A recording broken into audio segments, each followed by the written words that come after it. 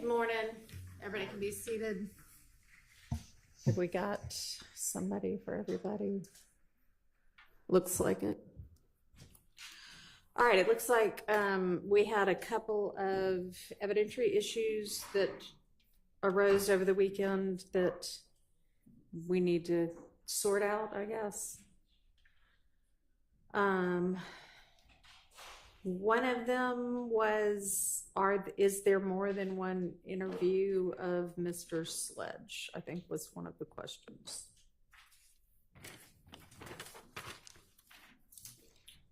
Yeah, I believe there are 2 interviews with Mr. Sledge. Sorry, Talking to the mic.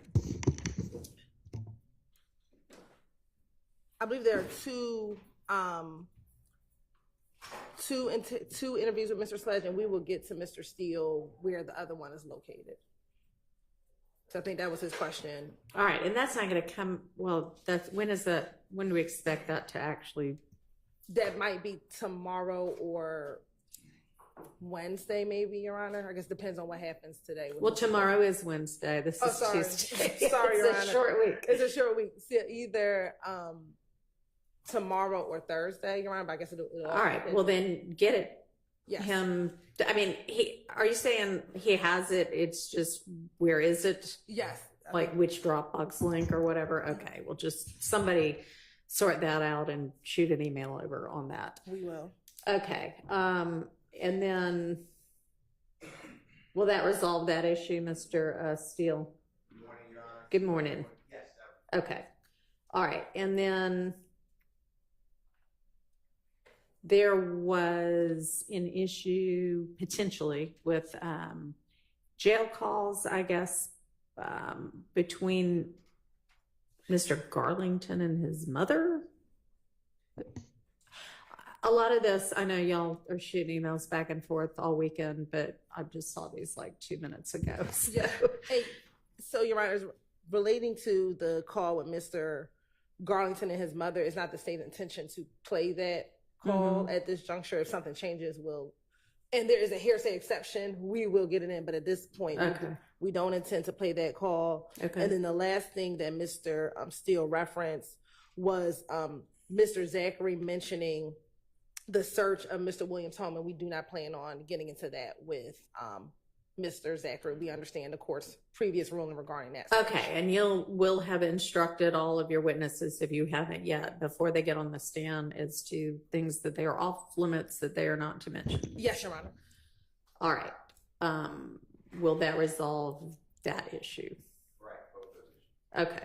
All right. Are there any other issues that we need to discuss?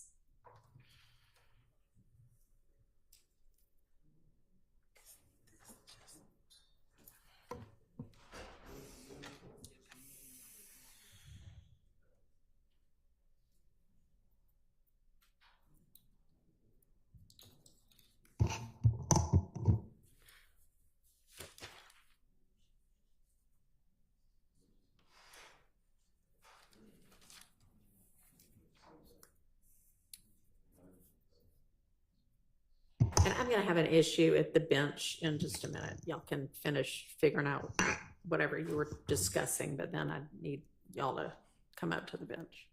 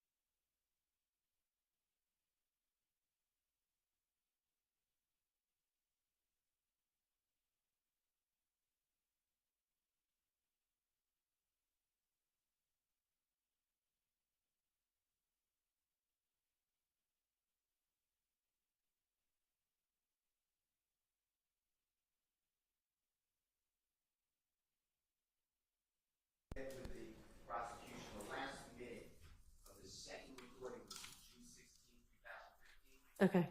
The last minute is Mr. Copeland speaking with Ms. Quarterman. And it's Ms. Quarterman saying, I heard from another person, I don't know who that person is, that somebody else is going to shoot up Mechanicsville. Mr. Copeland doesn't say anything. I don't believe he adopts it. And she's informing him. And then the call ends. It was actually cut off by securities. So I don't know why that would come in. Okay. I don't understand. All right. Is that something that the state is intending to play? We won't play any hearsay. We'll just make sure that the timestamp is correct for when Deshaun makes that when Ms. Quarterman makes that comment, Sharon. All right. And on this will be this morning sometime? Ideally, hopefully. Okay. So y'all, we actually have a little bit of a delay. One of the jurors isn't here yet. So in a few minutes after the bench conference, y'all could maybe just get together and make sure you're on the same page on that. All right. So can a couple of people come up here?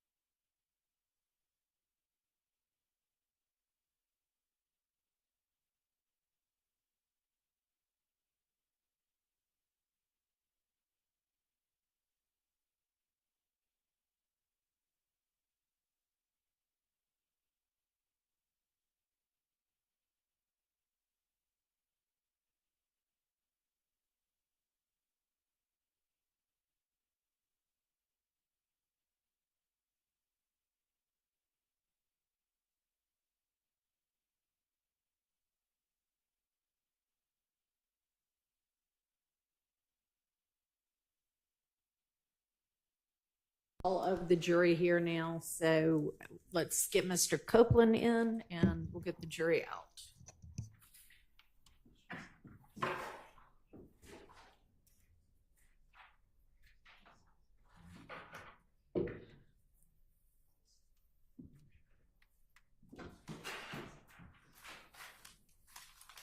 So, Your Honor, we listened to that call, and we're going to stop the call at 14:30, Okay. which would alleviate the issue that Mr. Steele brought up.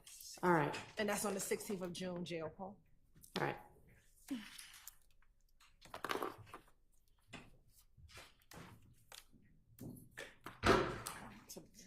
Is somebody going to get Mr. Copeland? Yes.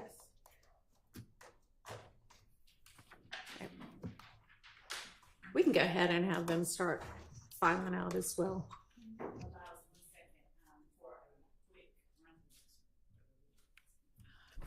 People are just getting seated.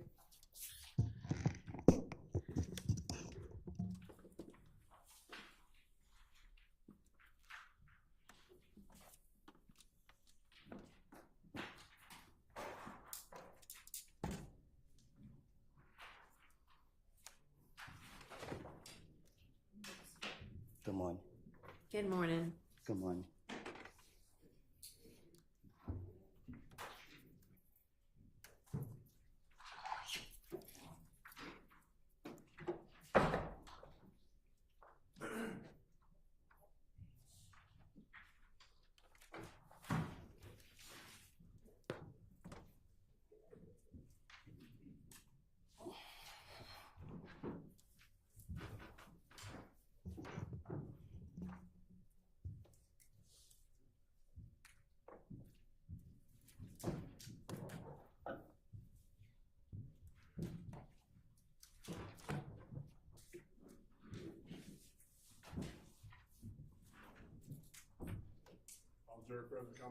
All right, thank you very much.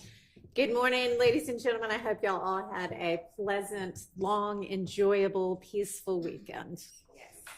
All right, we are about to get started, but I think Miss Hilton ran out for just a second, so I'm sure she will be right back.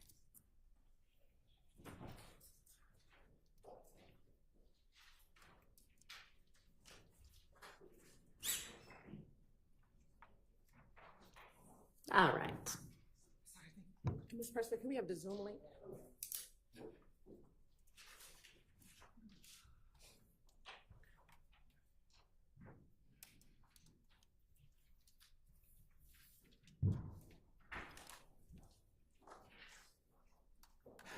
Good morning, Mr. Copeland. Good morning. On cross-examination last week, do you recall speaking with Doug Weinstein about your knowledge of God and knowing that God is in your heart? Do you remember that? Yes. Okay. And Mr. Weinstein asked you if with God in your heart, that is what you were thinking about when you raised your hand and took the oath. Do you remember him asking you that? I don't get what you're saying. Sure. Last week, Mr. Weinstein asked you when you took the oath to testify, if you had God on your mind. Do you remember him asking you that? Yes. Okay. And you said he wasn't on your mind, he was in your heart. Do you remember that? God, yes. Okay. And you and I have had discussions about God. Is that fair to say? Yes, we have. Okay. And he asked you, Mr. Weinstein asked you, with God in your heart, is everything that you testified to in trial the truth now? Do you remember him asking you that? I guess, yes. Okay. But that's not actually accurate, is that, Mr. Copeland? What you mean? That everything that you testified to in court while you've been here isn't all true. Is that fair to say?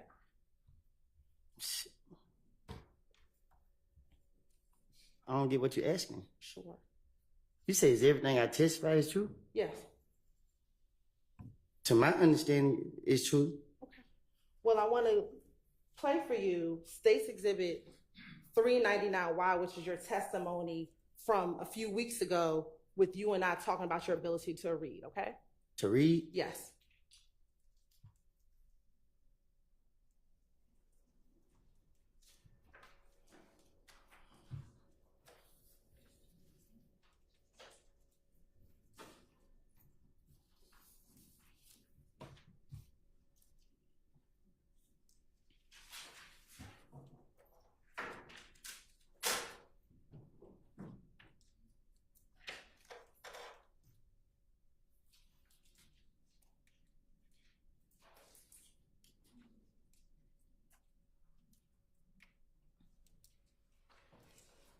We're just waiting for the Zoom. I mean, not waiting for the Zoom. Log on.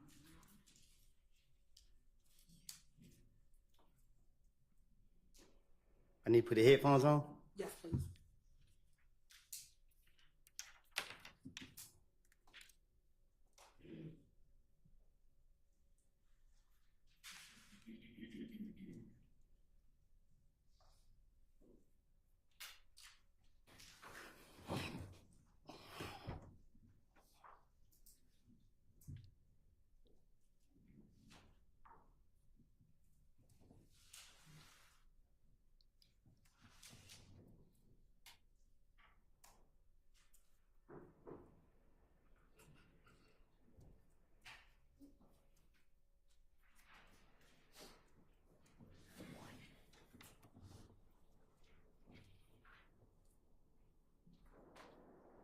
Okay, I'm going to show you what's already been admitted as State's Exhibit 332Y. I can hardly hear it. Now, looking at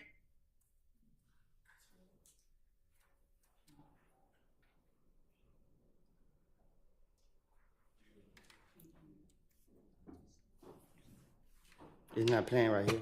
where we stopped it. At State's Exhibit 332Y, do you see on here where it says Hertz rental record? I can't read. Okay, so you can't see anything on that page? I can't read. Okay. Do you see the name Jeffery Williams? You told DJ. Now, do you remember telling me that you couldn't read? Right? Okay.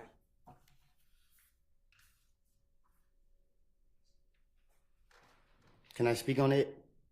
No, not yet. All right.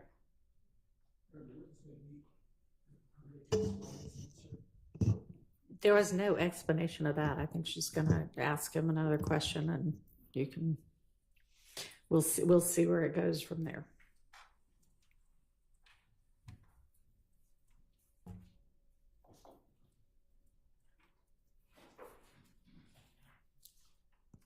Go ahead, Miss Hilton. I'm showing defense counsel some exhibits.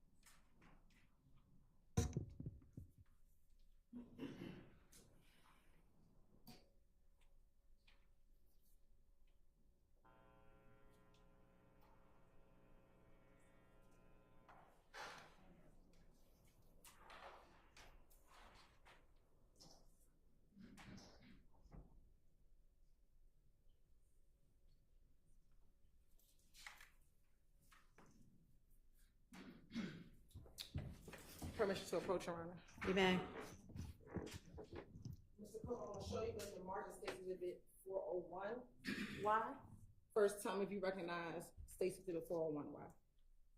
You said, have I recognized it? Yep. I ain't never seen it before. Do you see your name on here? Yeah. Yes. Do you see your signature on the back page?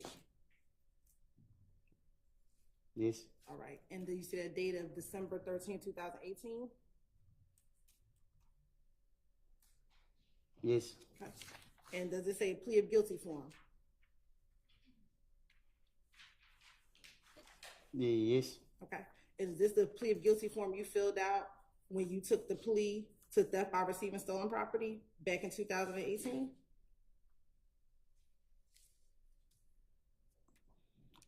Can you say it again? Sure. Is this the plea of guilty form that you had to fill out when you took the plea to theft by receiving stolen property in 2018?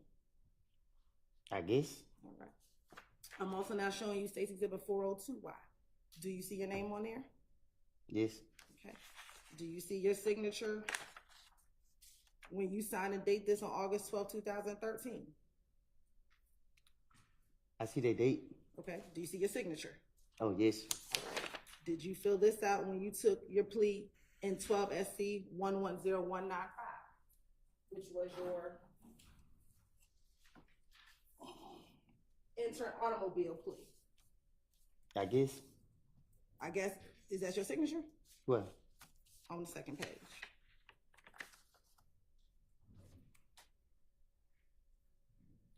I guess. All right. I'm also showing you what's been marked as State's Exhibit 403Y. Do you see your name on here?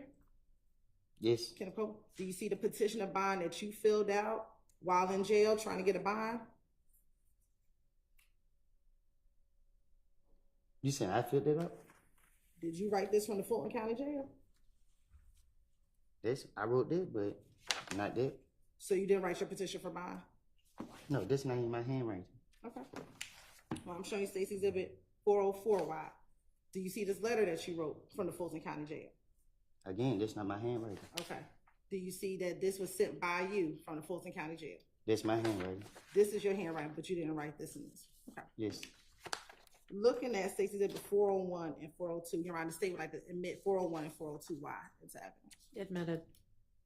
Do you see here on page 4, you had to write, are you able to read, write, and understand the English language? You said yes. Yes. All right.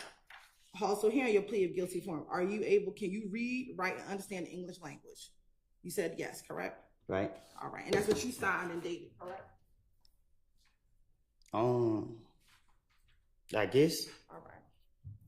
And last week, do you remember when Mr. Steele put before you the murder warrants in this case? You were able to read the murder warrants in this case? I don't remember reading that. Okay. Do you remember when Mr. Shard asked you to read that dismissal form that when your case was dismissed in early this year, that you were able to read that? He read it for me. Do you remember reading it yourself?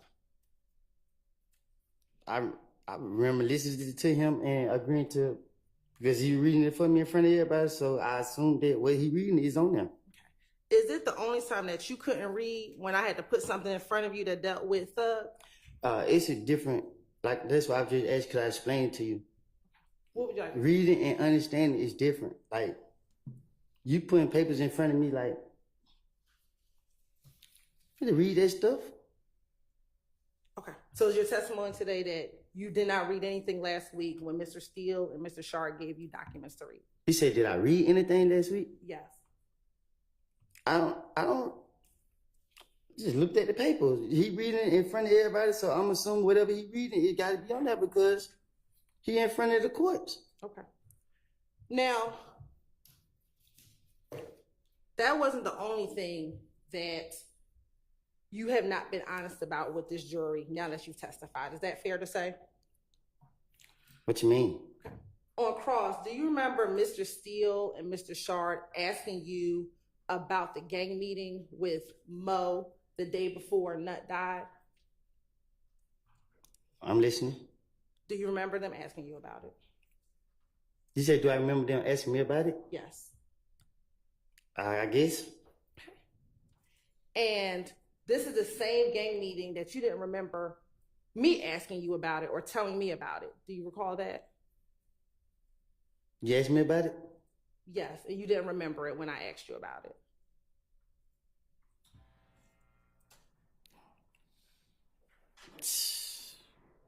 What else was it? An answer. Do you remember not recalling that meeting at all when I asked you about it? I don't even remember what they asked me about it. Okay. This gang meeting with Mo, is that the same meeting that you told Detective Thorpe about back in 2015? I told you, when it came to talking to the detectives, I would tell them anything to get them out of my face. And is this the same meeting that you told Detective Dennis and Gaither about back in 2015?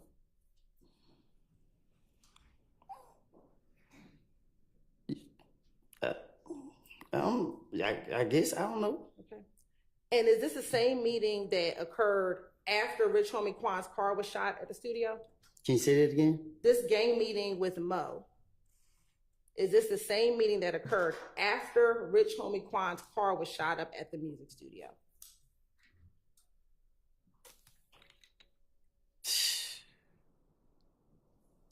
Was it after? I don't know. Okay. And is this the same shooting that Nut was at that studio as well when Rich Homie Quan's car got shot up, correct? Yeah, ask them. I don't know. I don't know who was at where. I don't know. Now, last week, do you remember saying that that meeting was about you?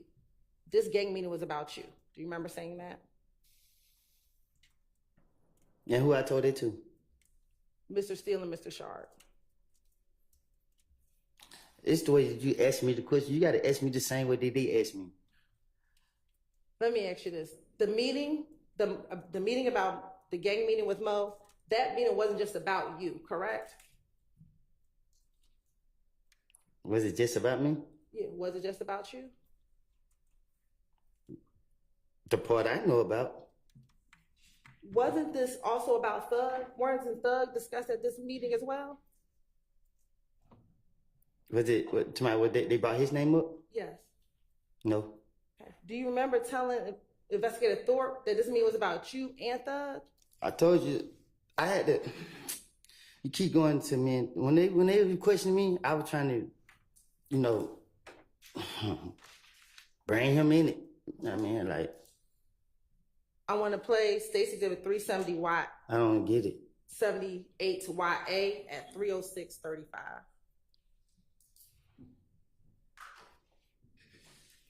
I got to listen to it. Yes, please. What day is today? Saturday. Yesterday, Friday. It's not playing on this thing right here. The meeting. It's on here, but it's not playing. Oh, the headphone might be broke. Can you push it? Make sure it's all the way pushed. It's already in. We'll just play it for a little while. Maybe it'll pick up afterwards.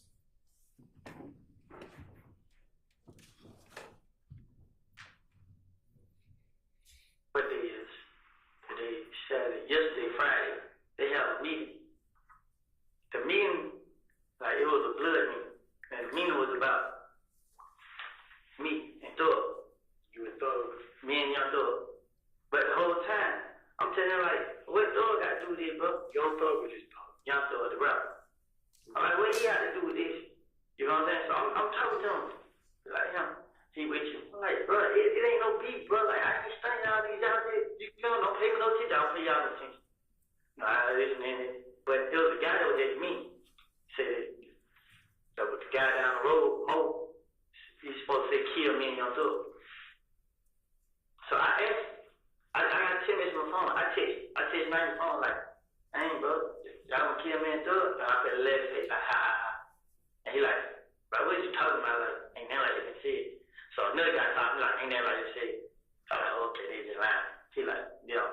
So next thing you know, I'm going to stop it at 307:39. Mr. Copeland, you're the person who brought up Thug, correct? I guess so. Detective Thorpe never brought up Thug, correct?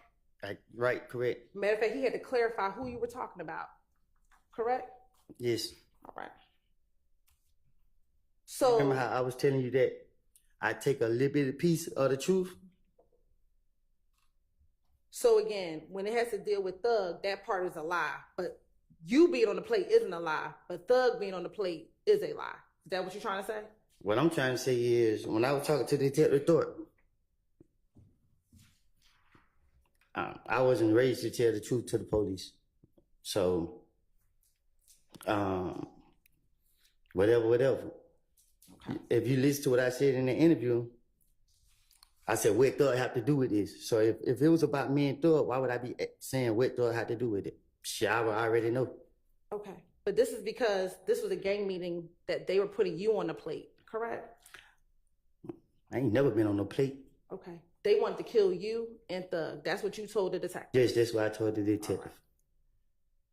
Now, also on cross-examination, do you recall talking about meetings that you had with the state of Georgia multiple times? Do you remember talking about meetings that you had with Ms. Love, with me, with Investigator Long? Do you remember that? Yes. All right. Now, across, do you remember Mr. Steele asking you about when I, Ms. Love, met with you at the Fayette County Jail? Okay. Right. And do you remember that line of questioning? If you said the same way he did, I will. I remember him asking about y'all though. All right. Now, when we met, do you recall it being me, Ms. Love, and actually Investigator Viverito that met with you at the Fayette County Jail? Which time? The only time that I ever met you at the Fayette County Jail. You only came once? Do you recall me coming to the Fayette County Jail one time to meet with you? I thought you came more than once. Okay. Do you remember going to? I'm telling you what I remember. I thought you came more than once.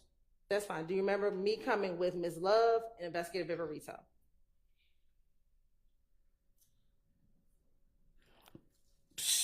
I thought you came with Ms. Love and Ms. Rolette and Long. Okay, we'll talk about that meeting because that did happen, but I wasn't there. But we'll talk about that too. Sustained. In November, do you remember us meeting in November of 2022? Yeah, can you slow down? Sure. Do you remember us meeting in November of 2022? I remember you down there. We were laughing. Yeah. Okay. And that was the first time we ever met. Would you agree? Yeah, that was the first time I ever seen you. Okay. And do you remember I was standing on the back wall because I didn't know who you were? Yes. You were standing on a wall over to the side. I remember you was quiet most of the time. Okay. And Ms. Love and Investigator Viverito were standing on the other side of you. Do you remember that? They were sitting by each other, I think. Yes. And do you remember telling me you don't know me, so you were being very observant of what I would say to you? Do you recall that? I'm more watching Ms. Verito. Okay. And why were you watching Investigator Viverito? Because she had her phone in her hand, trying to be slick. And what did you think was happening with the phone in her hand? Y'all trying to trick me again. Okay. And when we say trick you again, what do you mean? Well, not y'all, but the state was trying to trick me again. Okay. And when we met, did you tell us that you did not want to testify? I think so. Yep. And did you told us that you had left all this stuff in the past? They sound like somebody say. Okay. And did you tell us that you were upset because when you needed our help, we didn't help you? I guess. Okay. Do you remember talking to us about Gaither not helping you out back in 2015? I guess. Do you remember telling us that we should have got your testimony back then when you were really willing to help us out? I guess.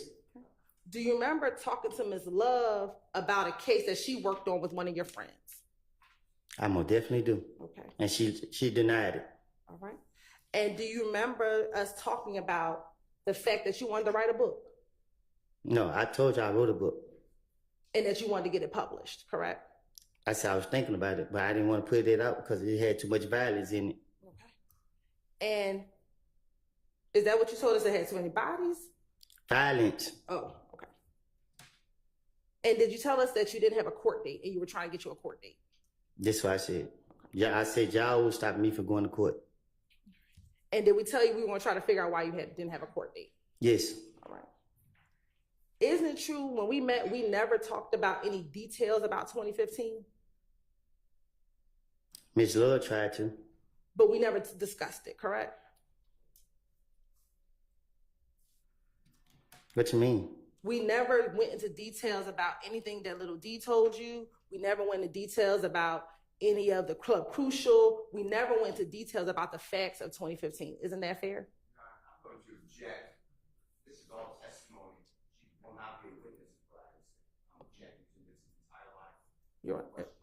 We did becoming a witness. Overruled.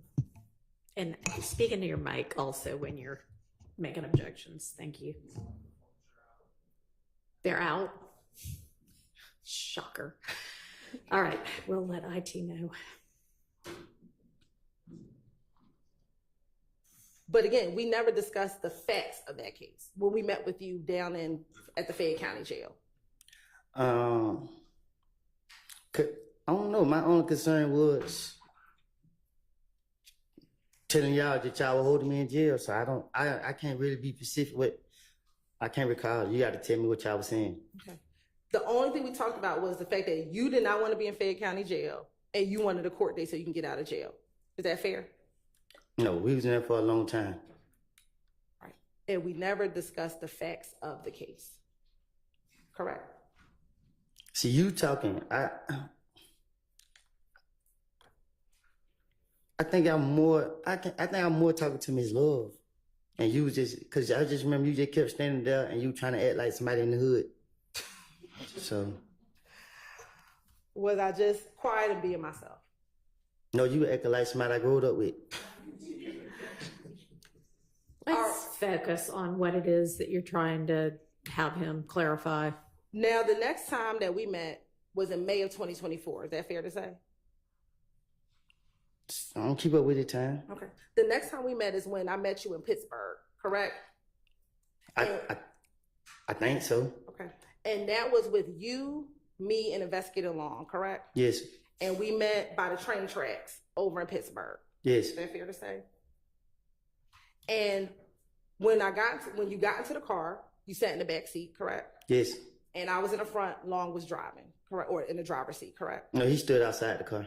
And he eventually got inside.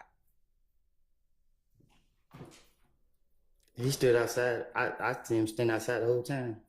And when we first met, I asked you if Melvin was your attorney, correct? Yes. And you said you had not talked to him. No, I said he is my attorney, but I haven't talked to him. Okay. And you told me that he wasn't your attorney because you had not talked to him, correct? Huh? You told me that he wasn't your attorney because you had not talked to him. I don't know if you rule out a continuing objection. You may. All right. Can you restate that question? Are you saying was not? Correct. So, Isn't it? I will state. go ahead. Yes. Isn't it true that you told me because you all have not talked, he was not your attorney? No, I had always told y'all he was my attorney. It just, I don't talk to him that much. Okay. I asked you if you still wanted to talk to me, correct? Yeah, I think so. And we talked, correct? Yes. And it was a cordial meeting, which is that fair to say? I don't know what that means. It was a pleasant meeting. Is that fair to say? I pleasure. It was a good meeting. I just kept telling y'all, leave me out of this. Okay. I just want to move forward my life and let my past be in the past. And when we met, you did not have any pending criminal charges, correct? You didn't have any criminal cases. I don't know. I didn't. I know I had just went to court and played to the last case I had open. Okay. Well, I had another one from the jail, but At the time, you didn't know that had been dismissed. Is that fair? well, the lawyer just told me they were dismissed. Okay. And when we met in the car, we also didn't go into the facts of the case, correct? Well, I told you I was lying, and you told me that you know I wasn't lying. Okay. Did you tell us that you just did not want to testify? What you mean? Did you tell Long and I you did not want to be involved in this case? Yeah, I don't told the world that I think so. Okay. And then when we were finishing, I asked if we can meet again on Monday. Do you remember that? I guess. And you told me, I'll pray about it. Is that fair? Sound like something I say. Okay. And we called you on Monday and you did not want to speak to us. Is that fair? All right. Then, No, I don't know, because I still end up down here. and you came down here later that week, correct? On about Wednesday, Tuesday. on Tuesday of that week. Thank you. And when we met on that Tuesday, correct? I was down here. I don't know if I can't remember if it was you I met with, but I was down here with y'all. Okay. And when we met, you told us you did not want to testify and that you just wanted us to play the tapes, correct? Cause that's what y'all wanted. That's what y'all said y'all wanted. Listen, man. I don't know you. I don't know these trick questions that you asked me or what, but you know what me and you talked about. Okay. And I told you that I done lied to these people, and you know got me up here. You talking about I put my hand up to God to tell the truth, and I'm lying, but you can't tell me what I'm lying about and telling the truth about. When you asked me to just play the tapes, I told you I couldn't just play the tapes, that you had to testify. Oh, I can't. Let me give you a continuing objection. It's really unfair unless Ms. Silva's going to become a witness. I cannot answer any question. I have no reports on it. So he can say, yeah, that's right. He can say, no, that's not right. He can say, I don't remember. He can say, here's what really happened. I mean, it's not testimony, it's questions. And I have and will again instruct the jury that what the attorneys ask is not testimony, it's not evidence. So I understand, and you continue to have your continuing objection, and it continues to be overruled. And when I met with you, Investigator Long was present, correct? When? Back in June when you came down to the courthouse. Oh yes, I think so. And when we met, did I go over with you in front of Investigator Long my understanding of the events leading up to Donovan Thomas's murder? Object to the relevance of prosecutors' understanding of events that she wasn't present. Can you rephrase the question? Sure. Did we talk about the events leading up to Donovan Thomas's murder? I honestly can't remember. Okay. Do you recall telling me that I had most of it correct, but there were some things I had wrong? I don't remember saying. I don't. Yeah, I think I told you y'all don't got y'all facts together, but I don't know. Okay. And do you recall telling me that some of the facts that we didn't have together was the fact that you had stolen Donovan Thomas's stuff? What you mean? Did you tell me? You talking too aggressive right now, and it's frustrating me. Did you tell me that the one thing that I did not have correct is that you were the person that stole Donovan Thomas's belongings?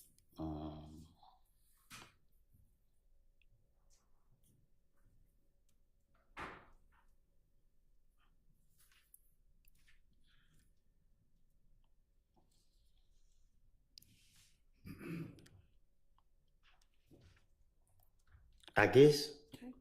Did you also tell me that when I asked you about the shooting with Thug and Nard in the car on the night that you got into the fight with Kel at Club Crucial, that I didn't have all of my facts together regarding the shooting with Thug and Nard? Did you tell me that? I don't get what you're saying. Sure. Do you recall telling the detectives about a shooting with Thug and Nard in the car, and you and your brother was in another car, and you saw Nard with a gun, and he racked it, and when you started driving away, you heard shots being fired? I told it to you here? No. Did you tell that to the police? In the interrogation room? Yes. Oh, I tell the police anything. Okay. Do you remember telling me that I didn't have all of those details correct? No, I don't remember telling you that. Okay. Do you remember me telling you that I had to tell the defense everything that you told me that was different?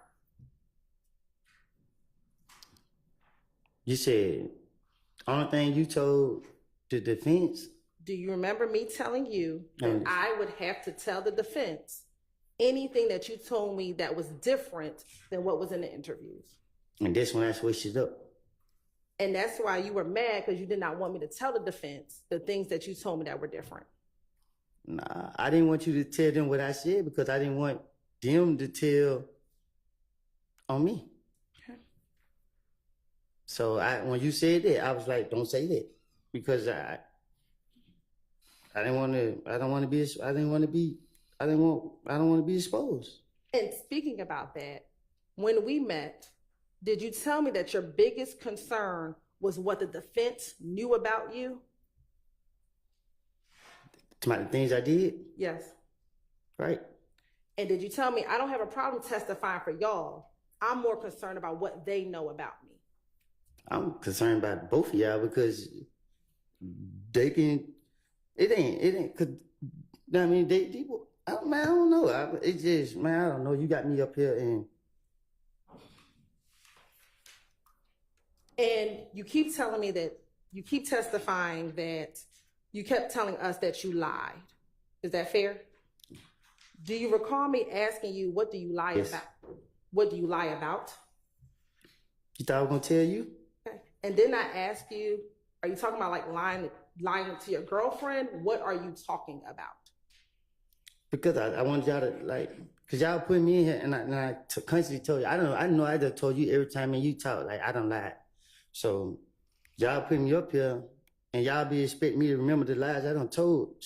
Yeah, I better remember the truth. And remember when we met, you've never told me any lie that you said back in 2015. Is that fair? All the time, to be honest with you, you ask me these questions. Anytime I think about anytime me and you met, it was just some laughing, hee ha ha. Like I don't. Shit, you played on me. Because we were always cordial with one another. Is that fair to say? If that's what it means. We were always on good terms with each other, correct? Yes.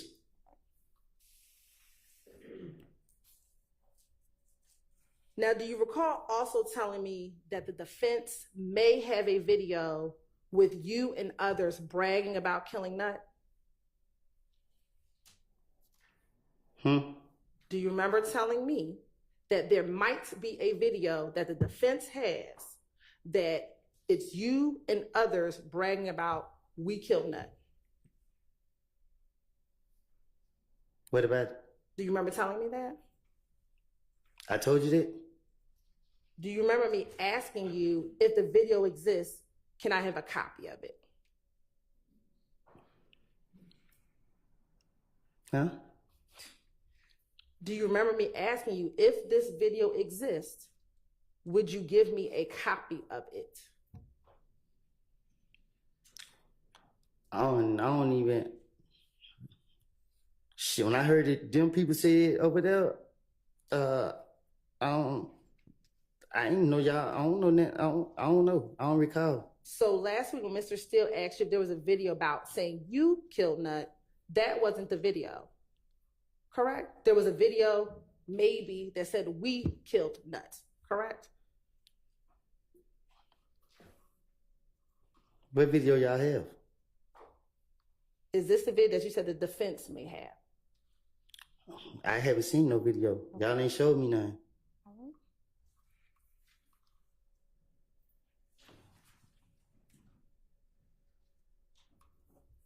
During these meetings that we had with each other,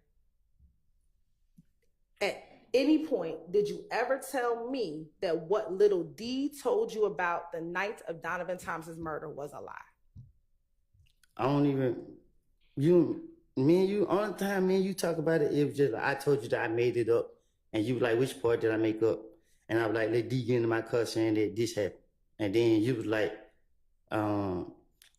so D never got in your car and said that they killed him. And I was like, no. And you was like, why is this my first time saying it? And I was like, because I was scared. And then you was like, so you asked me about Noah, and I was telling her I didn't know him for real. And I just made it up. And you was like, and then you were like, well, I got to let the defense know. And I was like, damn, you going to tell them? And then you were like, I have to.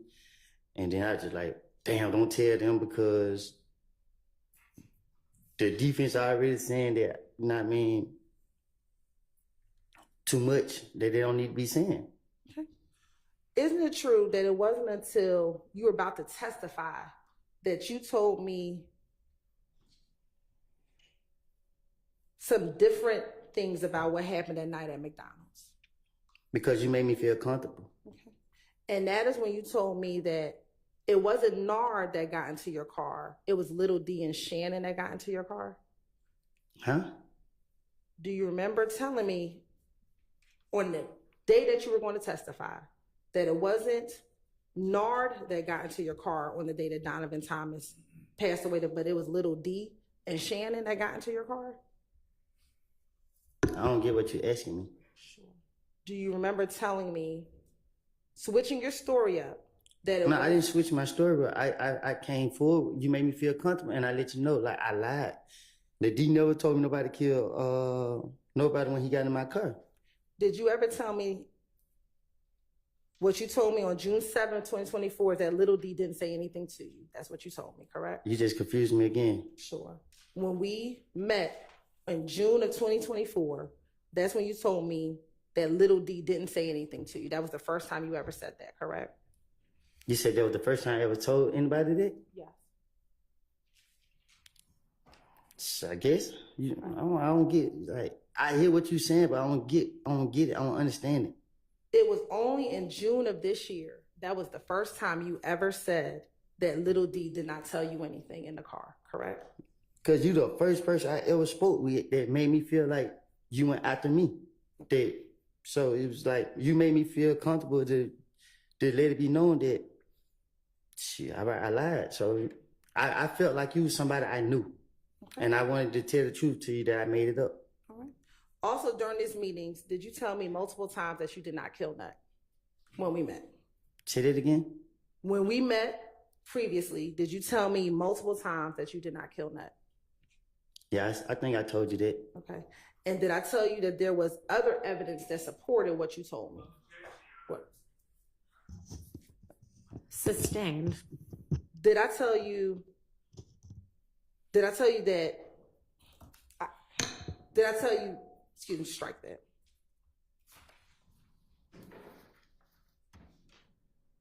Did I discuss with you that I could not show you any other evidence because you were a witness? Huh? Did I tell you that I could not show you any other evidence because you were a witness in this case? No, you showing me the pictures and stuff and the phone calls that you're going to use. That's what you're talking about? I did show you that. Was there other evidence I told you that I could not show you because you were a witness? I don't remember. Now, Mr.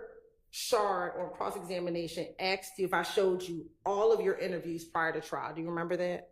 Can you say that again? Do you remember last week Mr. Shard asking you if I showed you all of your interviews prior to trial? Do you remember that? Can you just ask me this question? I don't. Do you remember Mr. Shard last week asking you if I showed you all 6 of your interviews prior to trial? If you showed me the interviews, what about it? Do you remember Mr. Shard asking you if I showed them to you? Okay. Do you, Mr. Copeland, would you have sat down and watched 21 hours of interviews with me if I asked you to? I don't even want to sit down right here and listen to y'all now. Now, Mr. Copeland, after we met in June, you were supposed to testify on June 7th, 2024. Do you remember that? All I know is I jump when y'all tell me to jump. Okay. On that day, when you were supposed to testify, do you remember pleading the 5th? Oh, when y'all locked me up? When you got locked up because you pled the 5th. Do you remember that? Mm-hmm. Is that a yes? I never forget it. All right. And you went to the Fulton County Jail, correct? That's where y'all took me to. And then you went to the DeKalb County Jail, correct? That's where they took me to. And then on Monday, June 10th, there was a meeting in the judge's chambers. Do you remember that? Yes. And that meeting was with you? Slow down. Sure. On that Monday, June 10th, there was a meeting in judge's chambers, correct? Yes. And that meeting was with you? You were there? Yes. Your attorney, Ms. Bumpus, was there? And you was there? I was there. Investigator Long was there? Yes. Another investigator, Hamilton, was there? Trying to little short bald head dude? Yes. Yes, And there were some sheriff's deputies, correct? a lot of them. All right. And the purpose of that meeting was to explain to you what would get you out of jail, correct? I don't know. I don't know the purpose of it. Okay. Where did we discuss you getting out of jail? We been there for a long time. And did we discuss you getting out of jail? Yeah, All right. it was some of it. And do you remember Mr. Shaw and Mr. Steele asking you about those meetings last week? I remember, I don't know which one asked me, but I remember being asked about it. And isn't it true that there were some details missing from what they asked you last week? You tell me. During this meeting, were you able to talk to your attorney, Ms. Bumpus, on multiple occasions? She sat right there with me the whole time. And were there times when we left and you were able to talk to her by yourself? I whispered in her ear. Okay. But were there times when I left the room, the judge left the room, and you and Ms. Bumpus were in there and the two of you talked by yourself? I think y'all probably left out before. I can't really remember. And did I tell you in that interview that the only reason why you were in jail is because you pled the fifth? That sounds like something you said. And did I also tell you that so long as you testify that you would not be in jail? Huh? Did I also tell you that so long as you testified, you would not be in jail? Well, me and you going back and forth. Okay. And did I tell you that so long as you testified, you would not be in jail? Yeah, but I was explaining to you why I didn't want to testify. And did I tell you multiple times in that interview that the state of Georgia did not want you to be in jail? That sounds like something you said. Okay. And I didn't just say it one time, I said it. Do you need some water? Nah, I've been coughing all weekend. Okay. Did I say it to you multiple times in that interview that we did not want you in jail? I think you said it the whole time.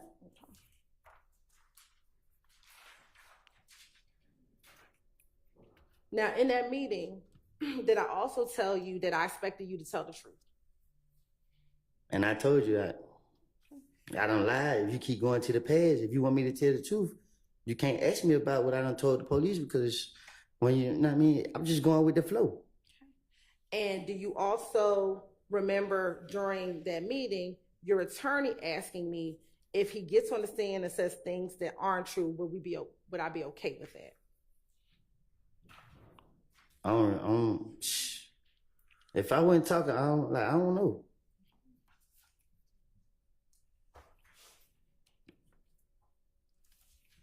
Do you recall Ms.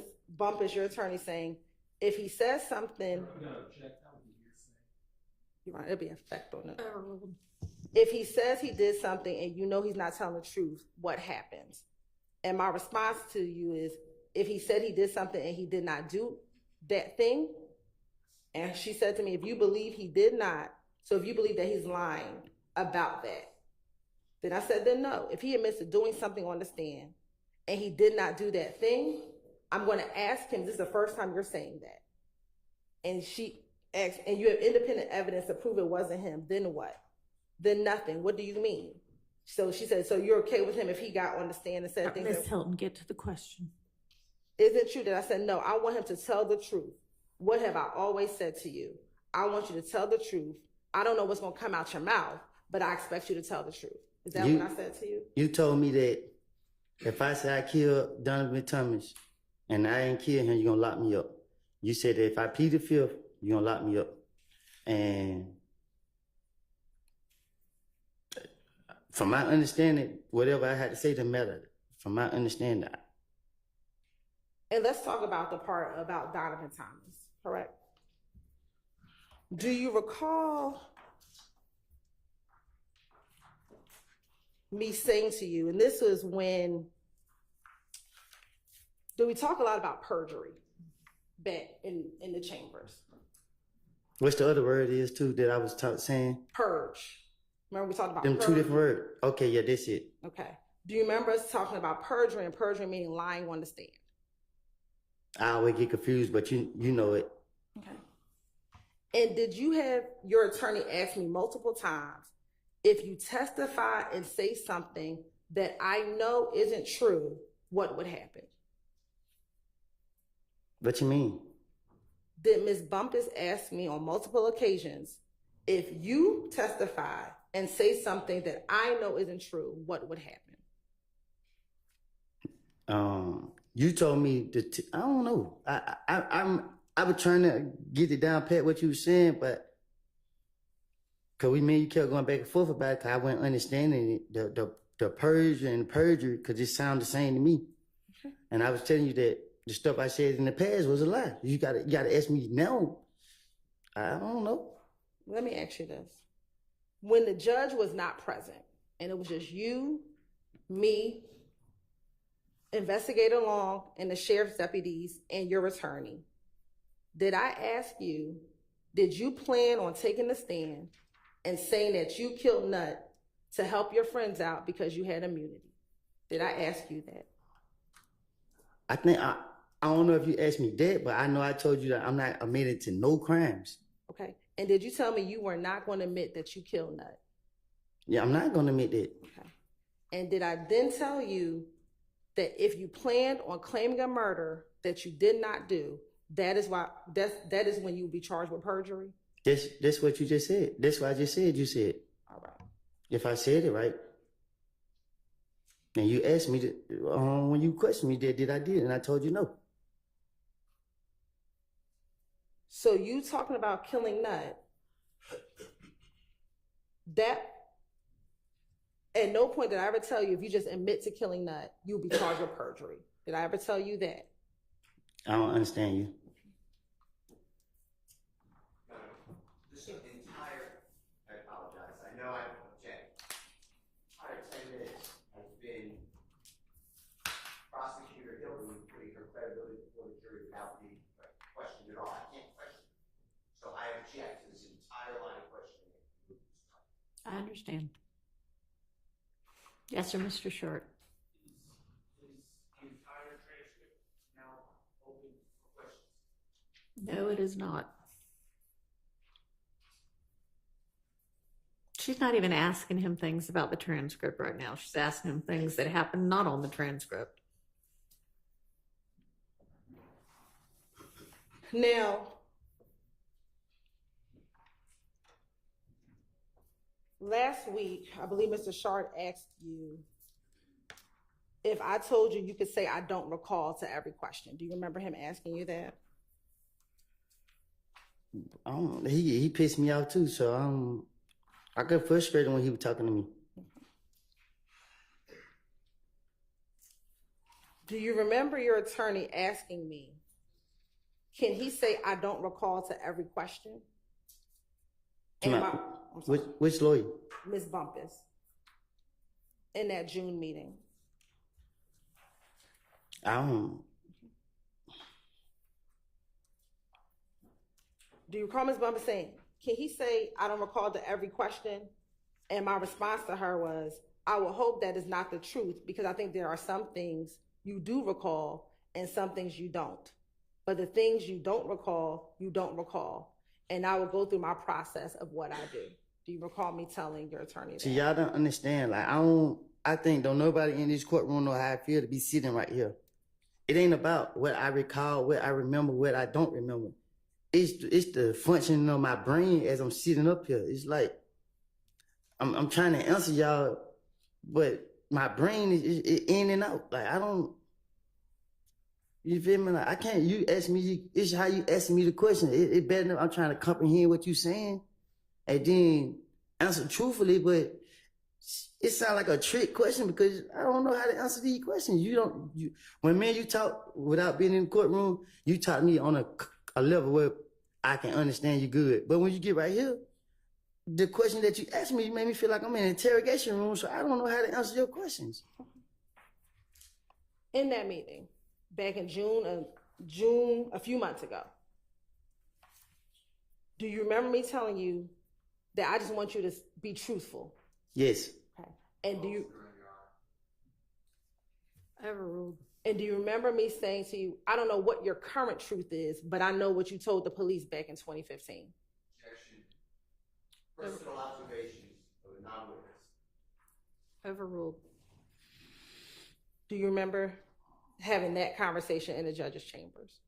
Yeah, because I told you that y'all don't got like y'all don't know that, like y'all don't know, and you said out your mouth that yeah, you're right. We don't know what you gonna say and what your truth is. So, And do you remember me telling your attorney to talk to you about what impeachment is? I thought that was the same word as the other perjury, whatever. But Ain't it the same? I can't answer that question for you, but do you remember, did I tell your attorney to talk to you about impeachment? Talk to me about impeachment? Yes. I don't know. Okay.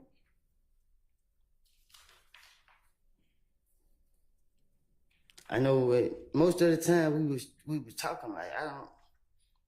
My only thing was I was in jail and I didn't understand what was going on. I just felt like I don't know. Now, also in that meeting, you said, I did these crimes. Do you remember saying that I did these crimes? Because I don't want my family I don't want my nephews and them to hear the stuff that I did. Okay. When you said you did these crimes, what crimes were you talking about? I don't recall When you say you don't recall, what do you mean? that. I ain't speaking on it. Were these crimes that occurred back in 2015 or crimes that happened more recently? I don't commit crimes. I changed my life. So when you said I did these crimes and Mr. Steele asked you about that, or Mr. Shard, what crimes were you talking about that you did? I guess the ones in my dream, the nightmares, whatever. I don't know. I don't get what you're asking me. In that June interview, in that June meeting that happened a few months ago,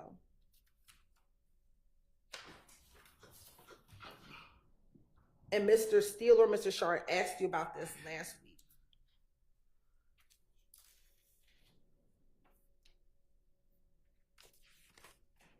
you said, I did these crimes, I'm telling you that. And my response to you was, okay, I don't know what you're talking about. I'm asking you today, what crimes were you talking about back in June that you said you committed? I ain't committed no crimes. Are you saying you haven't committed any crimes recently? The crimes I committed for, y'all locked me up for them. Okay. So then when you said I did these crimes, were you talking about things that happened in 2015? I'm talking about the crimes y'all caught me for. Okay. And to be clear, were you talking about any crimes that are charged in this present indictment? I'm not a part of it, so I don't know. I never read this indictment and don't want to read it or hear nothing about it. And let's be fair. Were you in custody between June 10th, 2015 and February 2019? Can you say that again? Were you in custody between June 10th of 2015 to February 28th, 2019? February 28th, Yes. God bless you. 2019? Yes. God bless you. Can you When did you get out of federal custody? September 12th, 22nd, one of them days, 2019. Okay. And were you also incarcerated from May 13th, 2020 to May 11th, 2021? I went back to jail. I did over a year. Do you remember then going back to jail June 15th, 2021 to July 24th, 2021? Yes. Okay. You said from when? June 15th, 2021 to July 24th, 2021. You said from June to July? June 15th of 2021 to July 24th of 2021. So what you saying, I did a month in jail? Yes. I don't remember that. Okay. I remember going back to jail, and both times I went back to jail after I got the feds. I was in there longer than a year. All right. Do you remember then getting arrested in October of 2021 and then being released in February of 2022? You said October, Yes. and then getting released in a year later. And let me say, going to prison in February of 2022. 2022. Yeah, I went. Yeah, And you stayed in prison until August of 2022. Is that fair? yes. Okay. 23. When And then you were transferred back to Fulton County in August of 2022, and you were in jail until March of 2023. Is that fair? yes, they sound like it. And you've been out since March of 2023, correct? Until y'all locked me up for pleading the fifth. And you spent the weekend in jail. Yes. All right.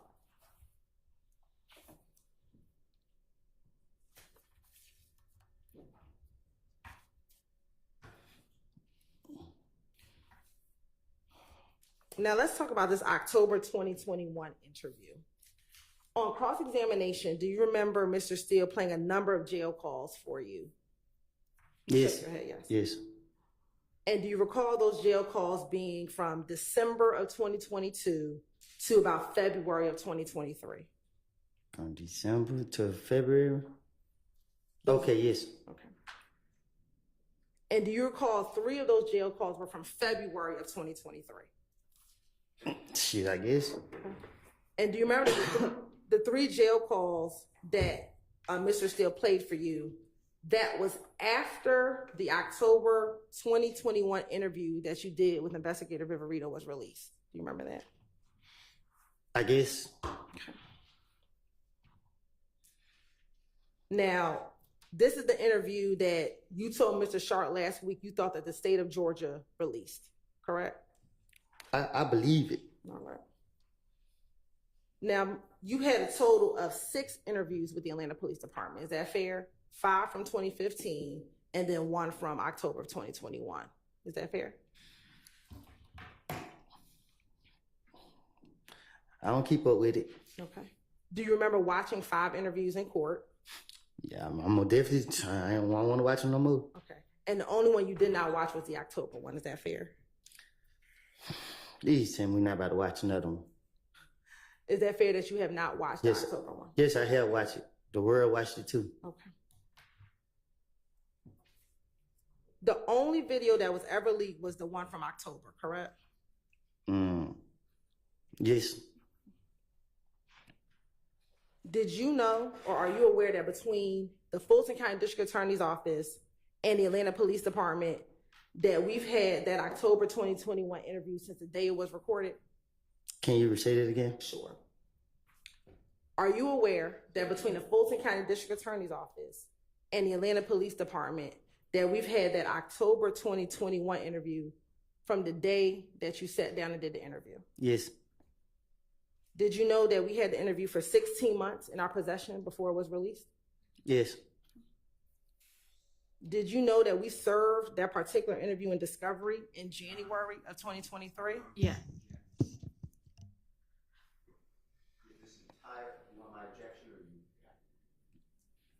I think I've got it. Yeah, I Ms. believe Hilton. it is relevant to the assertion that defense counsel made last week when they opened the door as far as who released this interview.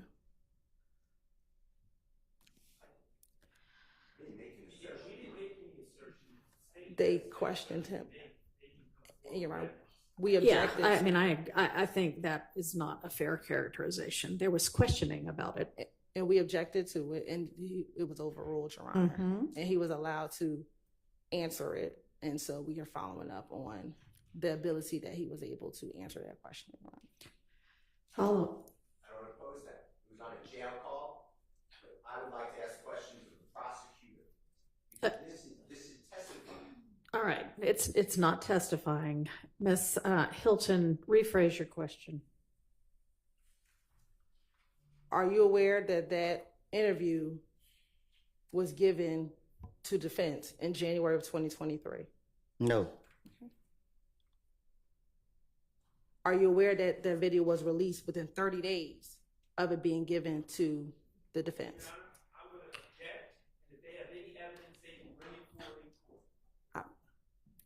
Overruled. Are you aware that after the video was released, we brought the fact that it was released to the court? All right, let's take a break. Time for a bathroom break anyway.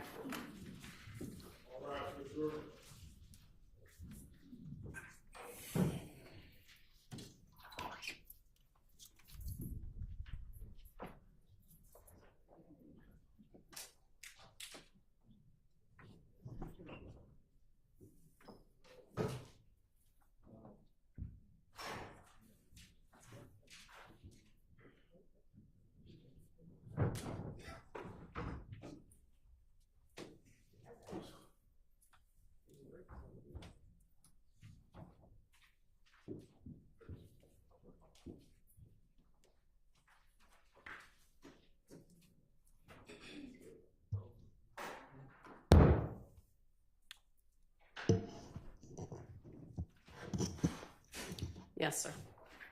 Your Honor,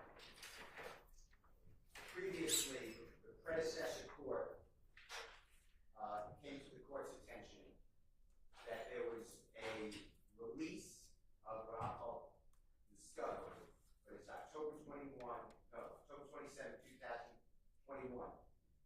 And it's a recording of an interrogation of Mr. Copeland, and it was very harmful to Mr. Williams. The part that was released that I'm aware of, and I believe Mr. Adams, unless he corrects me, just has lies, what I can say lies, about Mr. Williams ordering people to die. It was very harmful. I asked Judge Glanville, predecessor judge, for relief and a bond because it denied Mr. Williams' right to a fair trial. The predecessor judge said there's going to be an independent investigation of who released that, and that he would get to the bottom of it. I never heard back from that. A jail call, I listened to all these jail calls. We had others listen to all these jail calls. On a jail call, I didn't say anything last week. I played a jail call where Mr. Copeland said that immediately after telling the authorities in December and February, December 22, December 23, that he had lied and that everything he said was a lie about Mr. Williams, and he's telling this to his friend and his sister. He said all of a sudden, this interrogation is released. So he believed it was the prosecution team releasing it. That's how it all came up. For a prosecutor who's an advocate to then vouch for and put her own credibility in issue, that's what I've been objecting to. And to say, we gave it to the defense, and I'm raising my voice because I don't have a amplifier and microphone.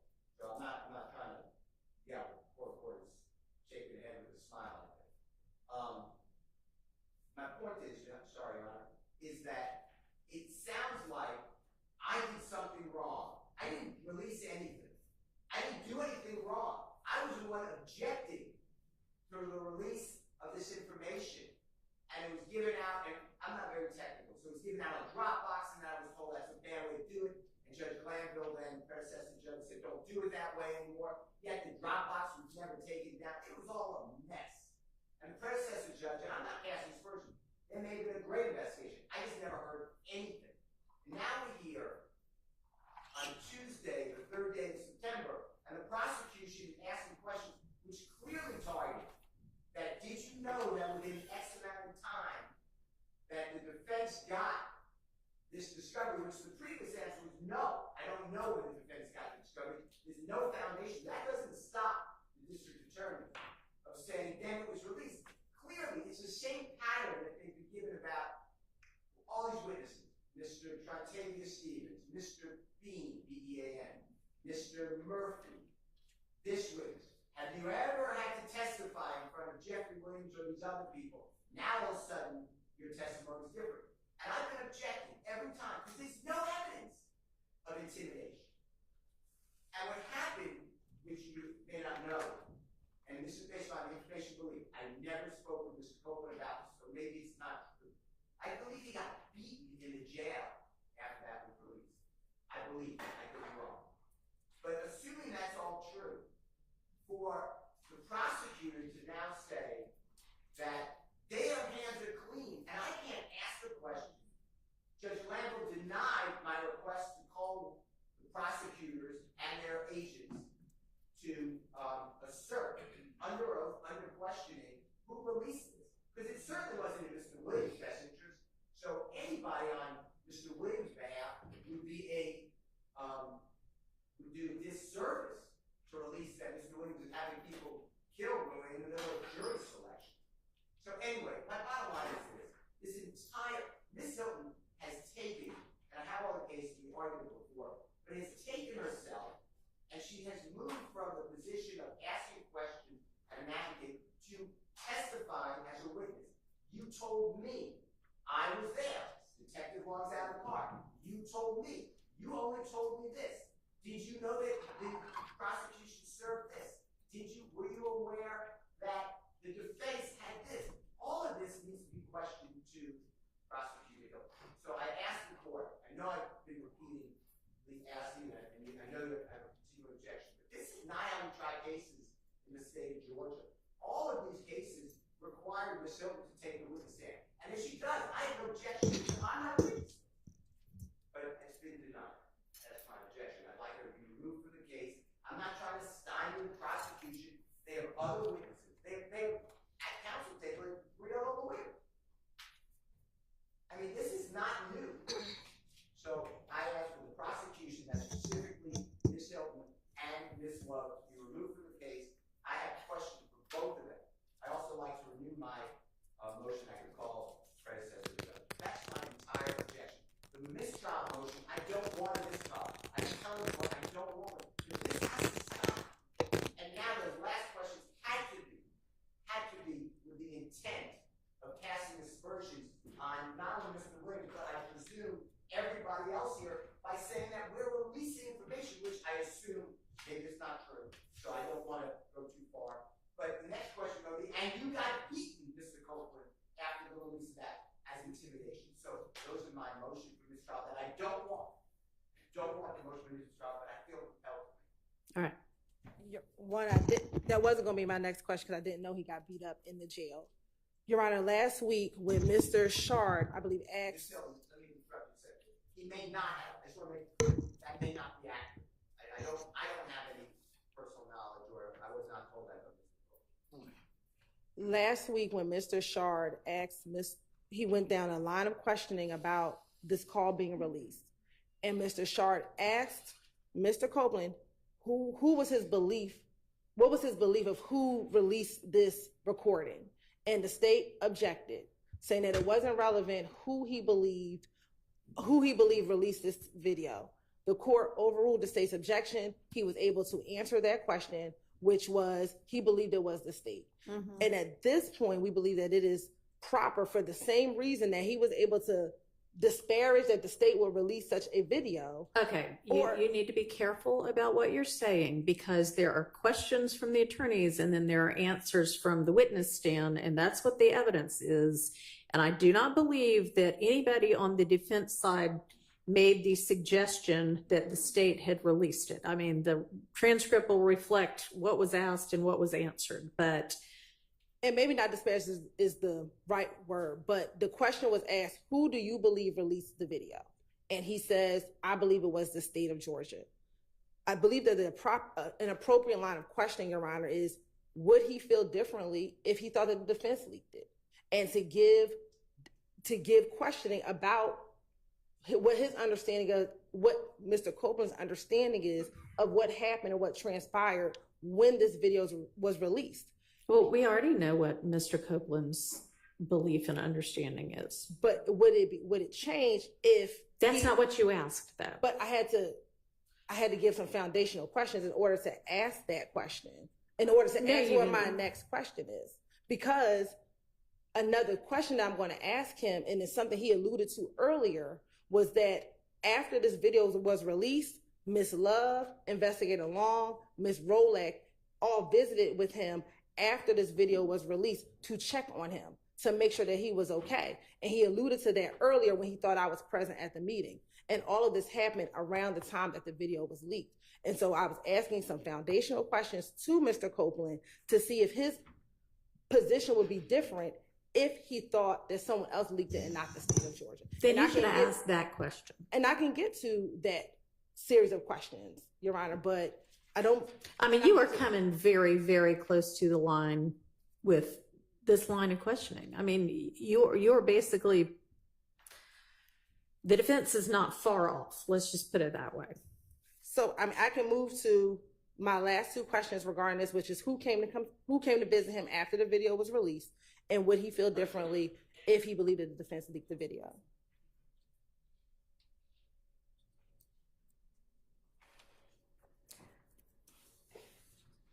No, I'm not going to let you ask that last question at this point. I mean, that's a total hypothetical question. That is an assumes facts, not an evidence question. Not the objection you keep making.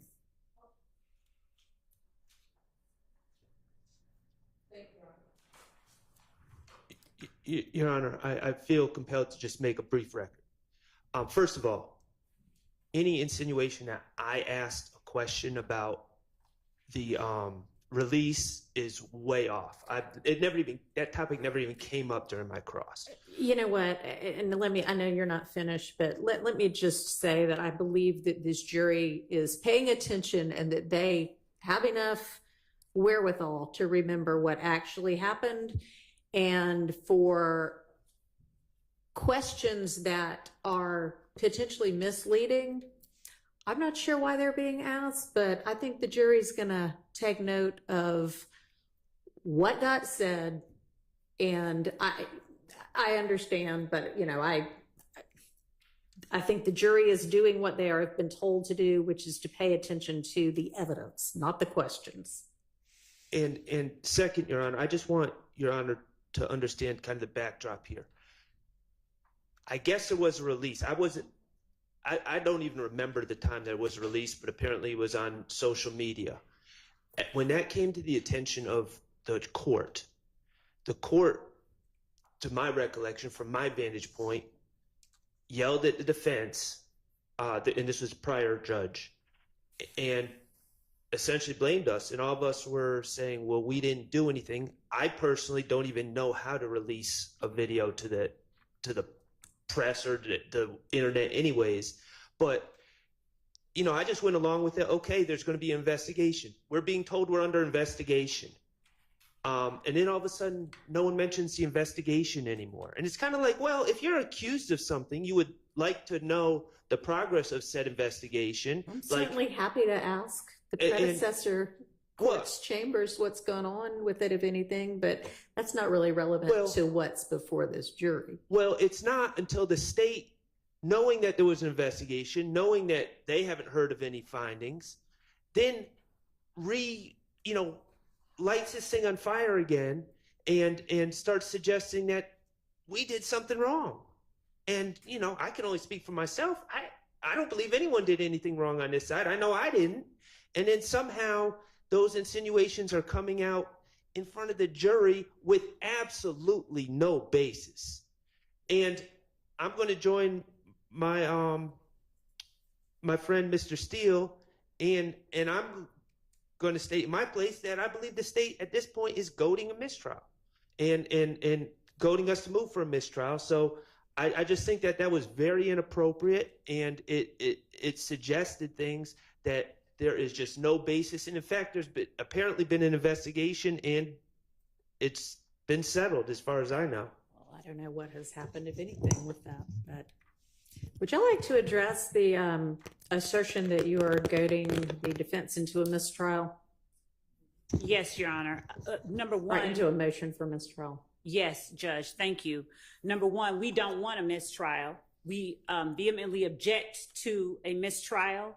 And we do believe that the line of questioning, whether it was posed by Mr. Shart or Mr. Steele regarding Mr. Copeland's belief about who leaked that video was, one, not relevant, but understanding that the court ruled as it did, we believe that an inquiry whether his belief that the state leaked the video had some impact on how he decided to testify would be a valid question. Okay, since that's, it was again, asked. not what y'all asked. Understood, Judge, understood. But I vehemently object to a mistrial. I do not believe that anyone here at this table has done anything, anyone at this table or on the state's behalf has done anything to in any way merit, warrant, call for, justify a mistrial. So we definitely object to a mistrial.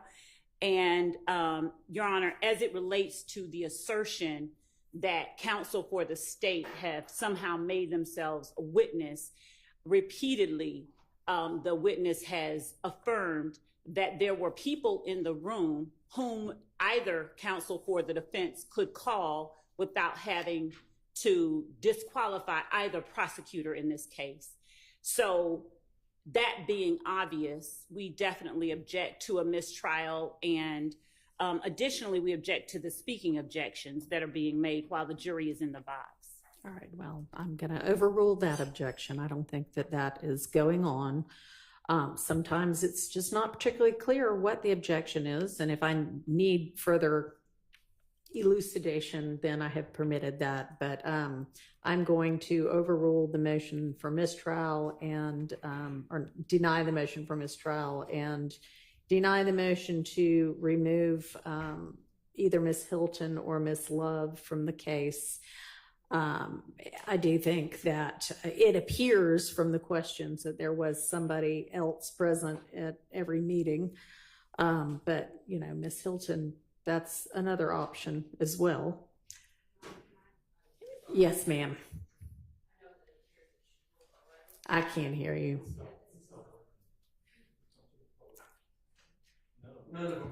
Okay. All right. Can you Try that one. All right. Can you hear me? That works. All right.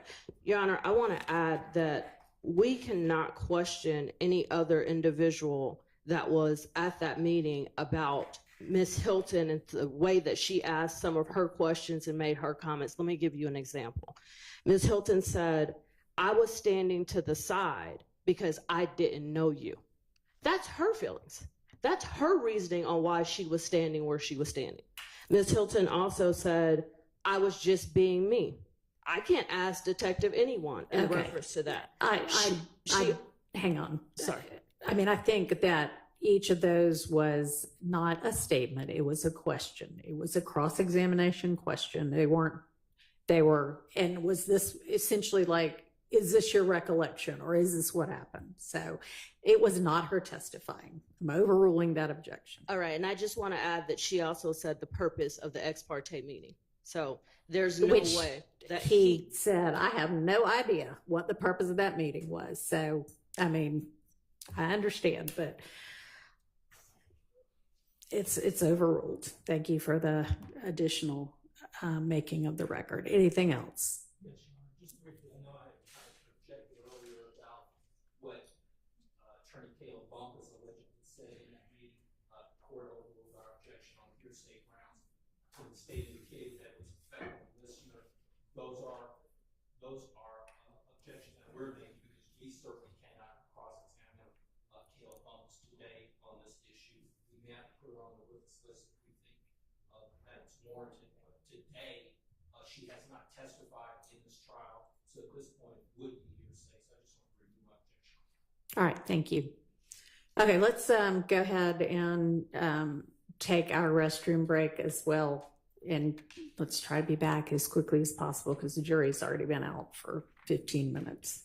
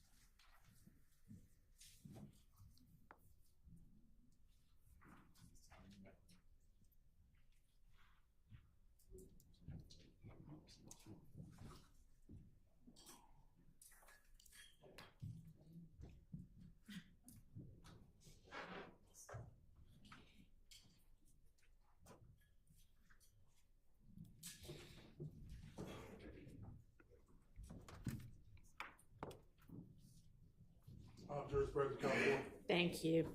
Go ahead, Ms. Hilton.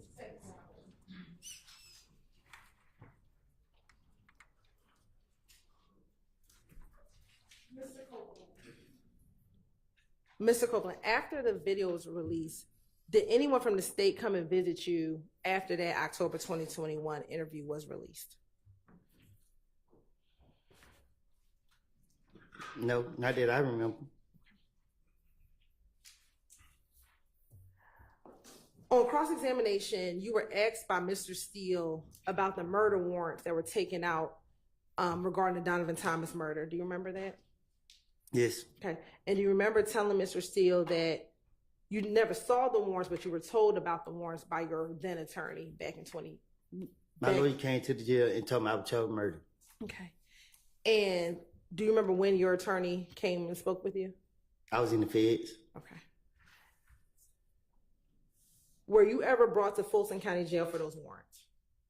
I was in the feds. Okay. Were you ever arrested on those warrants? I was in the feds. Were those warrants dismissed against you? This what I was told. Okay. And is it fair to say that you have not or were not indicted for the murder of Donovan Thomas Jr.? Is that fair to say? I don't understand you. Were you ever charged with the murder, like formally charged with the murder of Donovan Thomas? Well, my lawyer came to the jail and told me I've been charged with murder. Okay. And did your lawyer also tell you that the case was dismissed against you? Yeah, like at one point, I can't remember when. Okay. Were you still in the feds? I think so. All right. Now, last week, Mr. Shard asked you about the false statement arrest warrants that were taken out by the Fulton County Sheriff's Department. Do you remember him asking you about that? Yes. Okay.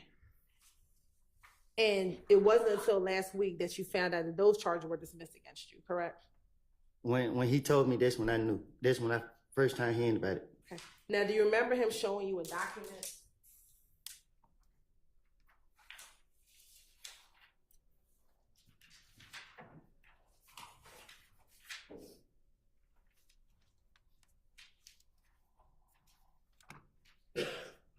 Do you remember him showing you this document last week, Defense 27, Charlie?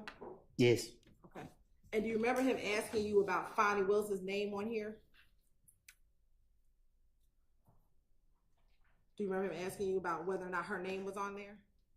It's the same paper? Okay. Yes. All right. Did Fonnie Willis sign this document? How am I supposed to know? Whose name is on the bottom? Mine's? No. Some. I don't know how to pronounce that. Does it say Kenneth Hutcherson? Yes. Okay. And is it fair to say that that's not my name, correct? Now your name is Hilton. Okay. That's not Ms. Love's name? You just said the name. Is it fair to say that no one over here talked to you about that case prior to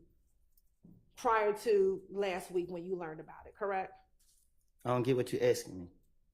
We did not, did anyone from this prosecution team here dismiss this case in exchange for your testimony?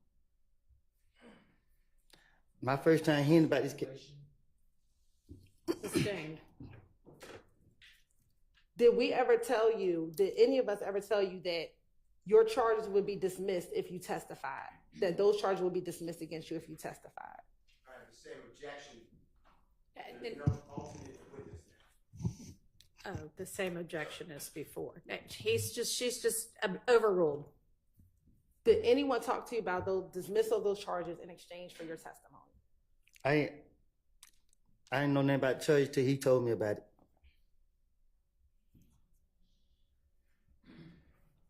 So it's fair to say that you are not testifying here today because in exchange for your testimony for dismissal of those charges. I'm testifying here by force. Okay. Now, on cross last week, you were asked by Mr. Steele, excuse me, let me ask you this. Do you remember Mr. Steele showing you a number of video clips last week from your from your interviews from June of 2015? Yes. And then he also showed you clips from your interview in January of 2015 as well. He showed my interrogations. Okay. And do you recall being asked by Mr. Steele on cross whether the district attorney or the police or anybody ever came back to tell you or confirm with you things that you said? Do you remember him asking you a lot? I don't get what you're saying. Sure.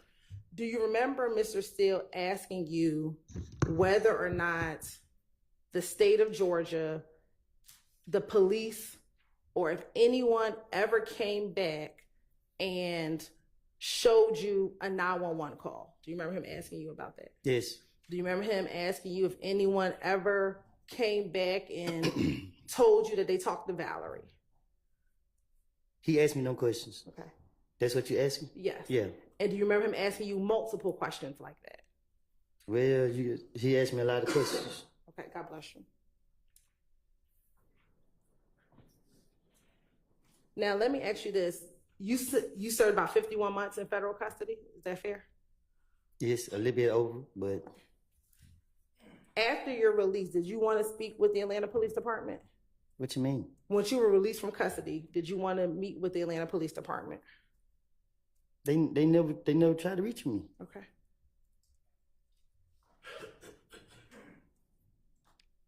Did anyone from the state, the police, or anyone ever tell you that they found shell casings on a side street on January 6, 2015? Say that again? Did anyone from either the police department, the state of Georgia, ever tell you that they found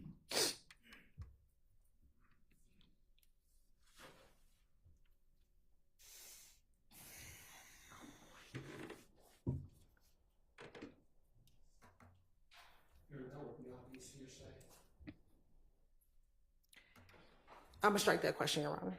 Okay. Did anyone ever come from the state of Georgia, from the police? Did anyone ever tell you about the Hertz rental car records that you were shown a few weeks ago?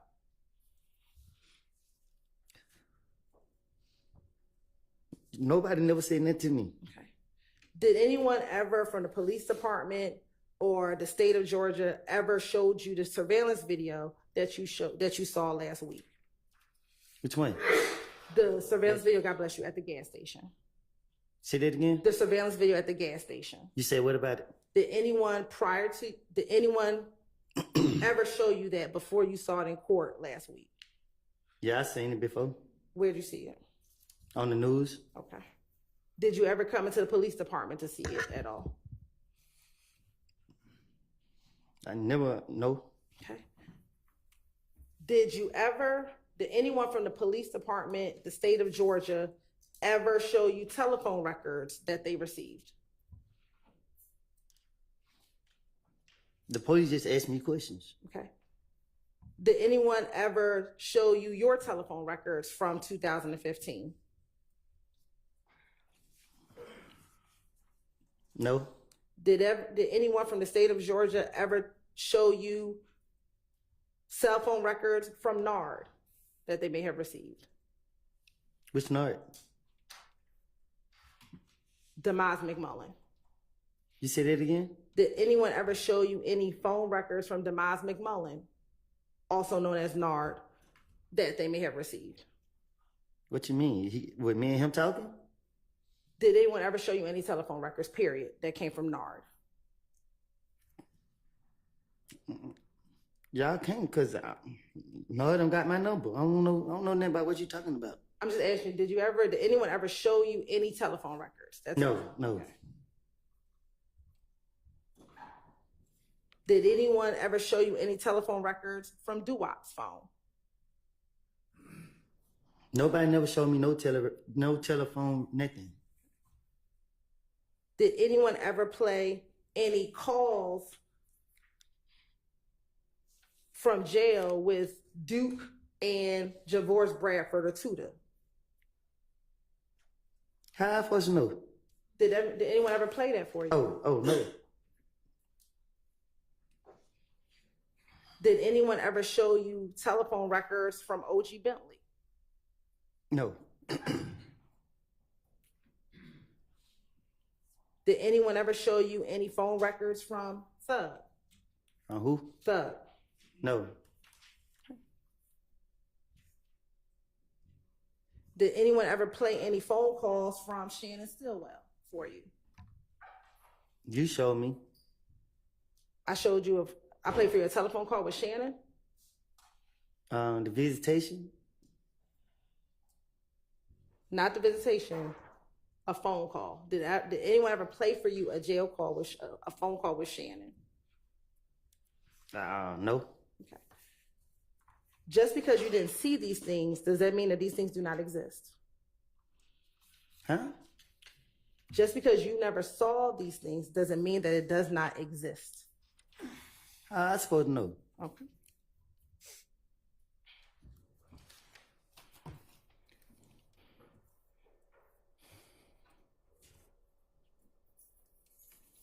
Now, Mr. Copeland, on cross-examination, you were asked by Mr. Steele about the fight at Club Crucial. Do you remember that? Yeah. Okay. Do you remember also testifying on cross-examination that you spun out in the Infinity with Quindarius Zachary? I don't know nothing about that. I don't recall. I don't know what you're saying. Okay. Do you remember testifying last week that you were in the Infinity a few days before Nutt's murder and it spun out on the highway?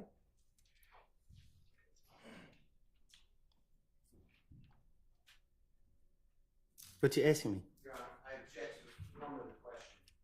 It's apparently you're not the only one that objects to it. Mr. Copeland does not understand what you're trying to ask him. Rephrase the question. Sure.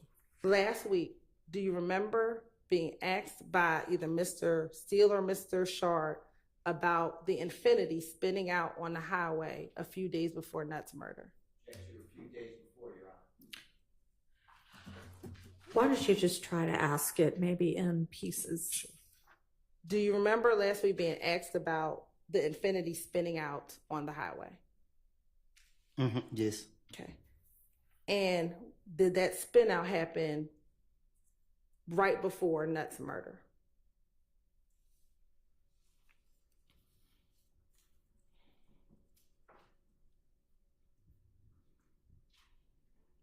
What you mean?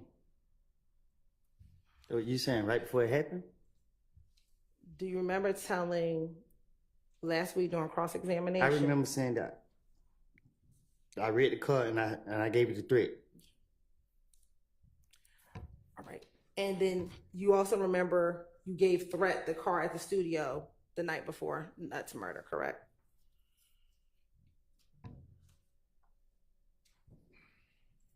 You remember giving the car to Threat the night before Nutt's murder, correct? I'm listening. Is that a yes? You remember that? I remember getting threat the car and leaving. Okay. And you also remember stealing Nutt's chain, correct? I ain't steal nothing. Or do you remember taking Nutt's chain out of the car? What about it? Do you remember testifying that you remember that last week? I remember. And that you testified from memory that you gave him back the chain, correct? Yes, I did. All right. But the only thing you don't remember now is what Little D told you in the car at the McDonald's. Is that fair to say? It's not remember. It's like I told you, I made it up. The D didn't get in the car and tell me that. And is it only now in 2024 that it's convenient that you don't remember what D told you, or that D did not tell you anything inside of that car? Because I didn't think it was gonna be a big deal. I just, if I knew that it would have did all of this, I wouldn't even you know what I mean? Like, damn, man, I keep telling y'all. Do you remember on cross-examination, Mr. Steele asking you about the shooting at the gambling house? I done been involved in so many shootings, man. Like, you got to be more specific. The shooting at the gambling house that happened the week before Nut passed away. Do you remember talking to Mr. Steele about that? He was more specific, and I'm asking you be more specific. Sure. Do you remember Mr. Steele asking you if you heard a 911 call from the shooting at the gambling house where Thug's car got shot at? I remember he asked. Okay. To your knowledge, did Thug ever get his car window fixed? To my knowledge, did he ever get a car fixed? Get the car window fixed. I never seen a bullet hole in his car. So are you saying that you never saw the window get shot out at the gambling center? When the night that happened, I was so mad. Shit, by the time I noticed he was gone, I didn't even, I don't know.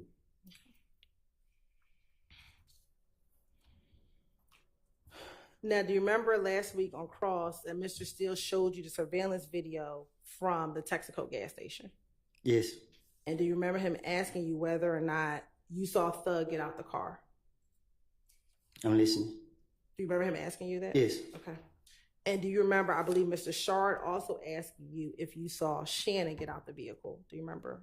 Yeah, I remember them asking. Okay. First, let me ask you, did you or Thug get the car window tinted on the Infiniti after you rented it from the Hertz rental facility? I don't know what you're talking about. So you don't know if you got it tinted? I don't even think the car had tinted windows on it. I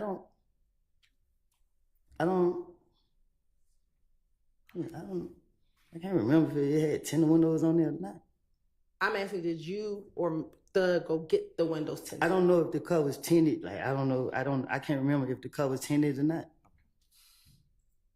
Now, on the night of Donovan Thomas's murder, it's fair you were not at the gas station that night, correct? I told y'all I was at my baby mama's house. Okay. And you only told the police what Little D from Mechanicsville told you, correct? I told the police whatever to get them out for me. Okay. And in that interview, you told the police that Little D told you that they switched cars at the gas station, correct? Excuse me. You say that again? Sure. You told the police that Little D told you that they switched the cars at the gas station, correct? I told the police whatever to get them out for me. Do you know if they switched the cars behind the gas station? How would I know? Okay. I just know when I looked at that video where they showed me last week, I didn't see nobody switch cars, so I felt that that'll prove that, you know what I mean, that I lied in the past. I can't speak on now, like. But you only know what Demekion told you, correct? He didn't tell me that. Now, if he would have told me that, I would have knew.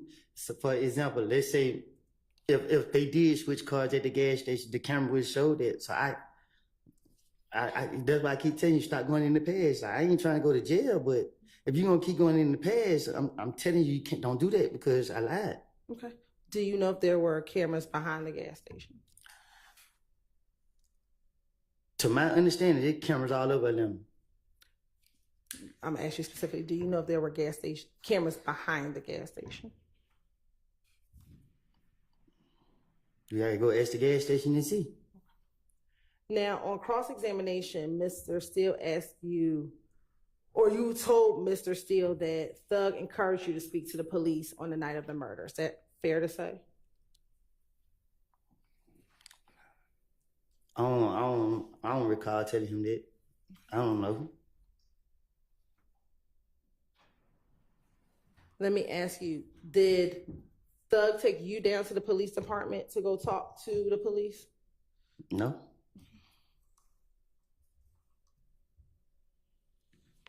On the same night of Donovan Thomas's murder, your family's house was targeted, correct? My baby mother's house was. And to your knowledge, Mr. Williams or Thug's stepfather's house was targeted, correct? To my knowledge, I don't know. I don't have a clue. Still to this day, I don't know.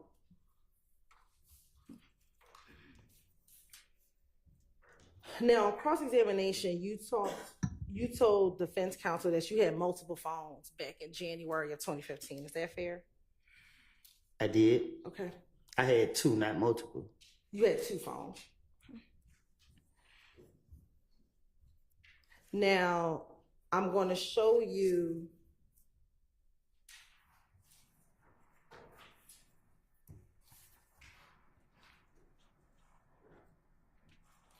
a screenshot of Stacey's exhibit 378 Yankee Alpha.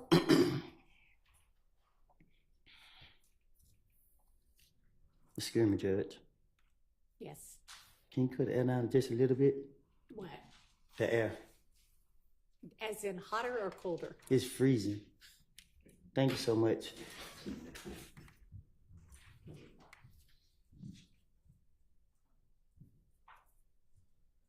Now, do you see this screenshot of 378 Yankee Alpha? Yes. And is that a phone in your hand? Yes. Correct. And I'm going to also show you a screenshot from 378 Yankee Bravo.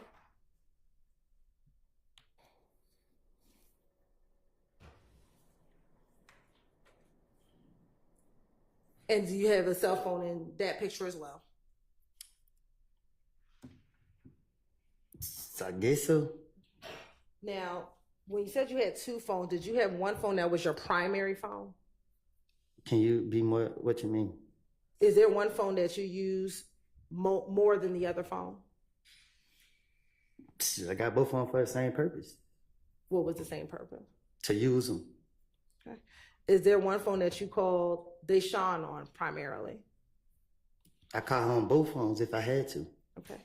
What about calling your brother Trez? I treated both phones the same. Do you remember the phone number for both phones? I actually got locked up with the other phone. When did you get locked up with the other phone? For my probation violation. Okay. The phone that you showed Detective Thorpe on January 11th, that is the phone that you had with you the night of Donovan Thomas's murder, correct? Can you say it again? The phone that you showed Detective Thorpe, that is the phone you had with you the night of Donovan Thomas's murder, correct? Yes. Did my one show in the interview? Yes. Yes. And that is the phone number that you gave him for the night of Donovan Thomas's murder, correct? I don't know which phone number I gave him. I can't just say yeah or no to that.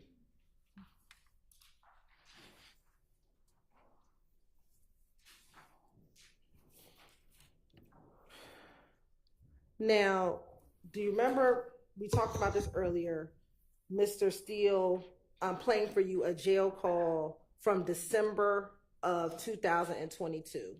Do you remember that? December 22? Yes, when you were in the Fayette County Jail? Yes. Okay. And do you remember in that call talking to your, I believe it was your sister, about Yak overhearing a conversation that you had? Yes. Okay. And that Yak was in the bedroom, I believe, with your cousin, and you were talking to someone else, and he overheard that conversation. Do you remember that? Yes. Okay.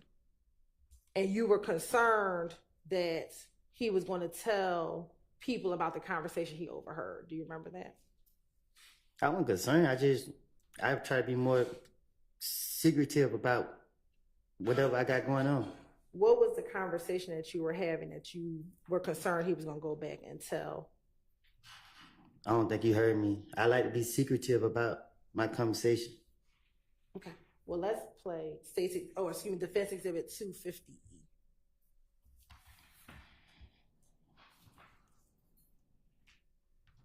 And we're going to only play from 425 to 559.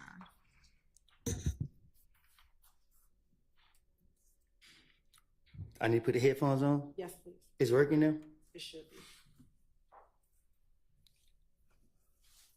I mean, It's not working. yeah. Try putting it.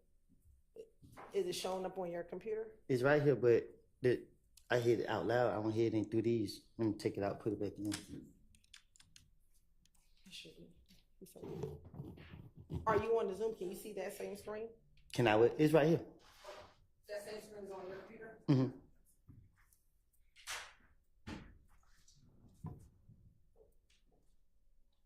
Overheard me and somebody else having a conversation. No. Know what I mean? So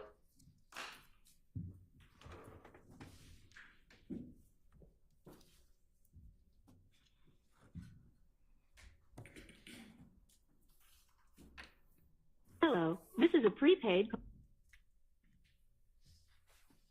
Last week, it seemed to just take it a minute before it would play on there. And also, where are the good headphones that were around a few weeks ago? Anybody know? We were still looking for them, Your Honor. I think it got carted away with the other.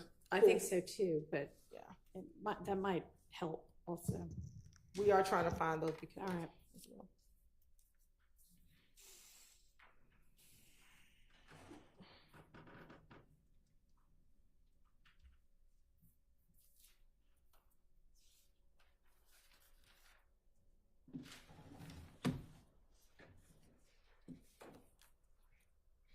Thank you. Okay. Like so, we're only gonna play 450. Yeah, I can hear it. 550 now.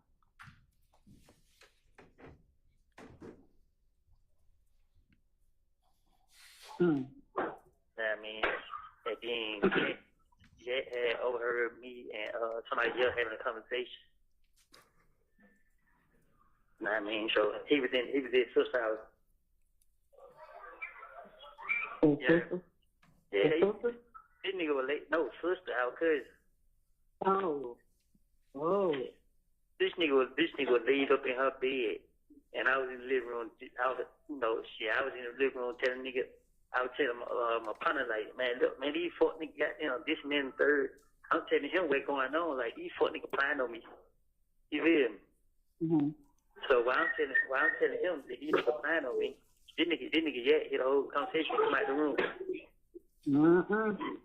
So when I see him, my mouth drunk. I'm like, what? You feel me? Like, so when he heard the whole conversation, I'm just like, shit, fuck it. Now I mean, I already know he could go back and let them niggas know what's him. Like, he tried to tell me that what I was talking about, I was wrong. I ain't know what I was talking about. I'm like, yeah, I do know what I'm talking about. Yeah. I ain't stupid. That's crazy. It's a girl. I said, that's crazy as hell. Y'all need to put that up for my people. Then after that, then what's his name went to kind of posting on his Instagram page and try to come back around. Man, I ain't come back around y'all niggas. I knew y'all got playing. Come on, man. Y'all niggas crazy here thinking I'm stupid. Now, Mr. Copeland, what conversations were you having such that you were concerned that he was going to go back, he being Yak was going to go back and tell people about the conversation you were having? What you mean? What were you talking about to your friend that he overheard that you were concerned they were going to go back and tell? I was planning on doing something to somebody. That's what I said.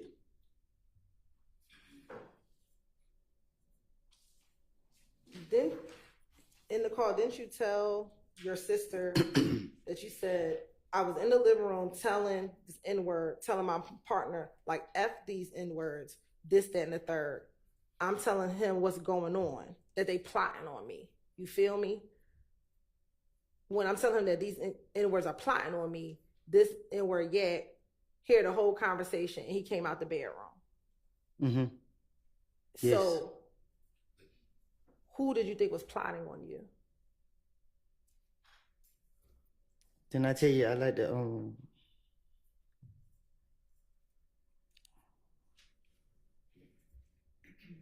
I think they was planning on me. Who's the they? Mr. Williams. Okay. That's why I said. And you were concerned that Yak was going to go back and tell Mr. Williams and them what you were telling your friend? I wasn't concerned about him going back and telling me. I really was debating should I let him leave.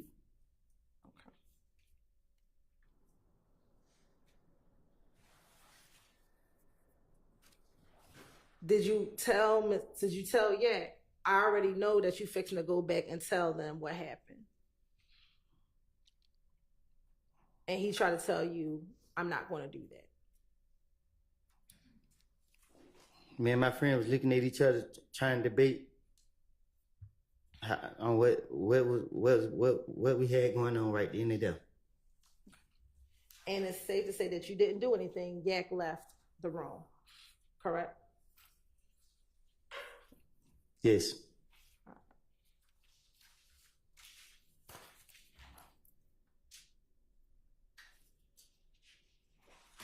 Now, also, during the same call,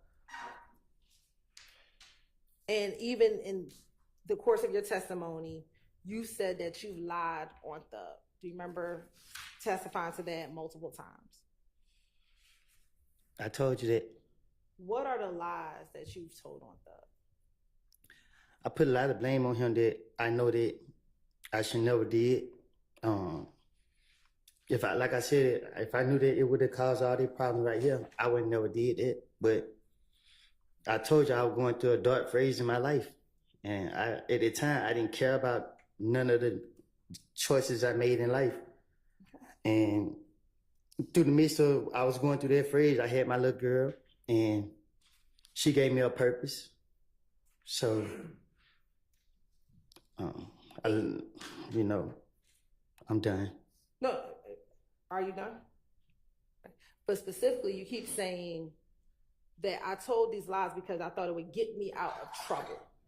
So what are the lies that you told on Thug that you thought was going to get you out of trouble? Whatever the police wanted me to say.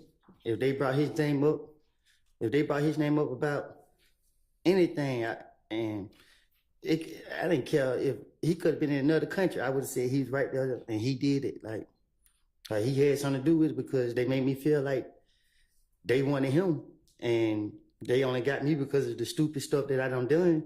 And if I could get them something to help them out about him, then they'll let me go. And that's what I kept doing. And the whole time, they knew that I was just doing it, and they didn't care. So let's talk about some of the things you told the police about Thug, okay? Do you recall that you told the police that Thug's window was being shot out? That Thug's window was shot out at the gambling house? I think I said it in the interview. Do you recall that you told the police about Mo and other Bloods wanting to harm you and Thug? I think I probably did. You told the police about a concert with Thug and Rich Homie Quan? I probably did. You told the police that Thug gave you money to hold? What you mean by that? Be more specific. Sure. You told Thug that he may have one time given you $1,000, but like that you could keep, but he may have given you $300,000 that you could flash. That nigga ain't never gave me. I mean, excuse my language, but he never gave me $300,000 to flash. Okay. But it's fair to say you told him he gave you some money to hold. What you mean? He gave you money to flex with, to flash with. As we together? Yes. Okay. That's what you told the police, correct? Well, I ain't gonna tell them it was my money. At some point, did you tell the police Thug just gave you money that you could flash in the club?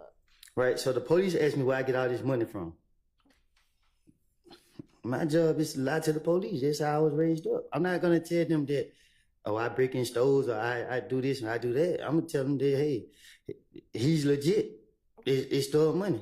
If I knew that it was gonna backfire me, I would never said that. You also told the police that you didn't know what beef Thug and Nut had, correct? I probably did. You told the police that Thug rented the Infinity. I did. You told the police that on the night of Donovan Thomas's murder, that Thug got into another car with a girl and Little D, correct? That might be one of the stories I told them. I can't be specific if that's what I said. You told the police that Thug was not in the Infinity at the time of the murder, correct? I probably did. You never told police that Thug shot anyone. Is that fair to say? Huh? You never told the police that Thug shot anyone, correct? Yeah, I did. No. I told the police. You never told the police that Thug shot Nut, correct? Oh, no, I don't think I told them that. You never told the police that Thug was driving the Infiniti at the time of Nut's murder, correct? I didn't tell them that either. Okay. It wouldn't make sense to tell them that. You never told police that Thug was bragging on the murder of Nut, like Nar and Dolly, correct? Huh? You never told the police that Thug bragged on Nut's murder, correct? Mm-hmm. I never heard nobody bragging on it. You told the police that Nar and Dolly bragged on Nut's murder, correct? No. So everything that you told the police that we just went over, which one was the finesse? The one that make more sense, where you take a little bit where you know that they can prove, and then but if you're trying to finesse put the them, twist on it. okay.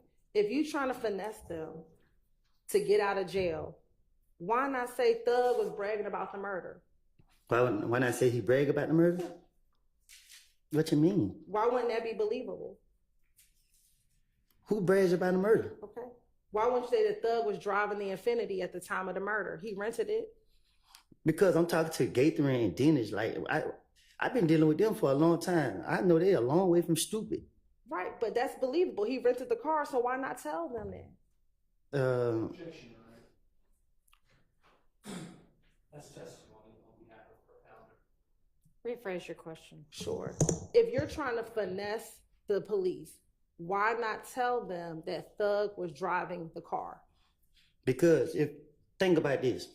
This man is a multi-millionaire superstar. If I go in the police station and be like, yeah, Thug was a getaway driver in the killing of a nut, they gonna look at me like I'm stupid.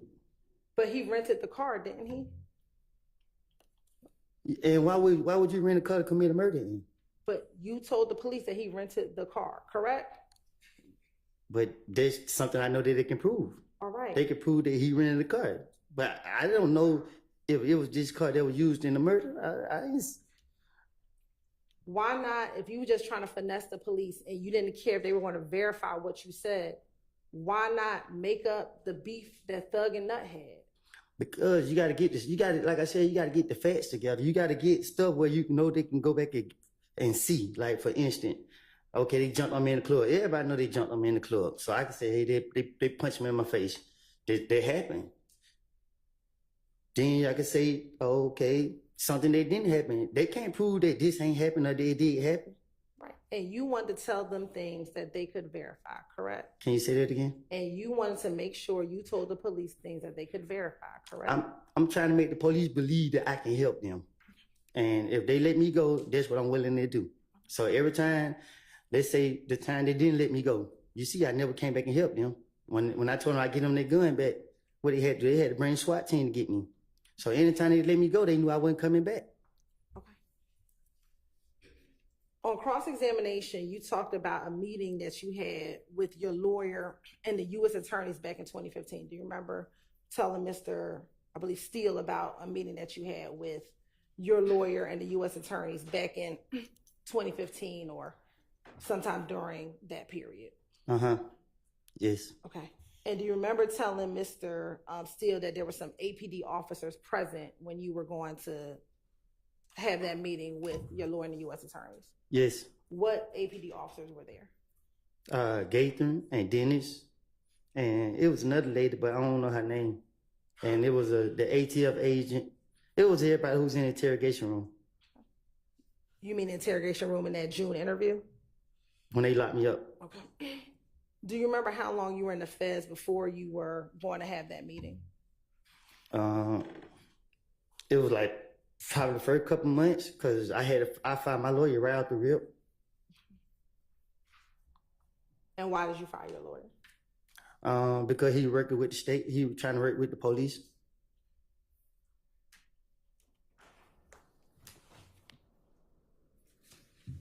And when you say he was trying to work with the police, what was your understanding of what he was trying to do? He was trying to get me to do whatever they wanted me to do. When you say he was trying to get them to do what you wanted. He was trying to get me to work for the police. And was that going to be in exchange for a reduction in your sentence? That's what he told me. He told me that if I go down there and talk with them, they'll throw my case out. But he didn't say it. Like, he lied to me how he said it, but he was like, when you go to court, I mean, we just gonna get this case swept under the rug. But when I got down there, it was all the police, they locked me up and I got mad. And then you decided not to move forward with whatever the agreement was. Yeah, because I seen it got real and I knew what I had done. Okay.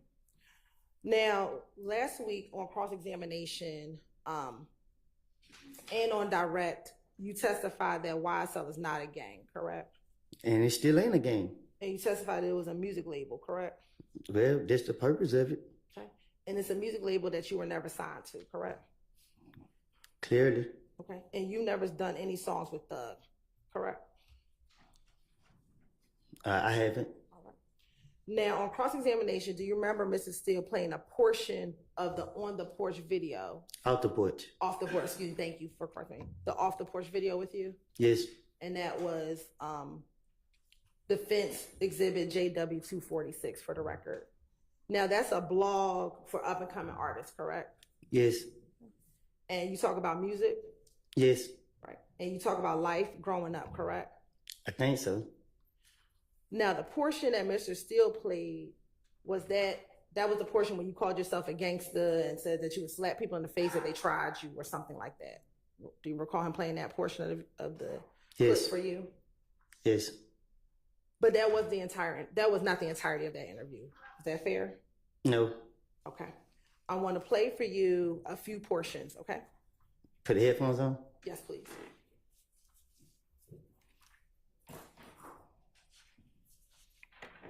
I'm going to first start playing Defense Exhibit JW246, starting at 00 and ending at 007. Yeah, they little Woody Freehand Entertainment. Just jumped out of the pool with Dirty Glove Best. Slap YSL for life. Now, there you said slap YSL for life, correct? Yes. And again, you were never signed to YSL the label, right? Not. Okay. And slap means slime, love, all the time, correct? Slap means slap. Slime, love, all the time? I guess. All right. Now I want to play JW246 at 9:15 to 9:47.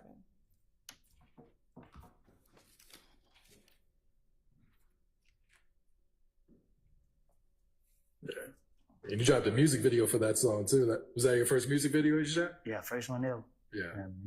How'd you think that turned out? It was fun. It turned out great. You know what I mean? Yeah.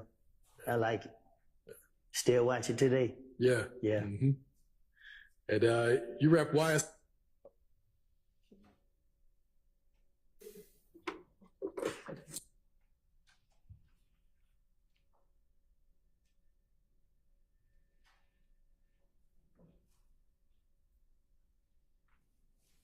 And you dropped a music video for that song too. Was that your first music video you shot? Yeah, first one ever.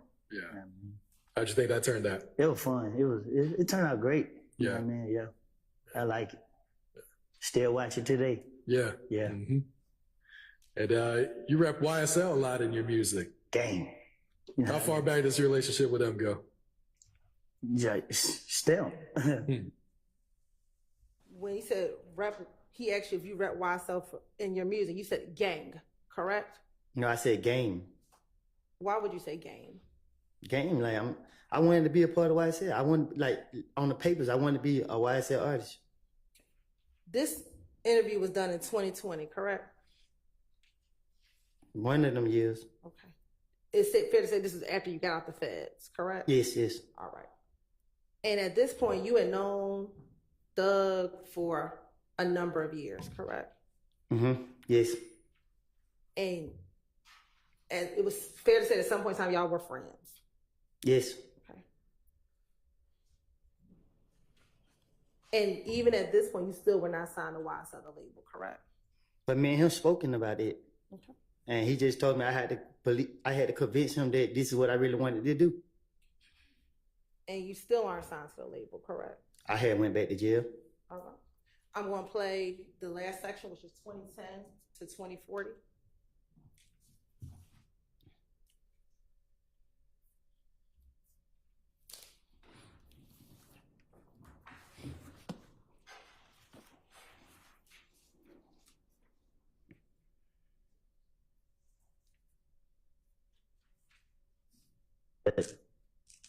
Other than that, you know, everything.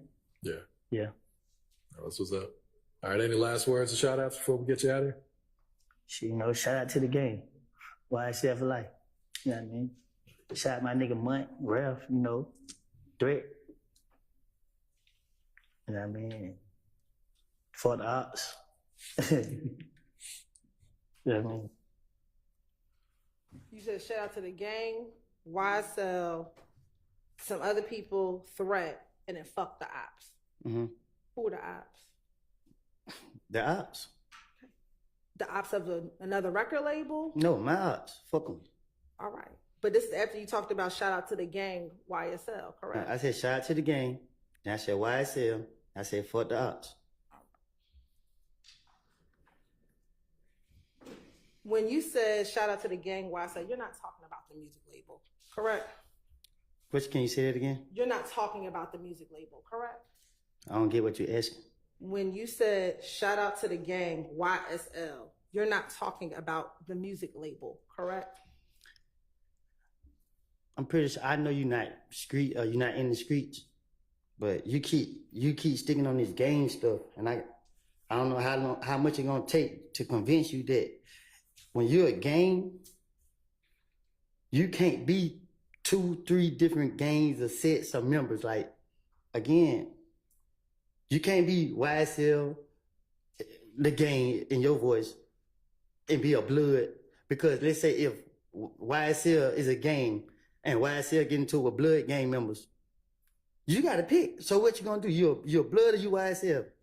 It don't make sense. And if you a blood's not gonna let you be YSL.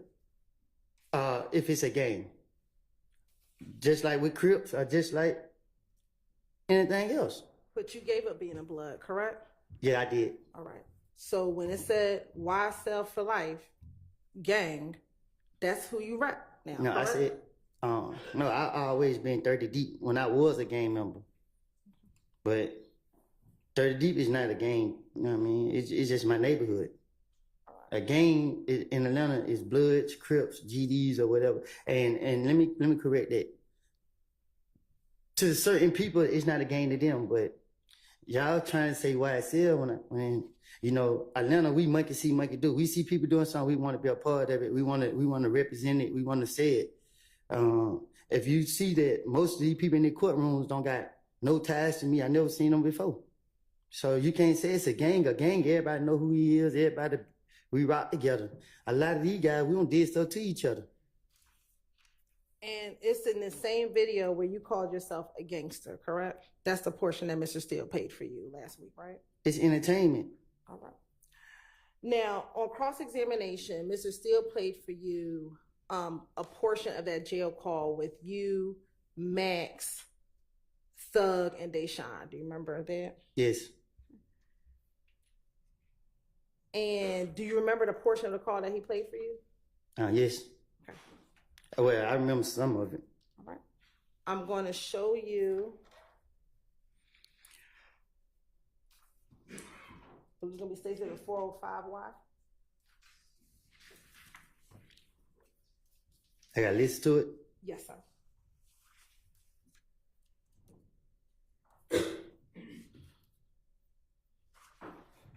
All right, I'd like to go through a jail call that the state played for you, Ms. Hilton played for you earlier this week. It's, Your Honor, it's already in evidence. It's State's Exhibit number 295Y. And specifically, Your Honor, starts at 128. And just to orient the jurors, this should be the 13th day of June of 2015. So 13th day of June 2015. And I believe you said which are on the phone. And there's other people on the phone too, but Jeffrey's sister, you identified her, or she'd been identified as Max. And then Jeffrey in the background, maybe his voice on the phone, is on the call. I'd like to just play that short snippet, okay?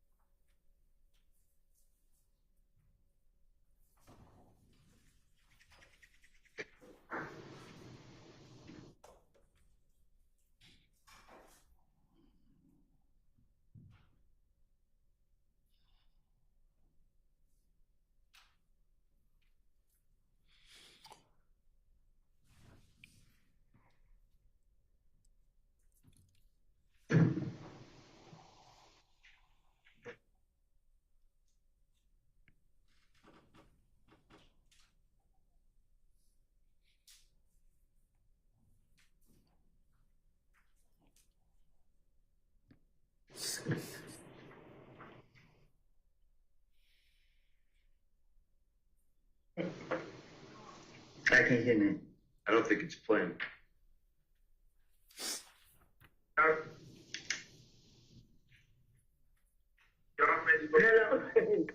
Wait.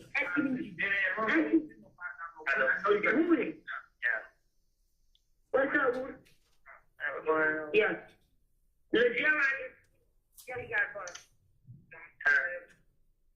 Be John. Yeah. How much the money? 15,000, but I go to a bond, kind of bond come up by 15.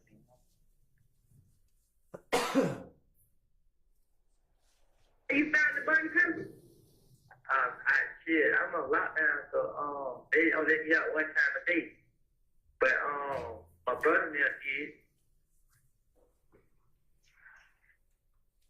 You just when he hang up, please don't call his brother and I'm so his brother so he get his money. Is your brother no, I'm saying call his brother on sign it.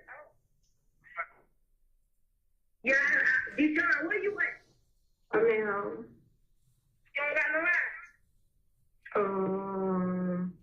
I can get your brother friend. Meet me on University. On University where? That gas station you already. You know what that gas station at Chevron. Meet me at Chevron. Hey, man. Okay. Yeah. He ain't right, man. What does he do? I'm gonna say too much, man. Be told what that is. Well, you come out rock. Yeah. You told on Roscoe too. You say don't fucking play, bro. You told on Roscoe. You told on Roscoe just call me Roscoe ain't no fucking blood. You don't give a fuck. I don't agree. Hey, these guys come up and come meet you so you get your money.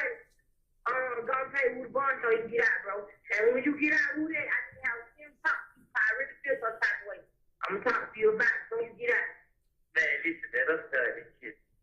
I ain't playing with you. I ain't fucking playing with you either. God's fucking birthday on the way. What's wrong with you? Yeah. I appreciate it. Tell you, bro, I love you. He hear you? You gotta get this motherfucking mind together. He said you gotta get your mind together, bro. How you been sick? Man, bro, I've been left out there. I ain't had nobody, bro. I just feel like nigga left me out there. I ain't did shit. You ain't left out there alone. You just want to be out there person. Bro, we ain't fucked up no more. You ain't got to be out there pretending to be. Shit, I had no choice. That way gonna get you time.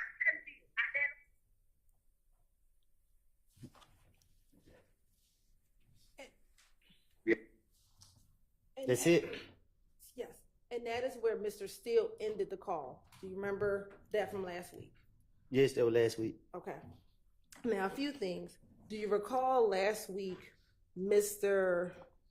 Steele asking you when you all were talking about Little D? Do you remember him asking you if Thug said anything when you all were talking about Little D? Do you remember him asking you that? Shit. I don't know when I brought the D name up. Okay. Do you remember Mr. Steele asking you, though, specifically, if you heard Thug say anything when you mentioned Little D on that phone call? I don't get what you're asking me. Sure. Last week, after Mr. Steele played that call for you, Yes. do you remember him asking you some questions after he played that call for you? Yes. And do you remember him asking you whether or not Thug said anything after you talked about Little D in Right. that jail call? Yes. Okay. And do you remember your response being, no, Thug did not say anything? He didn't. I didn't hear him say anything. Is that not Thug who says, Little D, that pussy ass told? Oh, you gotta play it again. I didn't hear that.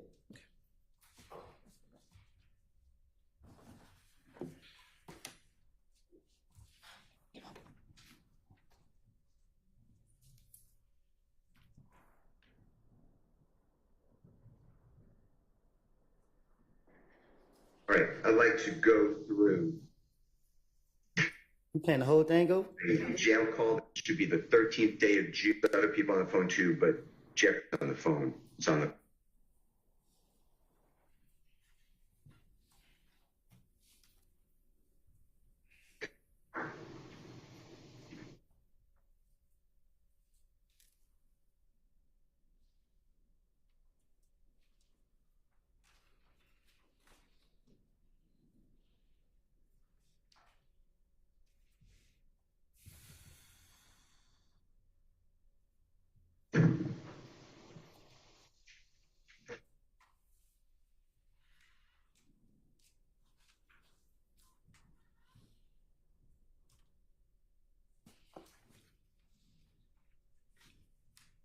Can I speak? After I can't hear nothing. I don't think it's playing.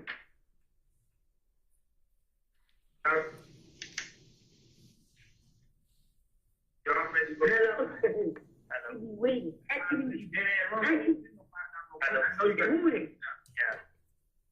what's up?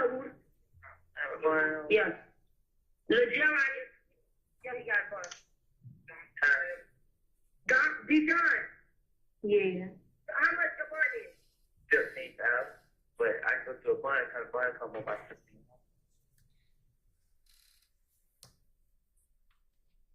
You found the button company? I'm on lockdown, so they only let me out one time a day. But my brother there did. You just when he hang up, the police gonna call his brother and so his brother so he give him money. If your brother don't, no, I'm saying call his brother gonna sign it. Yeah, Deshaun, where you at? I'm at home. You ain't got no ride? I could get your brother friend. Meet me on University. On University what? That gas station you already. You know where that gas station is? At Chevron. Meet me at Chevron. Hey, man. Okay. Yeah. You ain't right. What did he do? I'm gonna take some money, bro. He told what that is. You come out rock. Yeah. I told you. You told him rock. Did you hear we said D told pussy ass? Probably, yeah, I heard it. Okay. Is that not Thug who said that? I can't say 100% if that was him or somebody else. I can't say, but I heard it. Okay. Now. But me going to jail was for a gun that he bought for me. So throughout the interviews, you'll see that they just be me breaking my mojo. I mean, the D name was never brought up for me to say he ain't right. That's proof of me lying, and I'm pointing it out to you. Were you saying that Little D wasn't right because you wanted him to claim the gun from the Dunbar Center? No, I was saying Lil D wasn't right because I'm trying to manipulate everybody. Okay. All right. Now, Mr. Steele, when he played the call for you, he ended the call, but that was before Max actually got off the phone. Is that correct? What you mean? When he stopped the call, that wasn't the entirety of when Max was on the phone with you, correct? He played the call. I listened to it. Okay. I want to play for you 378 Yankee Echo, and we're going to start at 348.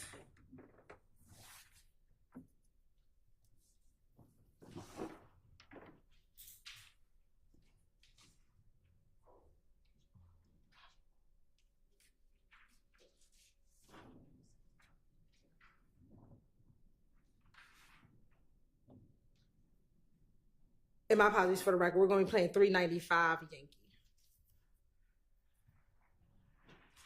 Starting at about 350.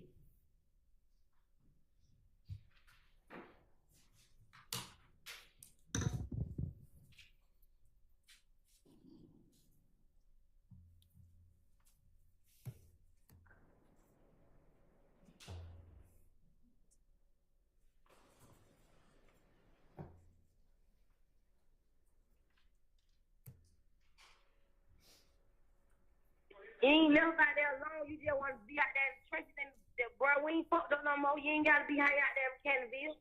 Shit, I had no choice. That way gonna get you time, Canterville. Out there in them apartments. I keep telling you that. Yeah. And wait for that shit, bro. Hey, you got to realize, yeah, swear to God, we killed nuts, so they gonna stay on you. Yeah. Smoke nuts. Hello? Stay away from that shit, bro. You just don't know it be your hood, bro. Your hood scare you, bro. Don't do that. Trust me, your hood is the main hood. Them the main people that want to have you fucked up before anybody else on the street do. They what I'm telling you, because they scared of you. I already know. You gotta stay away from that shit. You got a little girl now. I've been telling you that shit. Cause I ain't even gonna lie. I was just mad at your ass, bro. On my money, how you on? The phone going off for me like I don't did something wrong, bro. Yeah. Call Mac. Motherfucker. Man, you know Valerie told me that. But I'm saying you listen big bad. They call my phone 20 times, bro. You know what I'm telling you? They always just call my phone 20 times. No call ID, then we get right in the car. You walk past me like you're a boss. Bitch, I got it on me with that fake ass weave in your head, ho. I just drop your ass. And I got my pistol on me too, ho. Don't try me, fuck around with you. I bet hoes don't be listening to this fat ass hoe. She wanna keep up drama, bro. Yeah. Come on, man. This hoe just told somebody look jig on her house. Don't listen to her. You finished? Yes. So the portion that Mr. Steele did not play was when Max said, "Swear to God, we killed Nut." Correct? What you mean? I played for you the clip. I heard you. I don't get what your question is. The portion that was not played was when Max said, "Swear to God, we killed Nut." She said they swear to God we killed Nut. But if that's what you want her to say, then That's what the recording says. Swear to God. I'll rephrase, Your Honor. Sustained. Rephrase. In the interview, did you hear, "Swear to God, we killed Nut"? I mean, in the jail call, excuse me. I'm telling you what she said.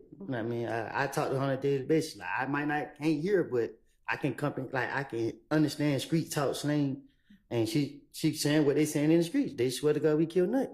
Did you hear the person in the background said, "We smoked Nut"? You gotta play it again. I didn't hear that. But I never heard of that. Okay, we'll play that. That's that portion for you. Thank you. I want to hear the whole thing.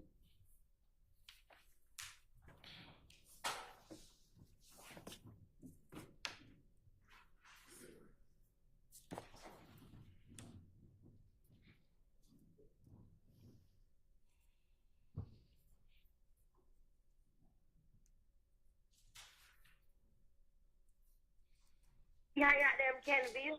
Shit, I had no choice. That way gonna get you time, Canterville. Out there in them apartments. I keep telling you that. Yeah. And wait for that shit, bro. Hey, you gotta realize, yeah, swear to God, we killed nuts, so they gonna stay on you. Yeah. Smoke nuts. Hello? Stay away from that Can you shit. play it again? It was so fast. Not the whole thing. I can't. Yeah, we're just gonna play that portion for you.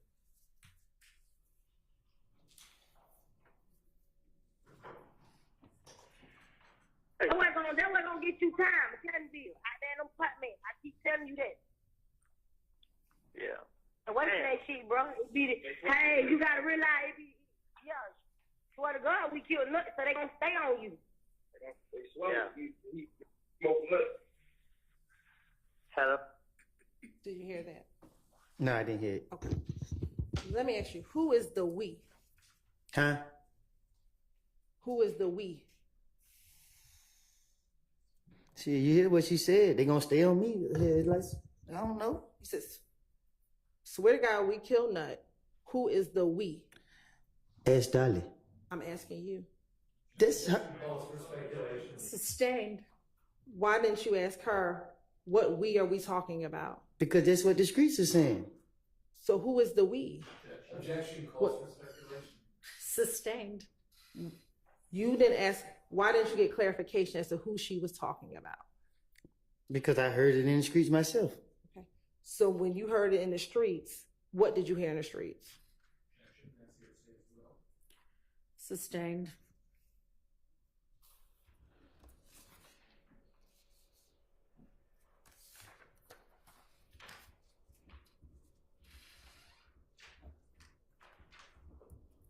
When Dolly is talking to you, is this when you were being shot at because people thought that you killed Nut? I don't get what what you mean. Can you be more specific? When you told Dolly that it was people were coming after you, was this because people thought that you had something to do with Nut's murder? Sustained. Why did you think people were coming after you? It's more the police that I was really speaking on coming after me. It's like every time I did something, they was popping up. Like I wasn't worrying about nobody in the streets. It was the police. So that's why I kept saying it come after me. I was going to jail for charges I didn't even commit, crimes I didn't even do. Like that's why I was telling her, like, I ain't got nobody. I ain't got nothing. I ain't got no money to get myself no lawyer, no nothing. Every time I come outside, the police locking me up. I actually went to jail in a county I never even been to. When you heard her say, either according to you, you think or they think we killed Nut, who did you understand the we to be? Shit, they kept telling me. They kept saying me and D people on the west side, me and Thug, me and Moonton, me, dark and head.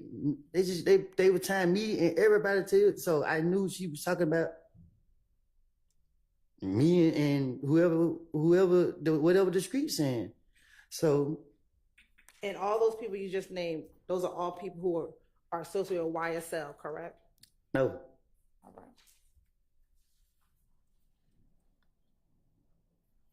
Now, Only people that was associated was Thug and Moonton. And that's not that was, you know, y'all try to put a part of this. now you talked about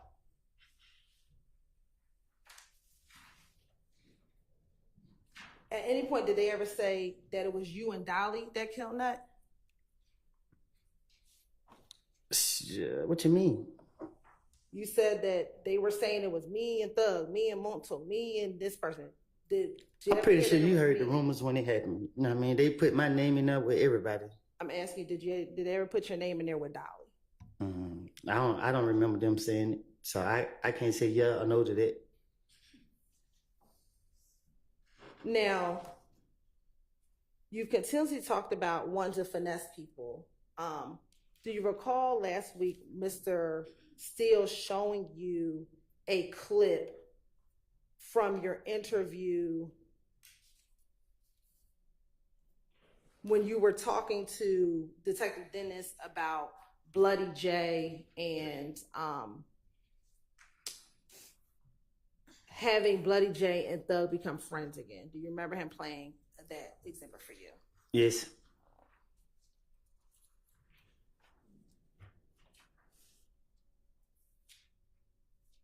I'm going to play for you State's Exhibit 378, Yankee Echo at 10:40. Did the same one? No.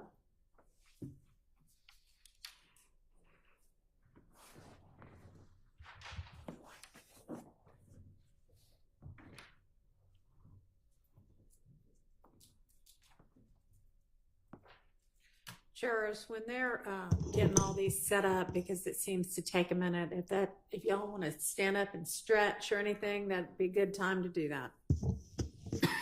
I know it can get tedious sitting all day long, 'cause I do it all day long.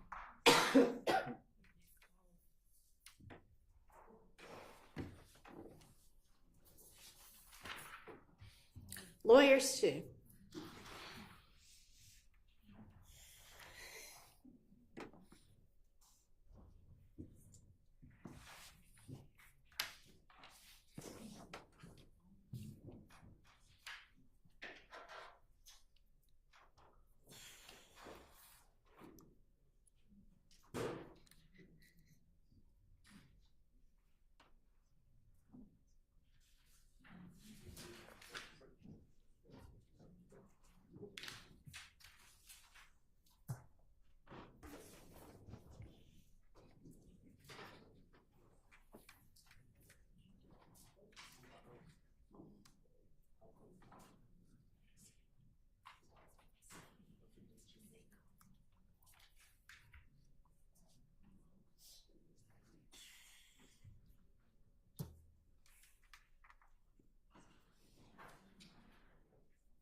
We're ready. We're waiting on y'all, so when you're ready, go.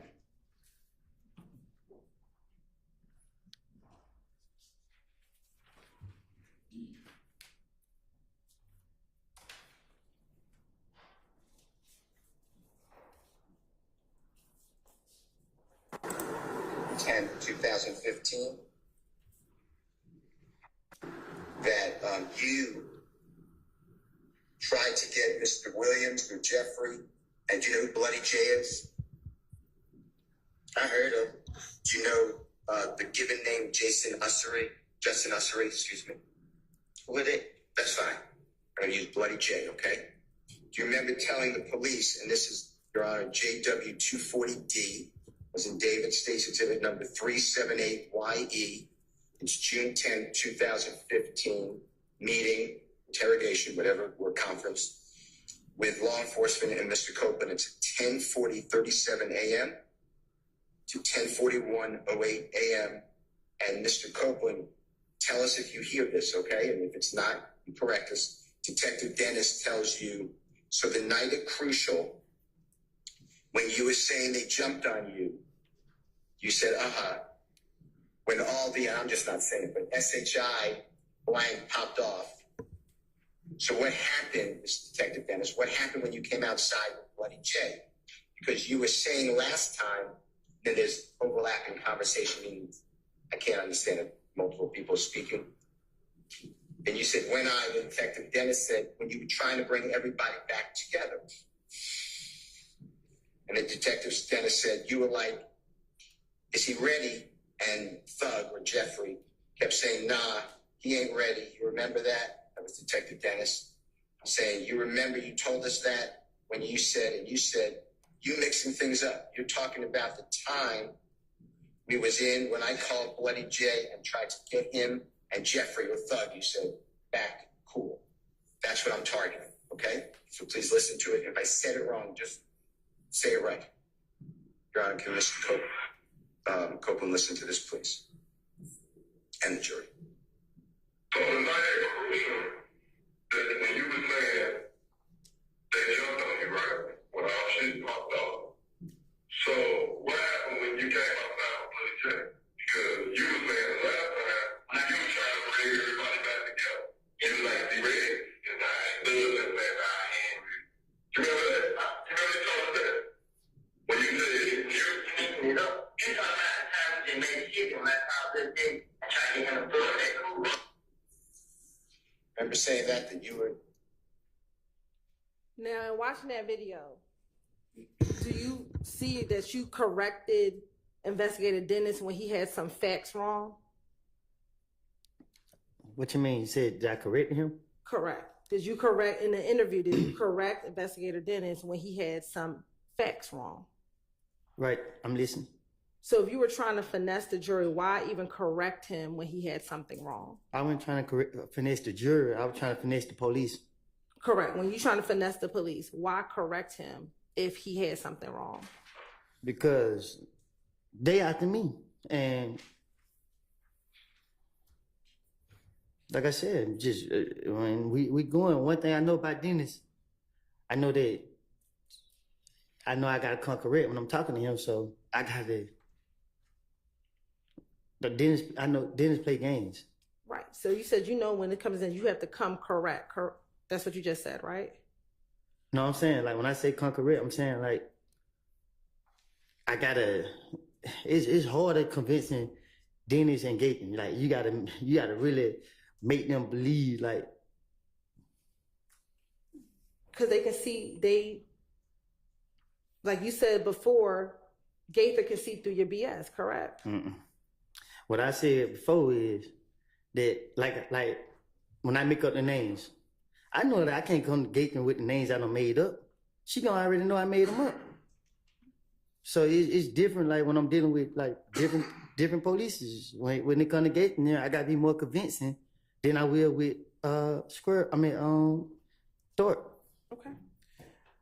Also, let me ask you, in 2015, is it fair to say that you were closer to Shannon than you were with Duwop? With who? With Duwop. If I was closer with Shannon than I was with Duwop? Yes. I guess. Okay. And matter of fact, Duwop is Yak's friend, correct? I'm cool with Duwop. But that's more Yak's friend than it is your friend. Is that fair to say? I guess. So if you're trying to finesse the police or mixing some truth with a little lie, then you would agree with me that the full truth doesn't matter, correct? Like if you're trying to mix in a little truth with a little lie, then the full truth doesn't matter, correct? So my whole purpose was in the interview was my little girl birthday was coming up, and every time they got me, they would ask me questions and they would laugh and act like they was believing the stuff I was saying. So when they got me on June 10th, I didn't want to go to jail. I'm not scared of jail, you feel me? I know how to adapt to my environment. It's just the timing of when they got me. And my whole purpose was, if I could convince these people that I work with them and I help them out and do whatever I do to let me go. And that's what my intention is. Y'all keep dragging me in here like I got facts. You know what I mean? And I don't. I'm going to show you what's already been admitted at 378 Yankee Echo at 534:49. Do I listen to it or it's a picture or something? I'm going to show you and you're going to listen to it. Okay. Or I'm going to ask you if you can listen to it, please. Yak driving, Shannon with the AK, Nara with the pistol, and Duwop with the pistol. Now, I don't think Duwop had a pistol. Okay. All right. But you just know what seats, how everybody was sitting in the car, and all you know is that Yak was driving. Yeah, I just know Yak. They said Yak was driving. And that's based on what Mikion told you. Yeah. Lil D. Okay. Did they say that to anybody else or just y'all little circle? Like. And we're going to stop it at 5:35:18. In that clip, you clarified for the police who had guns, correct? Again, if I wasn't there and Lil D wasn't there, how could we say what happened? All right. Because you were telling them what Little D told you, correct? But if Lil D wasn't there, how could he tell me what happened? Okay. You told the detectives and you clarified that it was Shannon and Nar shooting a gun, Yak was driving, and Duwop didn't have a gun. That's what you just told the police, correct? Right. All right. If you were just trying to tell them anything, why not tell the police that Duwop had the gun? Again, I can't, right now, everybody in this courtroom see what's going on in this courtroom. The people who's not in this courtroom, they can't say what's going on in this courtroom. So if Lil D say that this what happened in that car, he had to be in that car to know that. If I say that's what happened in the car, I have to be in that car to know that. Neither one of us in that car to know that. So it shows, again, that I'm just saying whatever. Okay. I'm asking you, why would you tell the police or put the gun in your friend's hand when you could have put the gun in Doo-Wop's hand? So again, January they got me, February they got me, whatever month come out today they got me. They got me every month. I wasn't convincing neither of them times because they were locking me up or whatever. I wasn't convincing them, so I had to be more convincing. It ain't like it's just like, okay, let me put it on doo-wop. It's the spare of the moment. So in the spare of the moment, you gotta get them up out for you. You just gotta, off the top. Like, but I wasn't, listen, Miss Hilton, I'm sorry. I mean, like, I don't mean no harm, but I wasn't there to be able to say what anybody had. And there's just proof. I mean, no matter how many times you ask me, which ways you ask me, and it's just what it is. And again, you're just telling the police what little D told you, right? Lil D can't tell me something that he ain't. If Lil D say I was in the car and this would happen, then okay, I say that. But if I'm sitting right here lying saying Lil D told me something that I know that he didn't tell me and he know that he didn't tell me, because for us to know that, we had to be there. And the reason why you wanted to make sure you were accurate with what you told the police is Sorry, I didn't hear you. Sure. The reason why you wanted to be as accurate as possible when you talk to the police is because they told you that they were going to try to verify what you were telling them, correct? Well, when Nut got killed, the people on the scene was already saying what they saw. So, like I said, you just take pieces of what you hear, you know what I mean, and you just put them together. Now, last week, Mr. Shard talked to you about making up fictional characters. Do you recall that? I think I just spoke on it. Yeah. He asked you about making up Little Rick and Quez as related to the stolen items that were found on June 10th, 2015. I'm listening. Do you remember him asking you about making up when you talked about Nut's chain? That he told you that you made that up as far as stealing Nut's chain and who stole Nut's chain? I made somewhat to a certain extent, but the truth of the matter, I didn't steal it. The door was open. I keep telling you that. Okay. He asked you about making up characters as it related to threat shooting up the barbershop. Do you remember him asking you about making up individuals regarding the barbershop being shot up? I'm listening. I'm listening. Okay. So if you know how to make up people in those instances, why won't you just make up people for the night of Nut's murder in order to finesse your way out of getting in trouble? So if you realize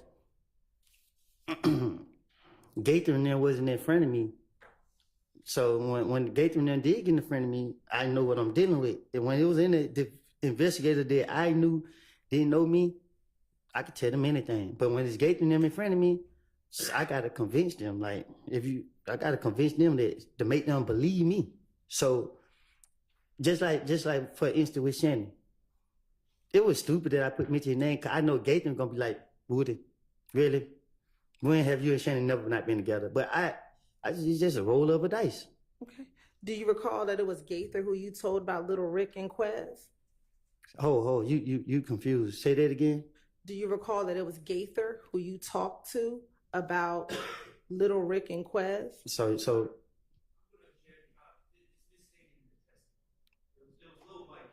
Oh, sorry. Yes. Do you recall it was Gaither who talked to about Little Mike and Quez? Yes. But I said they were from the West Side. Okay. Ms. Hilton, how much longer do you think you anticipate on your redirect? Probably about 20 minutes, Sharon. All right, maybe about 25 minutes. Go ahead. Well, I'm sorry. I have 2 jail calls, so it's going to be a little bit longer. All right, let's break for lunch. Y'all be back at 1:30, please.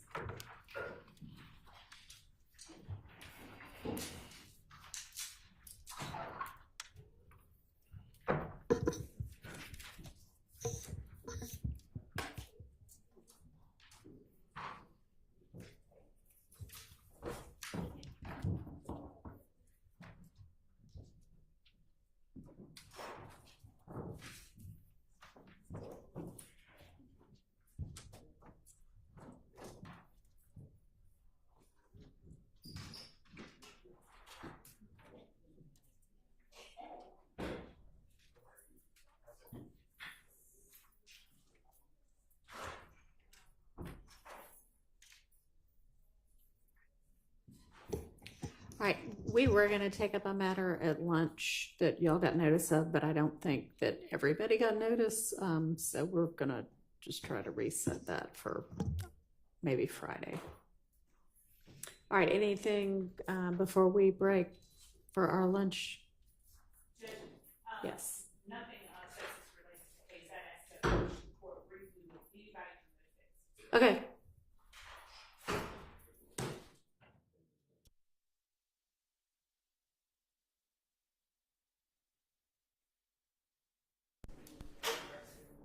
Does it have to do with like scheduling or something?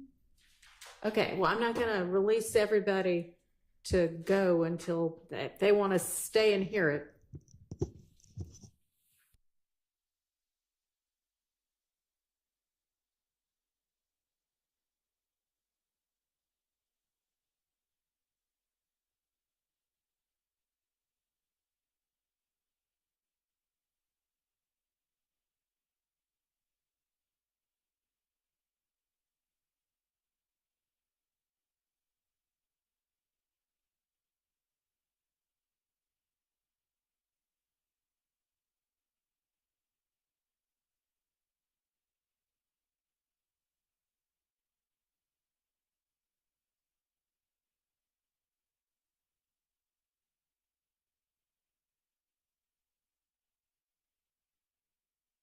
Speaking of things that have nothing to do with the case, but have something to do with scheduling, Mr. Harvey, I want to see on an entirely different matter if you might be available on one of your other cases that is before me on a day that we're not going to be in court on this case. Come up here.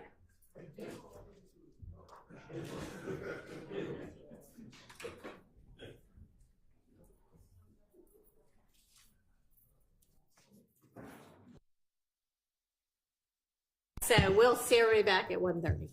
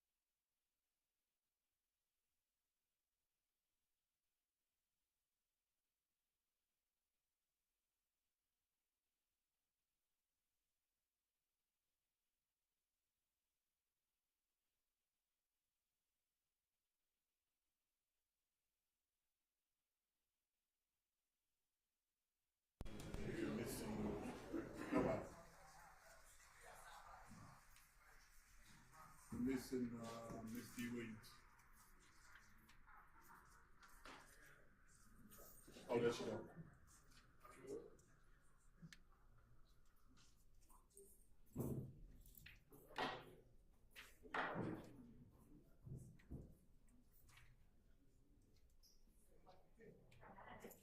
That's everybody. Okay. I don't know how far we're gonna get today, if we're gonna finish Mr. Copeland, but do y'all have your next witness lined up, just in case? Okay. All right, let's get Mr. Copeland back in and get the jury. I suppose, because moved it all. What does it say now?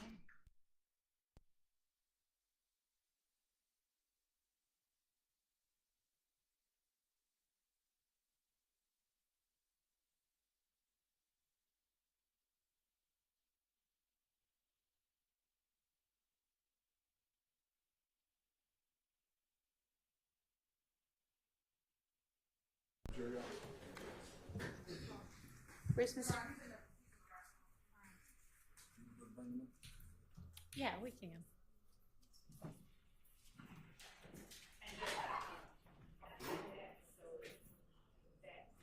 Yeah, we adjusted it, but it hasn't moved at all. The temperature hasn't moved. Is that what you're talking about?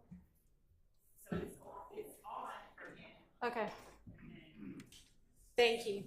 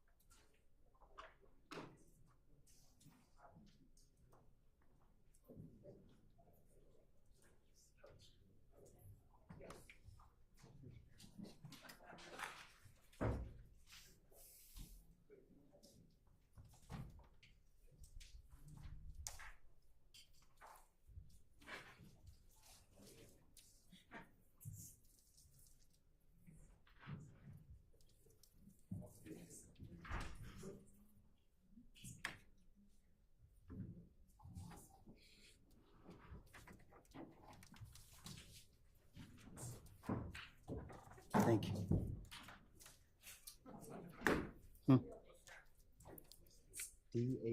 DAISHAWN.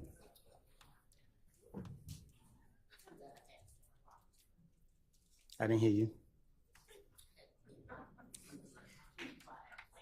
You're welcome.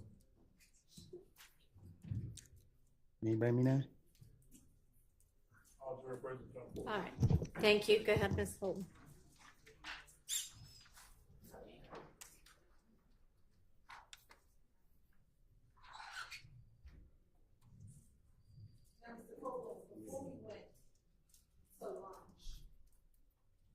I believe you had testified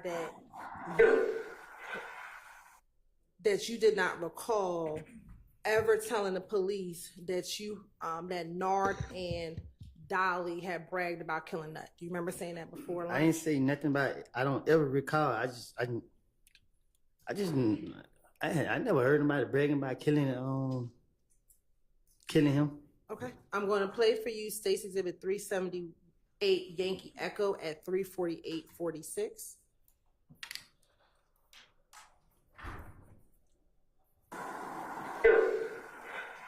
The dude telling me the story, he's like, shoot. But they talking about it, you know what I mean? But I ain't never heard Shan talk about it. I heard God talking loud about it. I mean, what is it? I mean, fuck they did. You know what I mean? So I laughed. Then I heard Doing Push talk about it. She talking about a lot. You know what I mean? What she say? She just after that girl, yeah. She just talking about it like, yeah, fuck that nigga. Something nigga, I pay my brother. I mean, wait. Did you hear when you told the police you heard Thug's sister talk about it and say, F that nigga. He something. He shouldn't play with my brother? No, I didn't hear. I didn't understand not one word out of that whole thing. You need me to play it again? You can play it 10 times. I just can't understand. I can't make out the words. Why did you bring up that the sister talked about killing Nut? Miss Hilton, it's about trying to convince them. So I'm pretty sure you watched the interview and you laughed at the stuff I said and you knew that I'm lying, but. And you told this to police on June 10th. Correct. That was the day that you got arrested, correct? I don't know what I said in that interview. All right. And it was on June 13th that we heard the phone call of the Dolly saying we killed Nut, correct? Again, she said they saying. Okay. But that was on June 13th that jail call happened. I can't say what date it happened, but I heard it on the jail call. And it says that jail call was after your interview with Gaither and Dennis. You tell me. All right.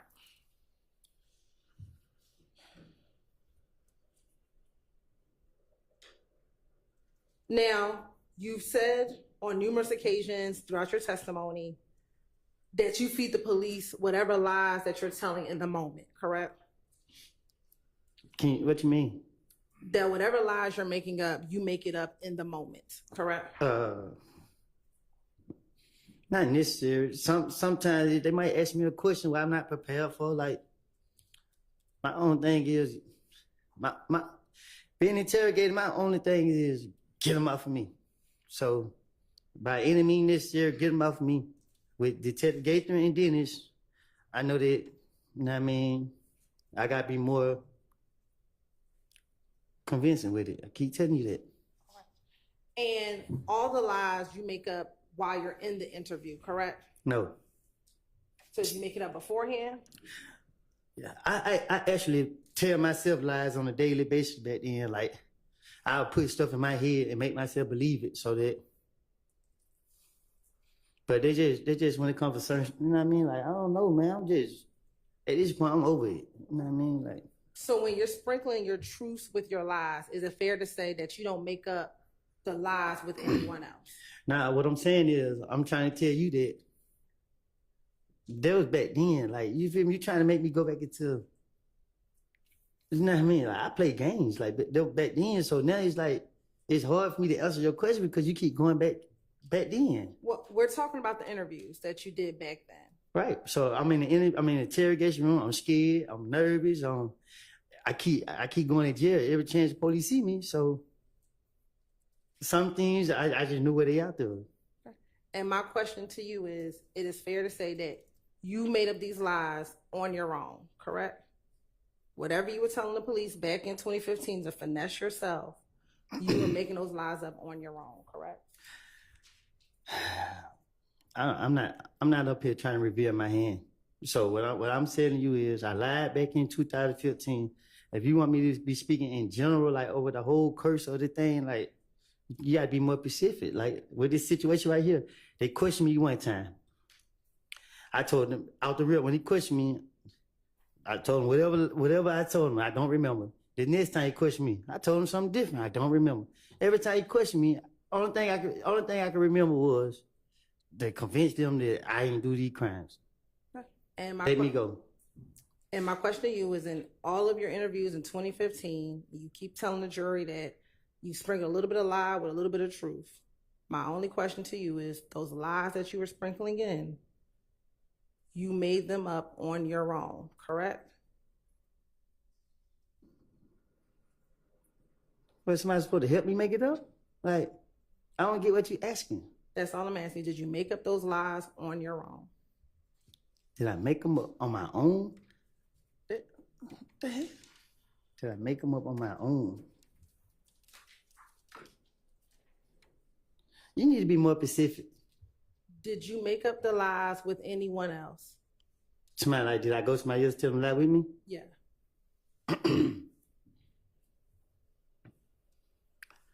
I went to people and told them what was going on, Okay. what the police was questioning me about, and I said certain things to certain people.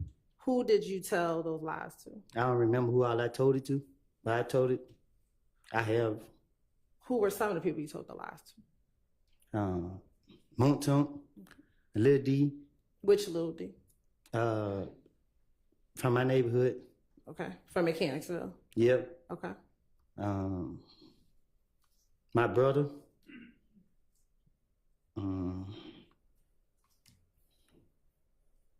Shit, I told Vlad to screw my name. Yeah.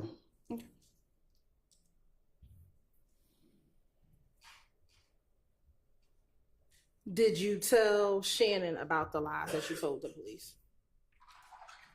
Yeah, I think so. I'm pretty sure I probably did.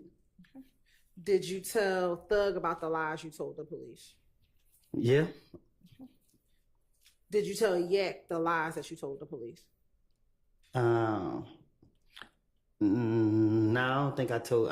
I don't, because I ain't really talked yet much, so I don't think I told yet. Okay. And what lie did you tell them that you told police? That I spent the story that, you know what I mean? Shit, I told every goddamn it, you know, shit, these motherfuckers on me, so I put it up on everybody else, get them off me. So you told Montunk that you told the... I can't hear. I need to stop wiping all that goddamn cuss line. I'm trying to. I got you. So I'm going to be clear, because you said you told Montunk. So you told Montunk, I went to the police and I told them that Little D told me about what happened the night of the murder. No, I told Montunk that the detective thought questioned me, and he let me right back out. I said, this nigga dumb. Like, my bad. I said, I told Montunk that, shit, you can tell the detective thought anything. He gonna go for it. Did you tell him specifically about what Little D told you? Little D never told me nothing. So this how I go. They done question me so many times. Even over the phone, they done call me. Now, who did this and that Gaten? Who did this and that third? I ain't do it. I don't care nothing about it. I don't want to hear nothing about it. Why? I ain't in handcuffs, so I didn't really have to come up with no story. I want to talk specifically about the June interview, okay? Yes. When you gave up most of the information. Most of what information? Did you tell Montunk that in that June interview, I told the detectives that Little D told me what happened the night of the murder? I told, okay, every time they question me, and I left, the one y'all didn't lock me up on, and I mean, I was telling the D, I mainly told the D, I mean, because I felt like the D always had my back, so I was telling the D what the police would question me about, and the answers that I was giving them, and the D like, damn, boy, you hell. Like, with Montunk, just like, so I was telling them they own me, you feel me? Like, well, they trying to get me, you know what I mean? Like, I put off on shell kill, like, I just told Montunk stuff like that. So I'm asking you specifically, because this is my question. Did you ever tell Montunk that you told police that Little D told you what happened the night of the murder? Well, I can't be specific about that because, like I said, I know I went back to Montunk. I got into it with Montunk because it's like, I was telling him like, but they own me. And then I felt like he was starting stuff up. So yeah, I felt some type of way towards him. So yes, you did tell him what? I told Montunk, I feel like I was telling him that how I was spinning the police and he was creating a problem. So I stopped talking to Montunk at one point. So I can't be specific on what I was telling him, but I just kept telling him that, you know, I told him that they asked about me and him. They asked about me, him, I mean, not me, him, but me, Doc, and Head. So they keep tying me to the murder, and I just kept throwing it off on shit. But they nutting them raw the plug, this and that and third. Like, shit, they just going for it. That's why I was telling. I can't really be specific on what I was saying because it was so long ago. Let me ask you this. Did you tell Montunk that it was Shannon, Nard, Yak, and Doo-Wop that shot Nut? No, I mean, we don't discuss that. Like, I don't know nothing about saying none of that. You said you also talked to Shannon about what you said to police. Did you tell Shannon that you told police that he, Yak, Doo-Wop, and Nard shot and killed Nut? Why would I tell him that? You know what I mean? Shannon he probably was surprised to hear that I said that. So I don't. Did you tell Thug that you told police that he drove the Infinity? That he rented the Infinity, that Shannon, Yak, Nard, and Doo-Wop were in the Infinity when the murder happened? I didn't think this stuff was gonna come out, so because like I said, so I didn't tell them none of it. What I'm telling them that for? I don't want to.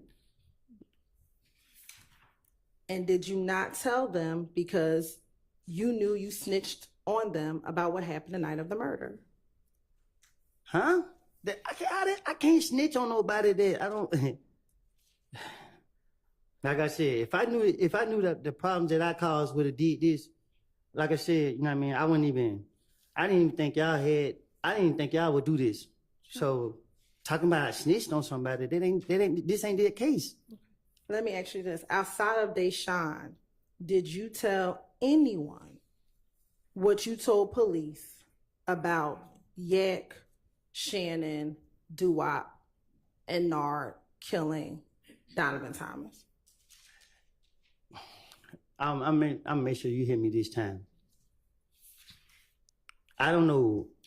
I never seen Yak, Shannon, Doo-Wop, and Nard. They never told me they did anything to Nut or Donovan Thomas. I never saw them do anything to him.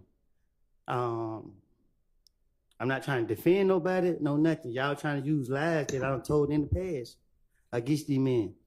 And I'm just here to screen it up on my behalf that I lied. So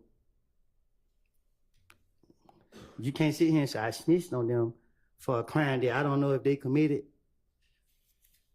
I'll ask a better question then.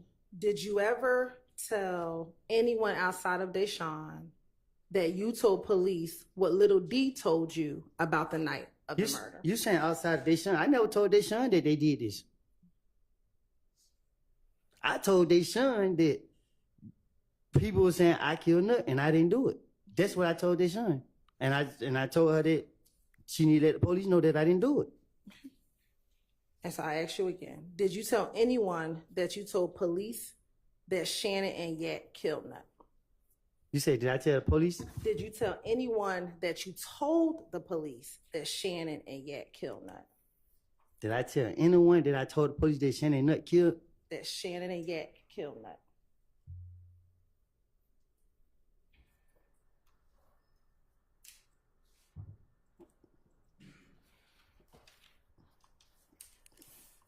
Not that I know. I don't know.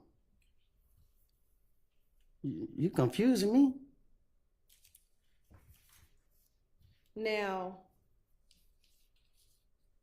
so is it fair to say you never told anyone that you told the police that Yak and Shannon? You trying to trap me up? Sustained. Did you ever tell anyone at all? Yes, no, or you don't remember? I don't know that he's answered it, so I'm going to overrule that. It's either yes, no, or I don't remember. Did you ever tell anyone that you told police that Yak and Shannon killed Nut?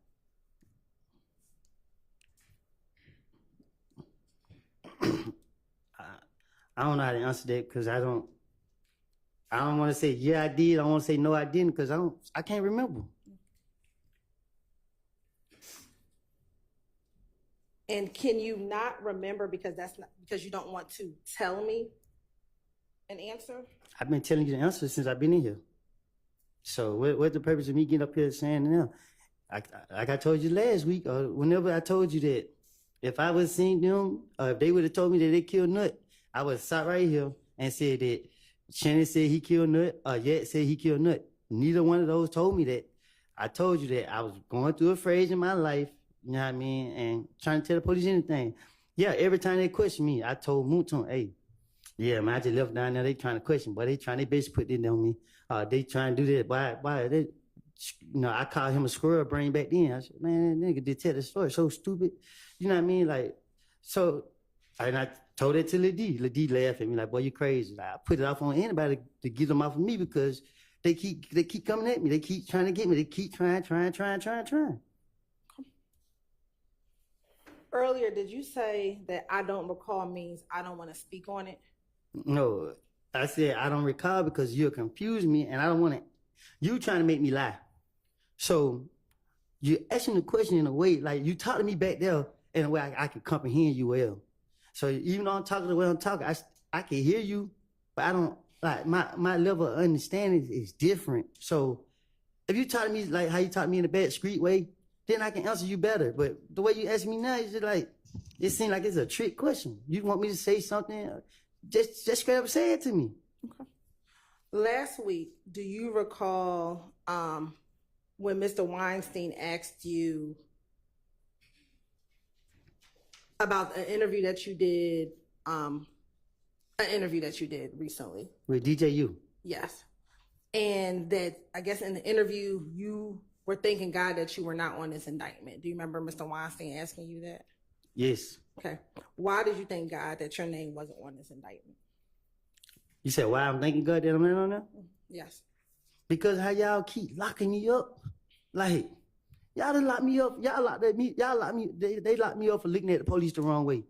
Like, so to see y'all lock up everybody and I'm so traumatized by keep going to jail. I'm expecting I'm already in jail at the time, so I'm already expecting y'all to come down there and get me again. So the crimes that you talked about last week that you said you committed, you said that you shot up. I'm sorry. Go ahead. That you shot up Rich Homie Quan's dad's barbershop with threat. Do you remember? I said it out of frustration. Okay. Was that a crime that was done on behalf of YSL? Huh? Was that a shooting that was done on behalf of YSL? Miss Hilton, you know me.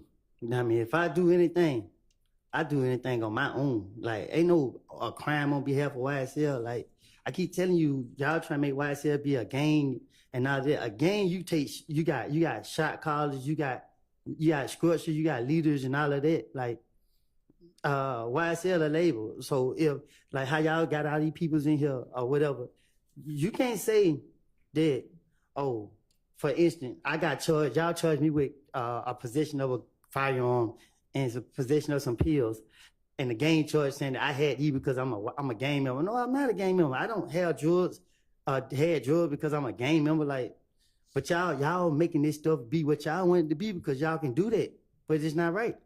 Back in 2015, did you have a beef with Rich Homie Quan? No, I never had beef with Rich Homie. And isn't it true that you told police that Thug had an issue with Rich Homie Quan because he brought some IF gang members to his condo? No, Threat had issues with Rich Homie Quan. I didn't ask about Threat. I asked about what you told police regarding Thug having an issue with Rich Homie Quan bringing individuals from IF gang to his apartment. Thug was protecting Rich Homie Quan. That's what I'm trying to tell you. So, like I keep telling y'all don't have y'all facts together. So I'm asking you a specific question. Did you tell police that Thug had an issue with Rich Homie Quan bringing members of IF gang to his condo? Again, when I'm talking to the investigators, I'm going to tell them anything to get them off of me.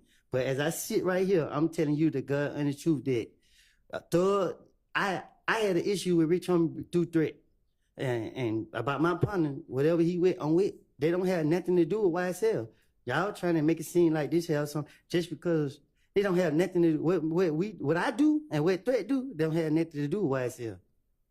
I still don't think I heard an answer.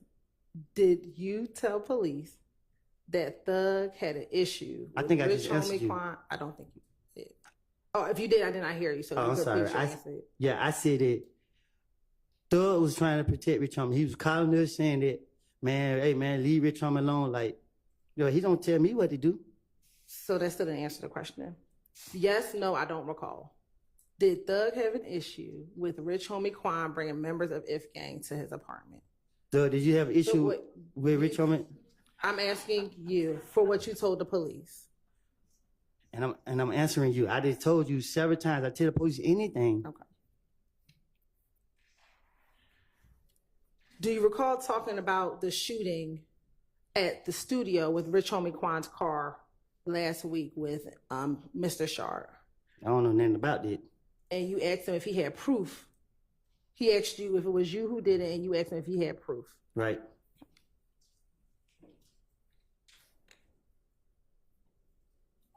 Why was that your response to his question? I ain't answering it. I don't know. Was that shooting done on behalf of YSL? What shooting? At the studio. The one you asked him if he had proof of.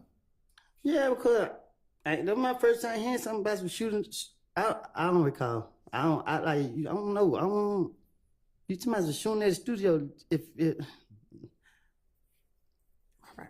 Now, Mr. Shard, on cross-examination, I believe he said to you that you had time between January 11, 2015 and June 10th, 2015 to make up the lies that you told on your friends. Do you remember him asking you some questions around that? Can you ask me that again? Sure. Last week, Mr. Shard asked you whether or not you had between January of 2015. Okay, can you sustain, but with regard to being able to hear you, do you have I think the mics might be working now, so pick it up and. I'm going to. Yes, is it working? Works. Yes. I'm going to object. Sustain. That's a mischaracterization of the testimony. Do you recall testifying? Garson, maybe I had the question wrong about what happened between January of 2015 and June of 2015. Can you ask it again? Sure. Let me just ask you this. Yeah, that'd be nice if you would just get to what you want to ask instead of whether he recalls what he said last week or not. I mean, just skip that part. Thank you, Just Your get to Honor. the question you want to ask. Thank you. On January 11th, you did not tell the detectives what you knew because you were trying to protect your friends, correct? No, I told you I was raised to lie to the police. So if you look at my history, like police asked my name in the past, I told them somebody else's name. I just do that for no reason. I'm walking down the street, police, what's your name? I say, I give my little cousin's name. Driving without license, what's your name? I give him somebody else's name. So this is how we raised up. And in all these interviews, you gave them your real name, correct? Because they know who I am. All right. And in all these interviews, you gave them your real phone number, correct? Because you got to understand, like, when you lying, you ain't lying to get caught. But you just said you were raised to lie to the police. So, but you didn't do that in these interviews. I did it to the ones who didn't know the information. That, like, for instance, with Gaten. Gaten knew my name and stuff. She knew my number. Why would I lie in? But you didn't do that with Thorpe, correct? Yeah, because what I had to do that for. And you didn't do that. I had to. I'm sorry. Go ahead. No, you go ahead. Yeah, because it didn't take a rocket science. So they talking about a murder. This is serious. This is serious. So you gotta come correct. You didn't lie to Detective Curry about your name and who you I don't know who that is. The one who interviewed you after they shot at you, Deshaun, and the baby, correct? I'm a victim. All right. And in that June interview, when multiple detectives came and talked to you, you didn't lie to them about who you are, correct? About who I were? Who you was. They knew who I was. Okay. It get to the point the police don't even ask me my name no more. They just walk up on me. Yeah, they already know everything about me. In January 2015, you hoped or you thought that your friends were going to protect you out in the street, correct? I've been protecting myself since I've been protecting myself. By the time June came, Shannon wasn't talking to you anymore, correct?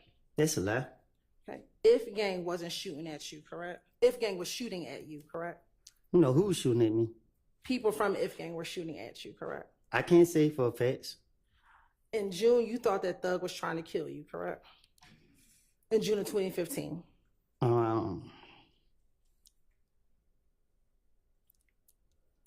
I was going to use that for a platform to start problems with. So I use people to, you know what I mean? To be honest with you, yeah, I let people get in my head. And by June of 2015, you thought that you were out here all by yourself, correct? I still feel like I'm out here by myself. I'm just trying to just keep myself free. And that is why you told the police what you knew or what Little D told you about Nuts' murder, correct? Little D never told me anything. And again, if you ask me now, we can speak now. But if you want to keep going in the past, I'm going to keep telling you the same thing. Like, I didn't tell the police anything. Now, you've known that you've had to testify in this trial since, or that you were going to be asked to testify since about November 2022, correct? The way y'all played it, man, y'all kind of kept me in a blind. But I in my heart, I felt like y'all probably was gonna call me, but people would tell me that, or well, not people, but I was hearing that y'all won't call me because y'all knew I was lying. So until that day you can't see me in Pittsburgh, that's when I like, oh damn, when that day you can't see me in Pittsburgh, I was like, dang, they for real. And ever since you either heard about it in 2022 or I actually came to see you, you have not wanted to testify in this case, correct? Say that, yeah, because I lied. I knew I lied. You can't put me up here to lie. Why you think I'm so scared because I don't know, I can't remember my lies. So it's just like, you don't know which one to lie and which one to truth. So you can just easily be like, well, you lying, we'll lock you up. I ain't trying to go back to jail. And for the last 2 years, you've been trying to figure out how you want to get around having to face your YSL counterparts about what you told the police back in 2015, correct? If anybody know me, they better be serious with me. And you made up in your mind that you were going to tell this jury whatever it is that you were going to finesse, that you were finessing the police back in 2015, correct? I had no intentions in sitting in front of this jury. Y'all forced me to sit up here. Y'all gave me immunity. I told y'all I lied and I'm going to plead the fifth. And because we forced you, you had to figure out how to finesse your way through testifying in front of this jury, correct? I'm not finessing my way. I'm telling my truth. Like, and this is that. Now, in 2015, you consistently said you told the police whatever you could to get yourself out of jail, correct? Yes, ma'am. And your finessing was about you getting out of jail, correct? And me only. It was never about protecting Thug back in 2015, correct? And it still ain't about, right now, it's like, and you might try to say I'm protecting him now. It's just my conscience. You know what I mean? My conscience knows this man ain't did anything. And I'm not trying to have it on my conscience. Okay. But in 2015, when you talked to the police in any of those 2015 interviews, you always omitted your roles in crimes because that would make sure that you did not go to jail, correct? I don't understand you. In 2015, when you talked to the police about crimes that you were involved in, you left yourself out of it, correct? I don't know what you're talking about. Okay. Because that would make sure that you didn't go to jail, correct? What you mean? When you talked to the police, you didn't tell them about your role in Rich Homie Quan's dad's barbershop shooting, correct? Did they ask me about that? You told them that Rich Homie Quan wanted to pay money for Threat to shoot up the barbershop, or wanted to pay people to harm Threat because he shot up the... Yeah, because I'm trying to make the police believe that I can help them. So a lot of stuff I told them back then is just like, okay, I'm the key. I'm the one with all the information. You know what I mean? So that was my motive back then. Okay. So I was speaking on a lot of stuff that, you know what I mean? Like anything to make the police feel like, oh, I know all the business. I can tell them everything they want to know. So again, you didn't tell them about your part in shooting up Rich Homie Quan's barbershop, right? Did I tell them about my part? Correct. You did not tell the police that you and Threat shot up the barbershop, did you?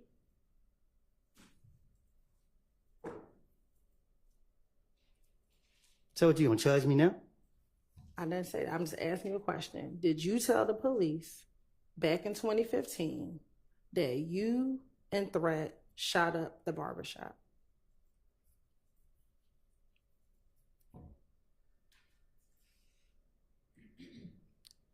No. Right. Because telling them would not let you get out of jail, right? If you told them that, you would get in trouble for that, correct? Well, anybody get hurt, so I ain't think no. My whole thing is lie to the police. So I'm not going to tell them the truth about nothing that took place for real. Okay. Especially what got something to do with me. All right. Also, you didn't tell them about your parts and the stolen items that were found in your house in June of 2015, correct? They told me about some stolen stuff that they found. But you didn't tell them about your part and those stolen items being found in the home, correct? And Dunbar? Yes. What you mean?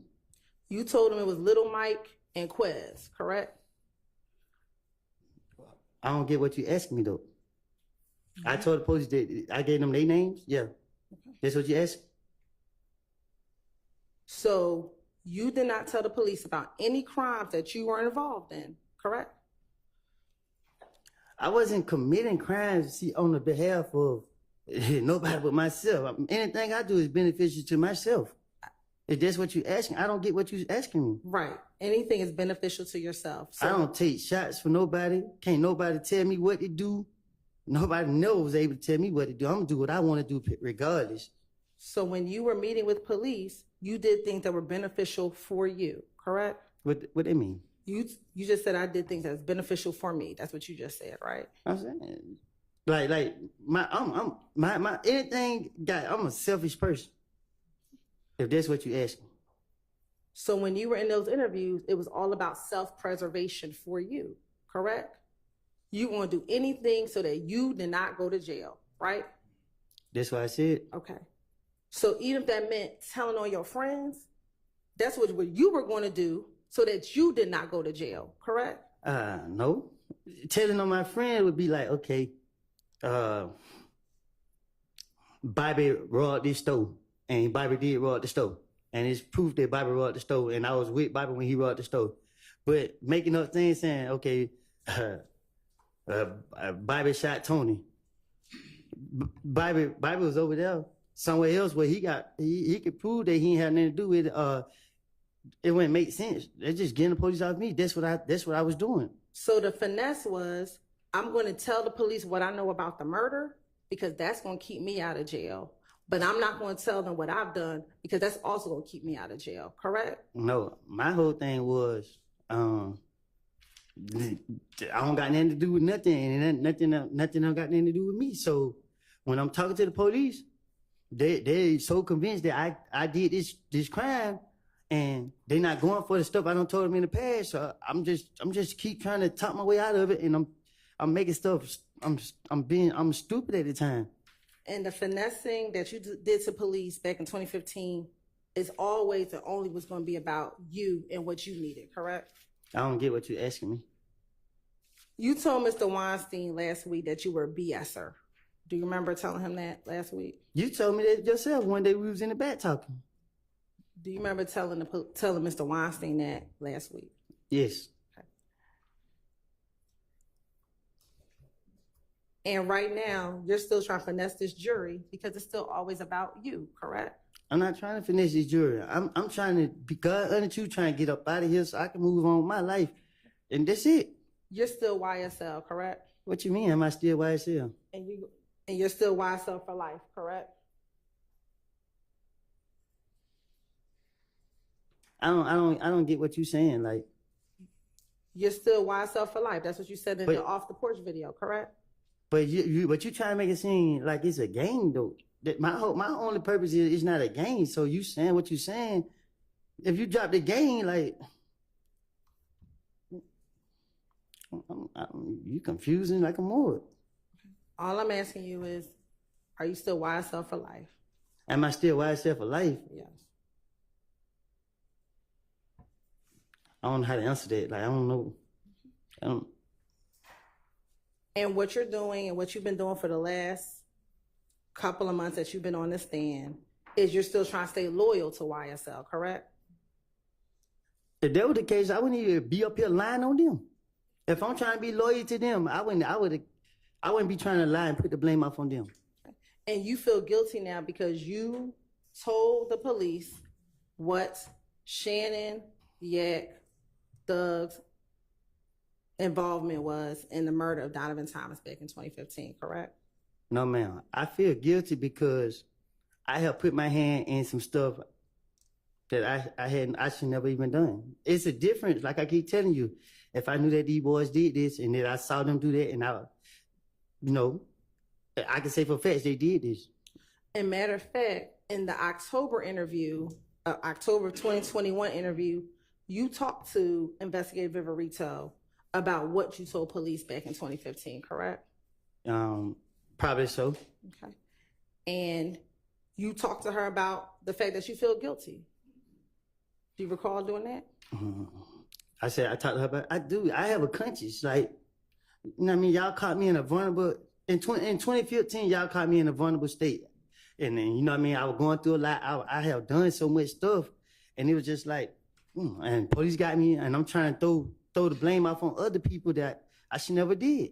And in 2021, 7 years later, you told Investigator Viverito, what I told you back then was the truth, correct? Because you gotta understand. So I know you don't know. Viverito, those people touch us. You feel me? Like they literally sit there and follow us around and pull the car over, lock us up because they know we don't have a license. Like they constantly do that like on a daily basis. So when I'm in front of them, I already know they about to lock me up. And I'm just Viverito, she's better than Gaten because she know how to play on you good. And I knew she was playing on me, and I was trying to play back on her. I was trying to convince them that I would be truthful with them. And did you tell her that I told them everything in 2015, but no one ever helped me out? I never needed nobody else because my only thing was, I knew they was playing on me, but like I said, they sitting here. I didn't want to go to jail. If I could prolong it out or they go for what I'm saying, then hopefully I could get out of here. So what you're saying, what you told Investigator Viverito was not the truth? What I'm telling you is, I mean, June, whatever date you said, when they questioned me, I have made it up. I told you that before you put me on the stand in front of the jury. The jury didn't even have to hear or see me. But y'all still forced me up here. I told you I was going to plead the fifth, and y'all like, why would I plead the fifth? And I told y'all why, because I lied.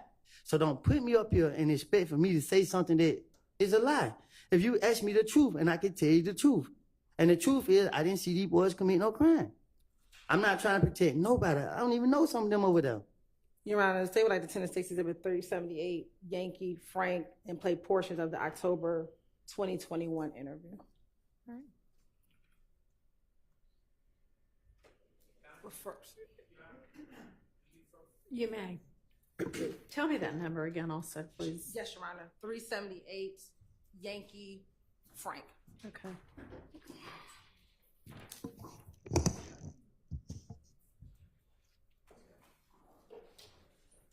Any of y'all need a restroom break? If you don't, that's fine. But if you do, let me know. It would be a good time to take one. Y'all all good? All right.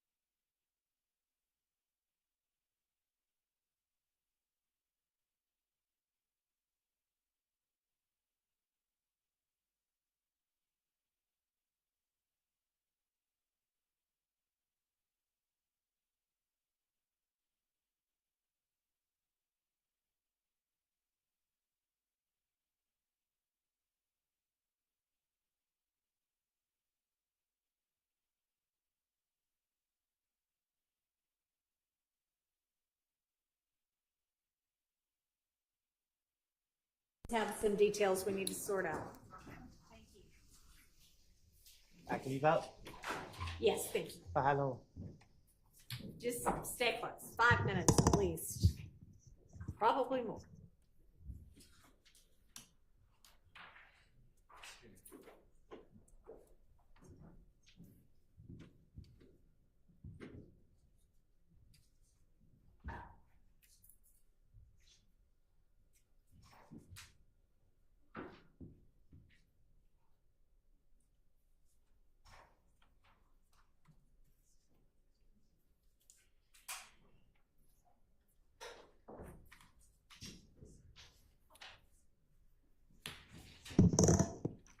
All right, so yeah, Mr. Short, you were saying that this was not one of the statements that we had kind of litigated in detail or at all, and I think that's right. And Ms. Hilton has 4 specific little excerpts, but instead of trying to sort that out up here, let's just, if you'll go ahead and put on the record what those are and let the defense attorneys have a chance to see what you're talking about and whether there are any objections that we need to go ahead and sort out without the jury being present. And we can play it right now. It's only about 2 minutes in total, Your Honor, the 4 sections. I'd really not want to hear it 2 and 3 and 4 times if necessary.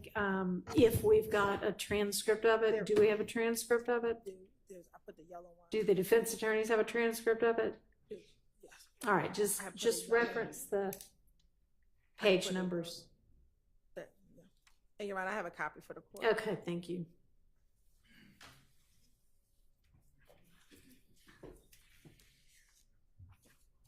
Your Honor, may I approach? You may.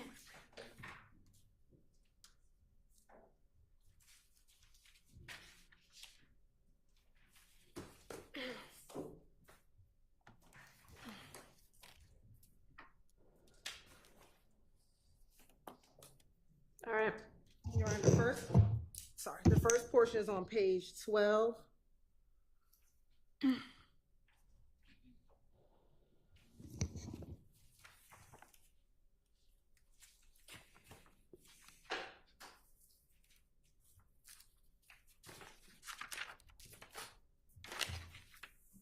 And it goes to page 13,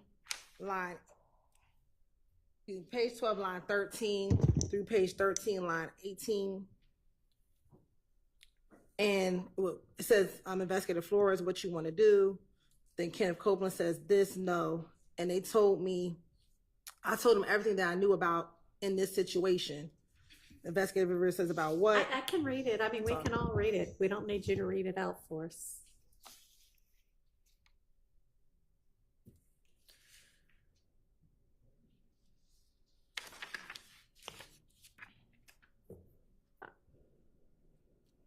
Any issue as to that? And it may be that there are some unintelligibles that aren't unintelligible that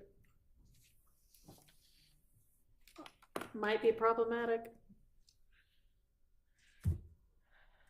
So I guess that part you could fill me in on.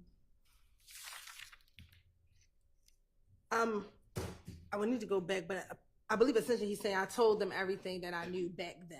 That's what he's talking about. Okay.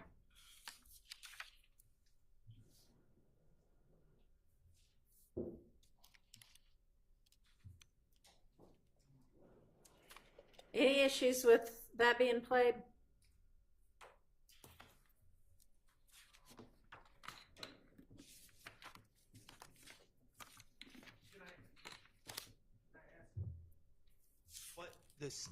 Why is it being played? Why is the out of court statement being played? Your Honor, it's impeachment by contradiction. Mr. Copeland has again testified that everything he said in 2015 is a lie.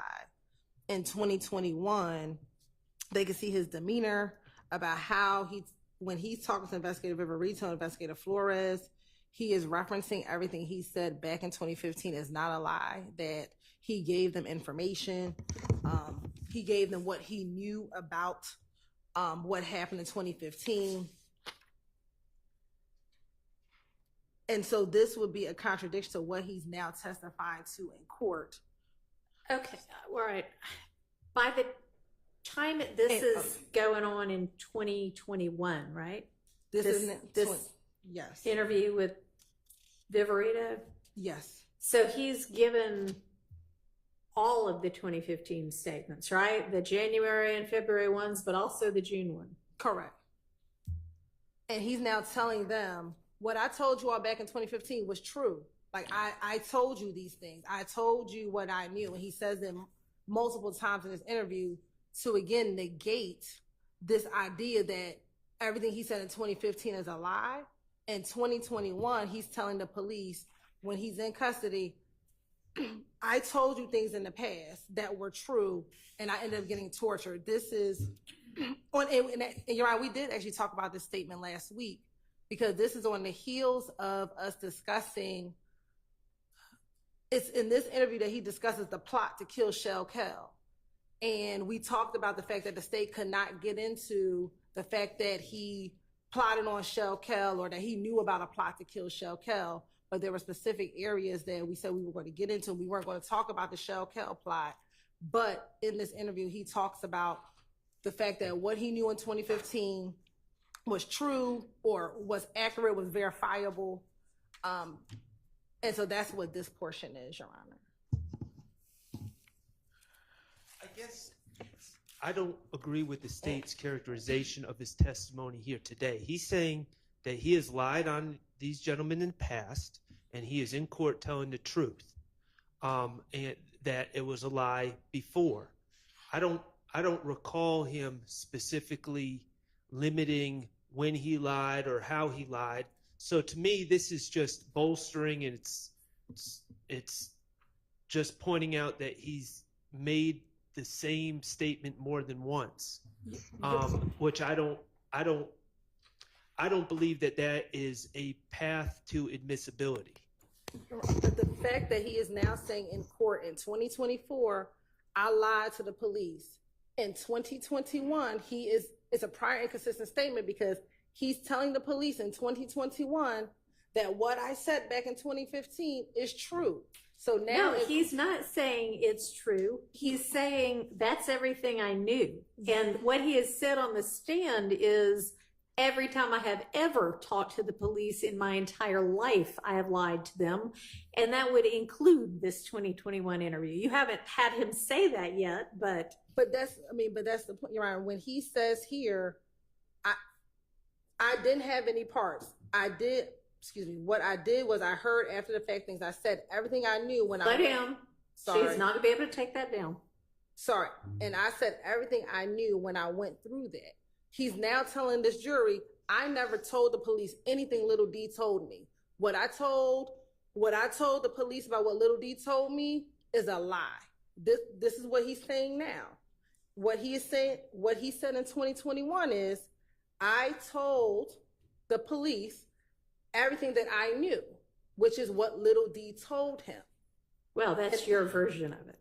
But when you continue to look at the other sections, Your Honor, that will illuminate what. Okay, let's look at the next section. The next section is page 28, line 15 through 16.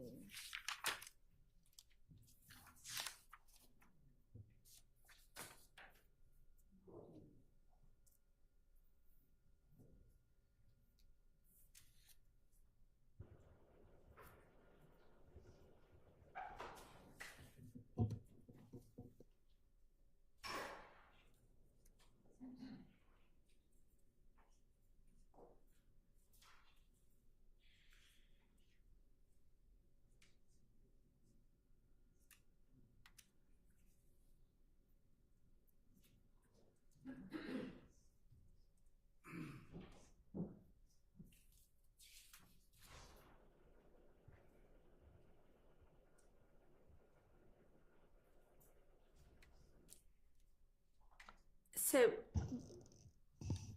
he doesn't appear to be talking on lines 15 and 16 about the same thing that we've been talking about here in court. That appears to be about something else, doesn't it? No, so that's what I said, Your Honor. So this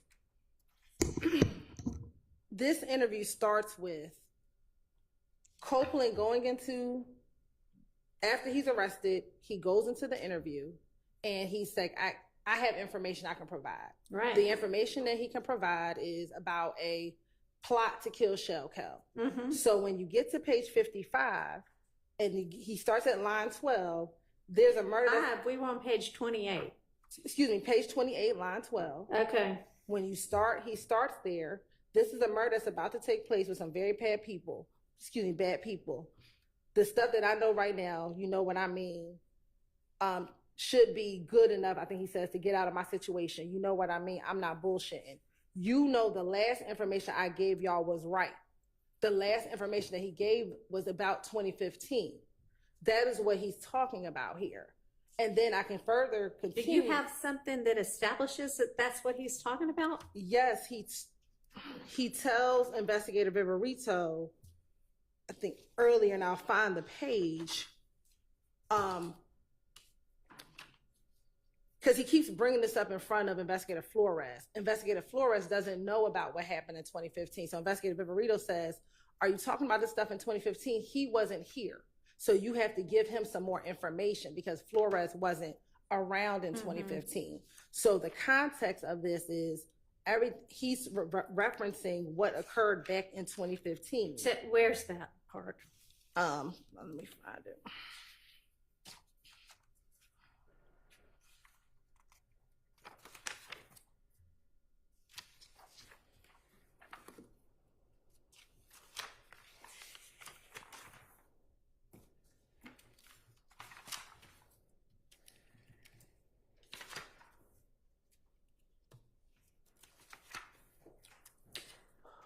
Even before then, like before we ever get to page 12, what are they asking him about? So before you get to page 12, when he gets into the interview room, he's about to get arrested, and he begins to tell them that he has information about some stuff that's going on tonight, getting ready to happen tonight. He then proceeds to tell them he's not going to give up a lot of information because previously when he's given up information, no one ever helped him out. Mm-hmm. So then he proceeds to give a little bit of information, but to say, I'm not going to give you much because when I've done this in the past, no one has helped me out. So what he's talking about is in 2015, when he gave information to Gaither and Dennis, no one helped him out. He still had to go to the feds. He still had to go to jail. So throughout this interview, when he makes references to the past, he's making references to what he told police back in 2015.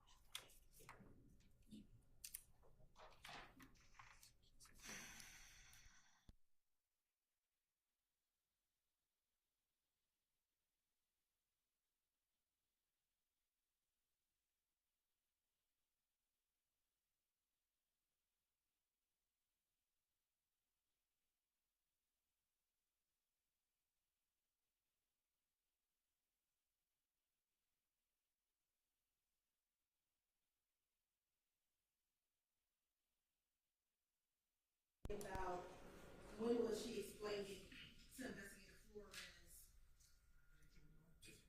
I'm getting there. So we're on page 12, Your Honor. Mm-hmm. At line 25, going to page 13, line 2.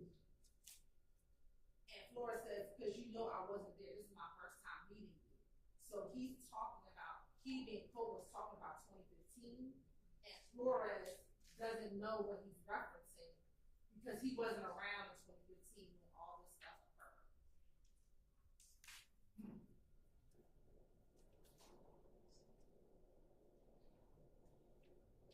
And that's why he said, so you have to fill me in. And so that's when he goes into the paragraph that we want to play, which is starting at line 12.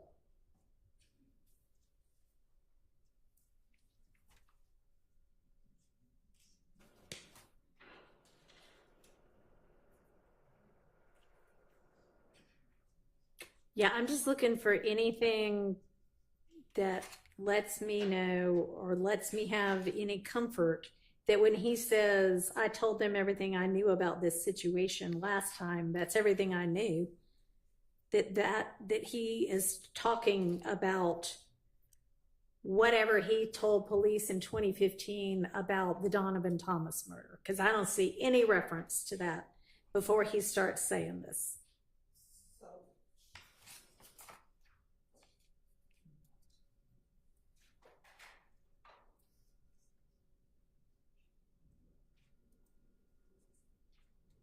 I mean, he's saying on page 9, they're saying you want to talk about today. Correct, Ron, but when he's talking about the last time, Yeah. I think that Mr. Copeland, there are no other interviews between APD and Mr. Copeland between June 2015 and October 2021. So he does not ever meet with the Atlanta Police Department ever again until this occurred. So when he's getting locked up, he's referencing, and he even talks about Gaither, and I'll find where he talks about Gaither in here, that he didn't trust Gaither, or Gaither didn't help him out, essentially. And so his whole reference is about 2015. And even if we continue to page 144,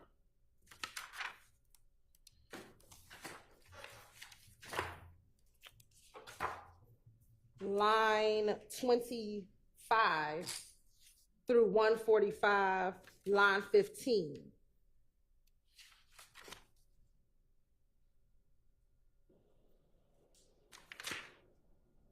So what does he say on 9 through 10? Everything I knew about what happened with that unintelligible situation.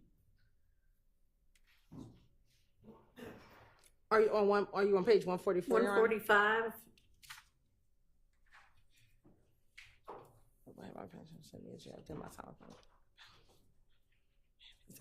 I mean, I do see he says everybody felt I had something to do with it.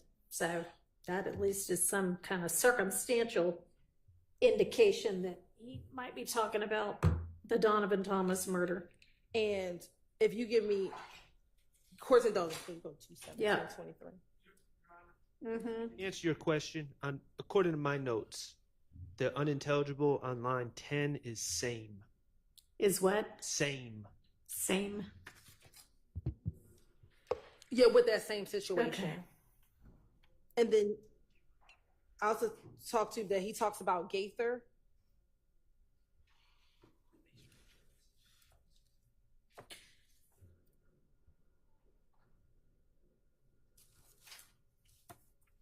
All right. And then, Your Honor,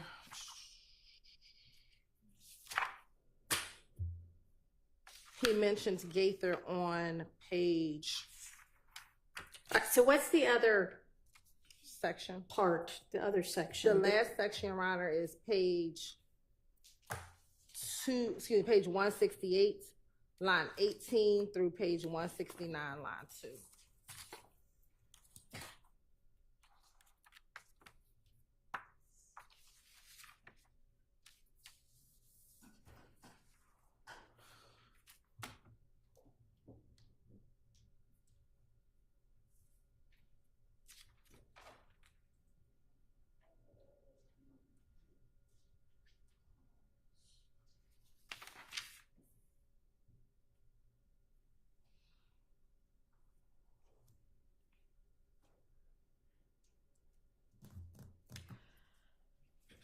All right, and so is your position that he's essentially like protesting in this interview? Look, I told y'all what I knew, which was the God's honest truth the last time, and y'all didn't do anything to help me.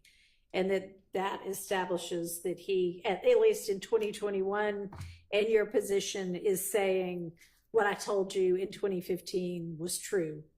And that's inconsistent with what he's saying on the stand today and the past few weeks, which is everything was a lie. Yes. I mean, whether that actually accomplishes that or not, I guess will be up to the jury, but Well, yes, sir. Before it gets to the jury, I just don't know of any rule of evidence that allows someone to reiterate in between the time of the original statement and testifying. Okay, we'll say those two things are inconsistent. I don't know why a statement made in between those two times would be admissible as either a prior inconsistent or prior consistent statement. It just seems like we're at this point using another out-of-court statement to bolster the June 10th, 2015 statement. So I think the state's position is that Mr. Copeland is now saying, he's now disavowing everything he said in 2015 and saying all of that was a lie.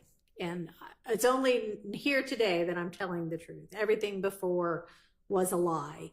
And here is something prior to today that is him saying the exact opposite of what he is saying today. So it is inconsistent in that way. So his disavowing prior statements certainly has happened, and he's disavowed it. To me, as I've listened to the testimony, he hasn't specified, oh, I disavowed the June 10th, 2000. He said every time I talk to the police, it's a lie. Mm-hmm. And I don't know what playing another statement, which he's already saying is a lie, what that is accomplishing. I just don't see this. To me, the state needs to outline a path, an exception to admit a out-of-court statement. And I'm not seeing the exception to the general rule that out-of-court statements would not be admitted into trial. Do you want to speak to that, Ms. Hilton? I believe the court said in its analysis that you just gave, what he's saying in court now in June of 2024 is inconsistent with what he has said in any of his interviews to police. And in 2021, 6 years after he gave his initial statement, he is still telling the police in 2021, what I told you in 2015 was true. You all didn't help me in 2021. What I told you all then is what I knew. I gave you the information. That is inconsistent with what he is saying now in court, that he's just finessing the police, that he's just telling them whatever, and the jury can determine if they believe what he's saying now in court or if they believe what he told the police back in 2015 and in 2021. They can make that decision. But this is an inconsistent statement with what his court testimony is. But isn't someone in 2021 saying what I told you in 2015 is the truth, was the truth? Isn't that exactly what we don't allow in the trials, is someone self-bolstering their own statements? Like, I mean, if I make a statement and then I just go around town and tell everyone, hey, that statement I made is the truth, that statement I made is the truth, are we going to have a trial where we call in 100 people to say I said it was the truth? Yeah. So, I mean, Ms. Hilton, is your position that even though he is saying on the stand, everything I said before was a lie and what I'm saying today is the truth, that it's in fact the opposite of that? Yes. What we believe that what he told the police back in 2015 and in 2021 was true. Like that's the state's position now. And that he is now you believe, lying on the stand. Correct. The state believes he is lying on the stand, saying that what he said back then isn't true. But even and that his motive for doing so is, we believe his motive for doing so is that he's now present and has to deal with what he said back in 2015, now sitting in front of the individuals he testified or he talked to police about. He now has to confront his own statements in front of these defendants who he talked about back in these interviews in 2015. and so he's trying to wiggle out of it today. He's trying to wiggle out of what he told the police back then, back in 2015. And furthermore, in 2021, he's asserting again what he said back then was true, but now he's trying to tell this jury that everything he's always said is a lie. But in 2015, with no prompting from anyone else, he brings up what he told police in 2015. Investigator Verito didn't ask him about what he said in 2015. With his own prompting, he told the detectives his first line, which is on page 12. All right, so I think that this would come in under 24-6-613 C, that essentially right now he has, and I'm not saying he does, but the state's position is that he currently today has a motive to lie, and that this 2021 position he took with the police is before that motive to lie arose, and it's prior to that.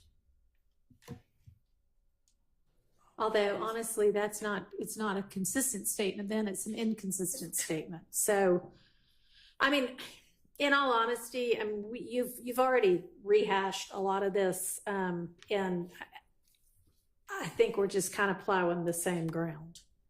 And furthermore, the defense counsel brought up this interview, one, by playing the jail calls that they played. This is the interview that was leaked.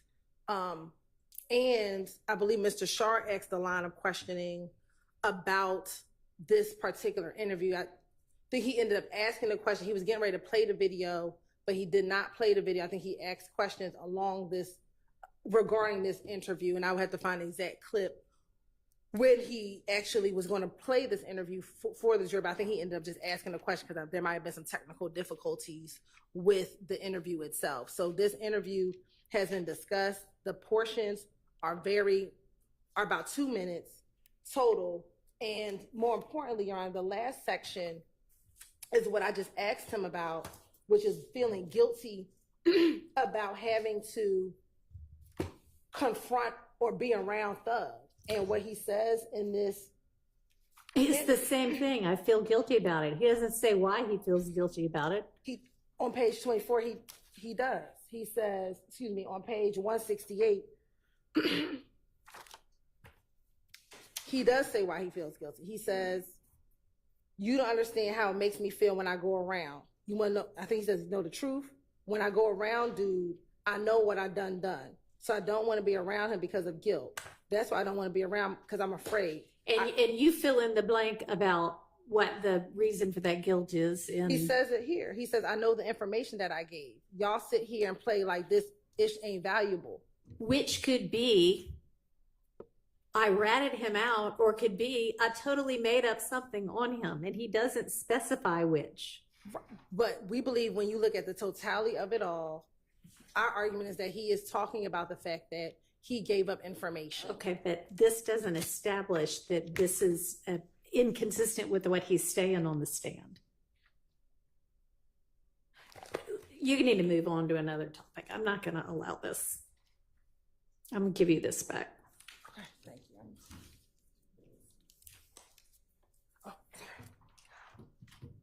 All right, let's get the jury back out. Hank. Last part or none of it? None of it.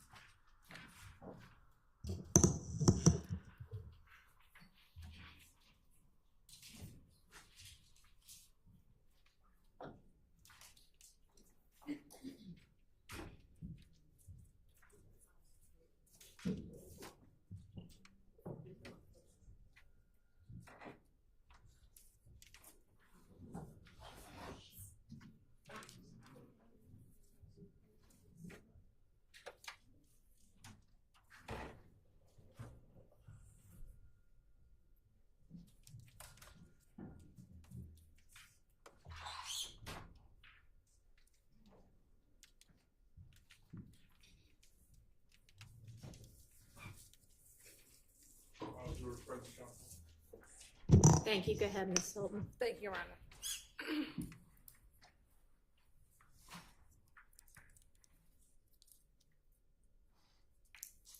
Now, Mr. Copeland, you've told the jury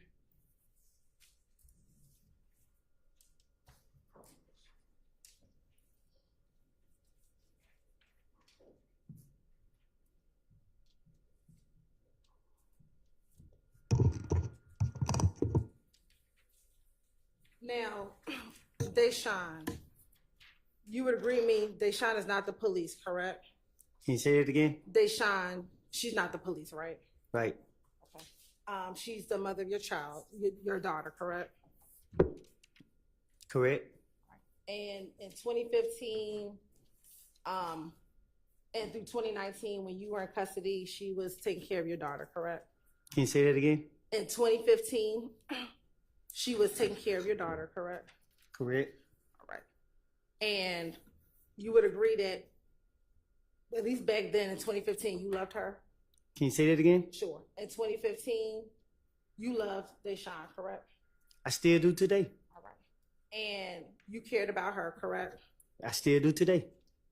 And back in 2015, Deshaun was the person who was trying to get you a bond. Like, she was trying to help you get a bond, correct? How she gonna do that? She not the judge. No, she was trying to get you the money for the bond, correct? To help pay the Oh, bond. she was doing what I asked her to do. Yeah. And she's someone that you confided in, correct? What you mean? She's someone that you talked to, that you trusted with what you told her, correct? I don't trust nobody. Okay. But Deshaun was someone who can see right through you, correct? You can't even see right through me. I'm not talking about me, I'm talking about Deshaun. No. Deshaun isn't someone that you could finesse, correct? Say that again? Deshaun is not someone that you could finesse, correct? She not somebody I can confess. Finesse. And what make you figure that? And in 2015, you talked to her repeatedly on these jail calls, correct? Yes. And you talked to her about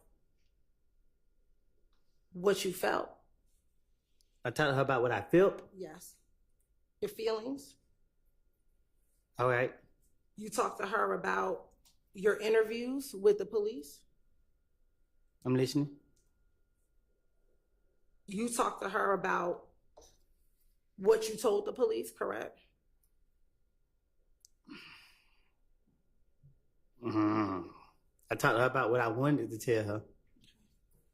And you told her everything that you were feeling back in 2015, correct?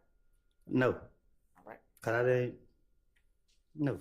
I want to play for you what's already been admitted as Stacey Exhibit 394Y, and I'm only going to play from 7:50 to 11:24.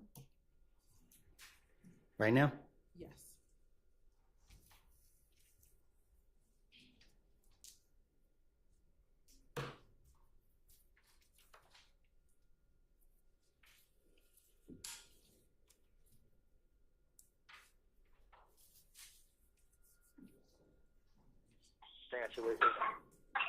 Oi. Deixa. Yeah. Tô. Yeah, I just know I ain't tell you, cause I ain't want you to be worried and like that. Mm-hmm. So that's why Shannon act like they told me. Okay. So I said, but man, I ain't had nothing to do with what man going on. If I let you need to take me with my family, man, I just go out like a sucker. Yeah. I mean, but they say they gonna move me so I can't do nothing to me and like it, and then they gotta see how everything works, and they like shit. They need D tell them what happened, cause D told me what happened. So I mean, they can't go out with that. They told you what happened with About what happened to I ain't know what's going with that shit, man. Talking about with that? Yeah. Mm. So, I mean, when D tell them, when they see that I ain't just making nothing up and I ain't lying, stuff like that, then they gonna help. You feel me? Yeah. So I ain't gonna tell Trey now. I'm just telling you, 'cause I know you. So did you tell Deshaun that D just has to tell them what he told me? Can you say that again? Did you tell Deshaun right there in that call that D just needs to come down and tell them what they told me? I did. See, one thing about me, I know they recorded my call. And that was after they locked me up. I knew they was playing me in the interview. And did you also tell her that once D comes down there, then they'll believe that what I tell them is the truth? Because that's what I was expecting. So what's up? You feel what I'm saying? You know that tell me. Trey, no, everybody gonna know. Yeah. I mean, so they just me and your sister, we gotta take them to the graveyard. That's all right. Yeah, why you tripping with Devo? I ain't telling D all this. You just told me you did. No, I ain't telling D that. You feel me? I just told him. You just said you did. Listen, I'm telling you what I told him. I was just like, hey, bro, if I ever need you, you'll be right here. You feel me? I like, bro. I like, don't let me down, bro. You feel me? You just said you told him. Wow. Cause you. Listen, bro. I only told you. Yeah. I only told you. You the only person I told. Woody, which one you gonna say? Cause why is you lying? You're not listening to me, bro. I told you. I told him. Listen, I just asked him like, hey, bro, would you ever be there? Would you ever be able to? You just switched the whole thing up. No, you're not. I just told you. I let him know like. I just let him know like, bro, if I was to come to you with a situation, would you help? And he was like, yeah, bro. I like, you sure, bro? Cause I helped him when he came down here. You feel? So one thing I know, when these folks come in here, he not gonna lie. You know what I mean? He don't want to play with these people, bro. You helped him do it.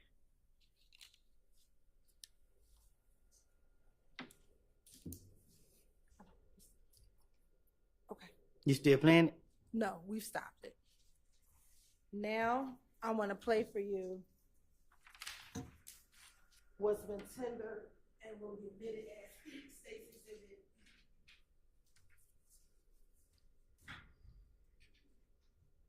404Y.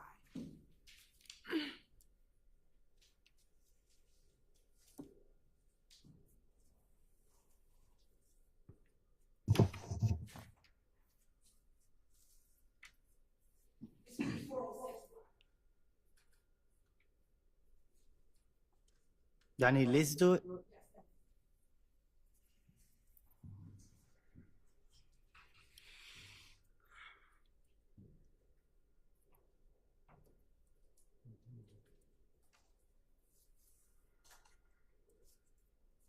Hello, this is a prepaid collect call.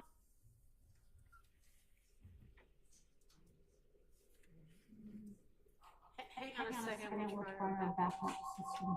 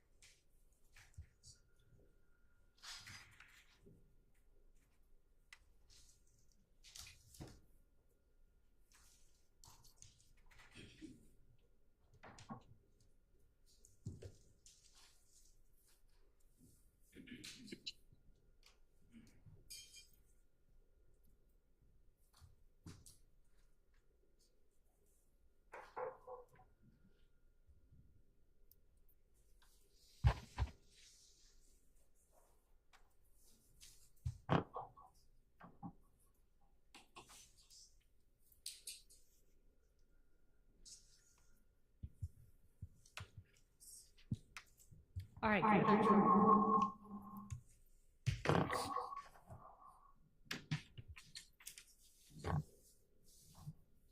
Just try it first. You can hear it.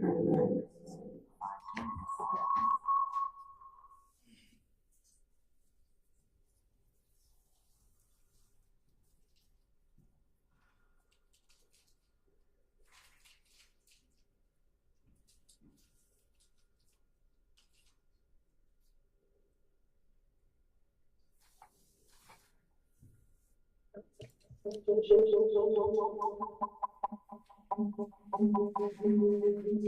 try that setting on my phone.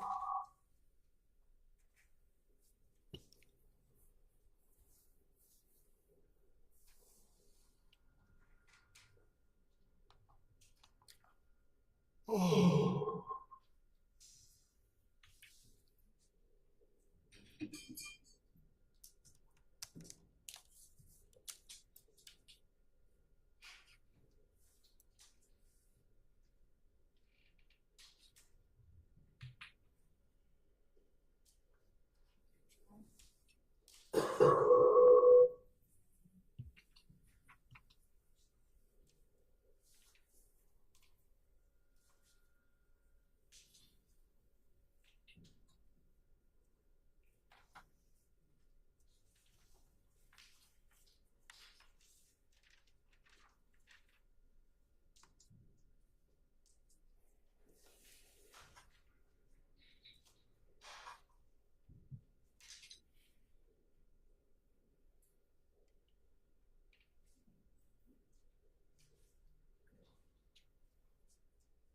Maybe. Okay. All right, Miss Hill. Nope.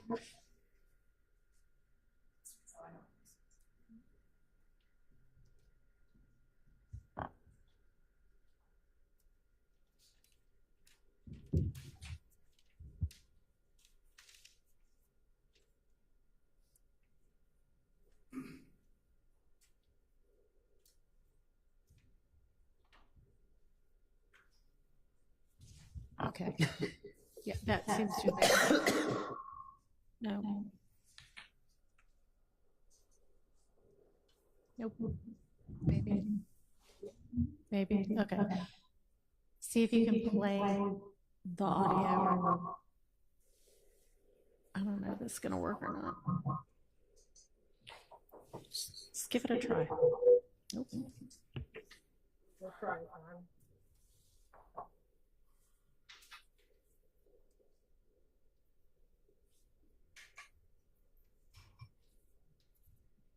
This is a prepaid collect call from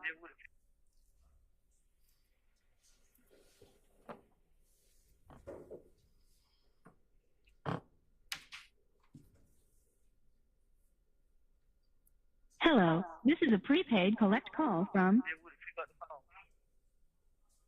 an inmate at Fulton County Jail. Can you hear it, Mr. Cook? Can you hear it? Yeah, I can hear you. We're there.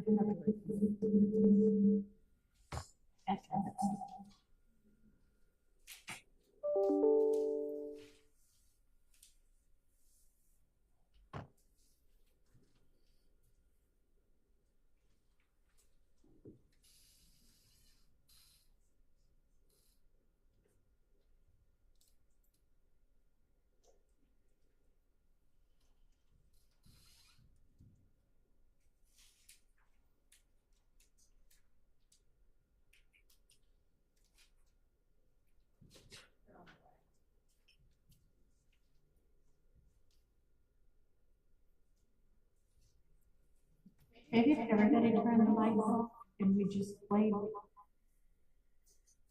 this instead of like go back at the end of it. All of our myself. Nobody else. I choose another.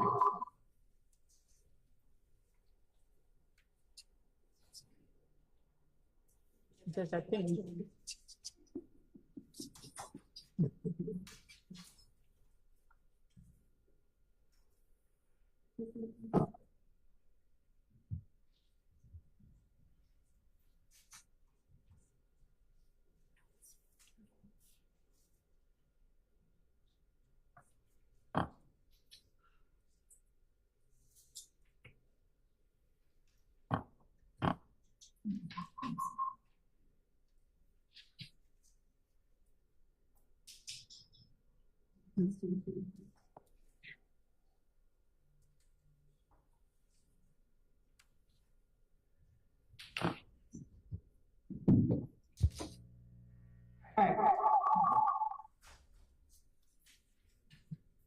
We're going to try to do this sporadic. First, turn off the backup system. Clearly doing it right. And maybe our system will work. In the meantime, IT receives. Maybe they'll have ideas for fixing it. I don't know. Whatever. Clearly the backup is not the answer.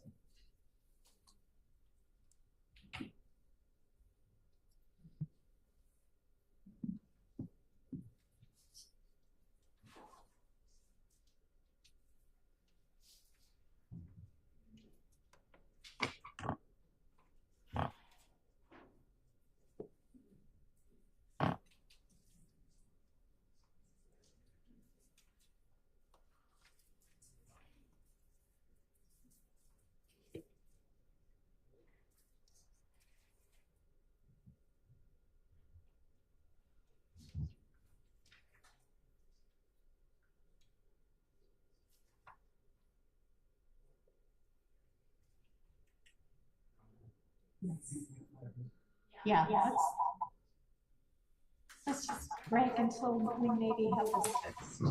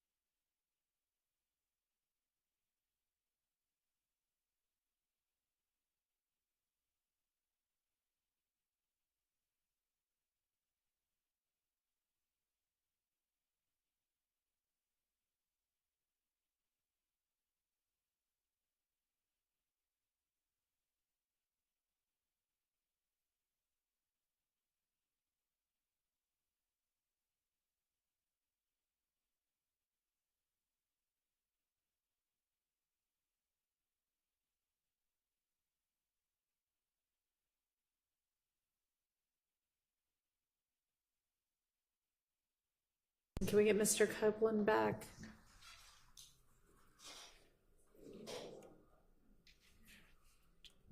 Do we have either Mr. Steele or Mr. Adams on the others? Well, is anybody let them know to come back? There's Mr. Kokomo. All right. All right. There he is. You have everybody else.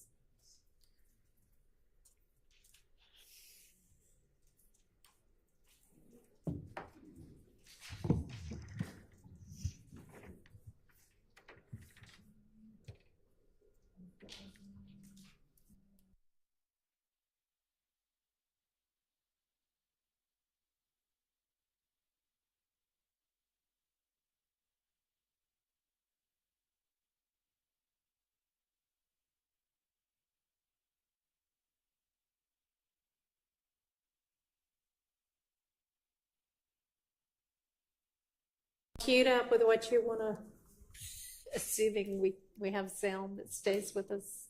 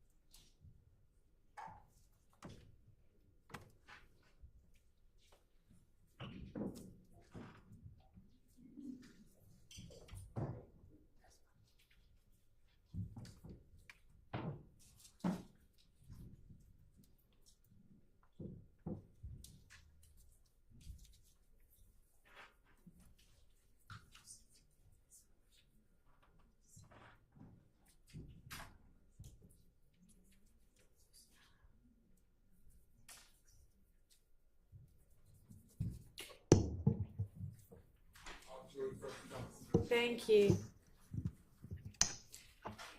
All right, ladies and gentlemen,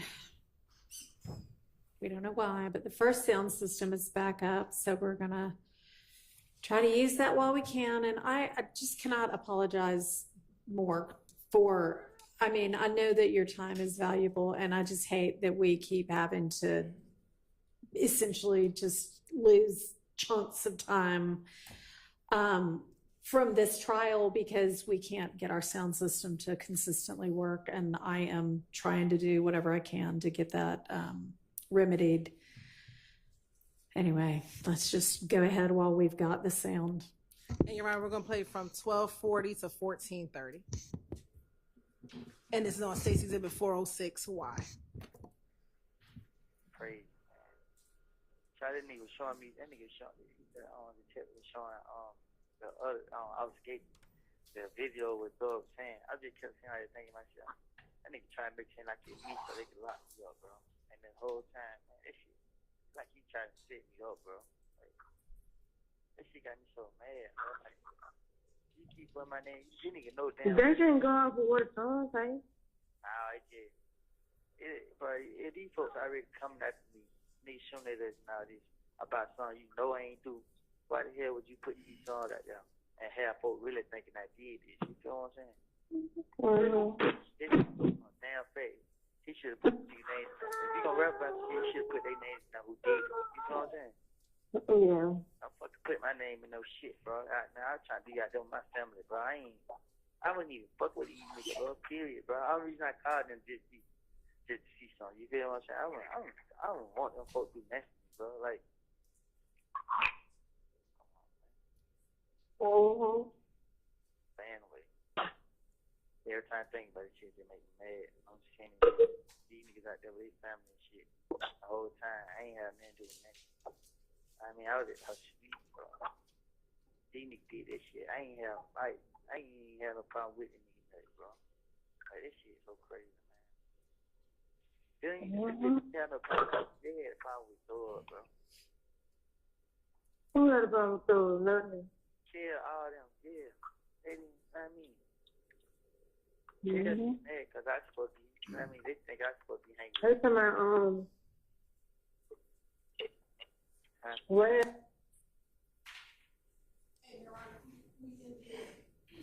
1428.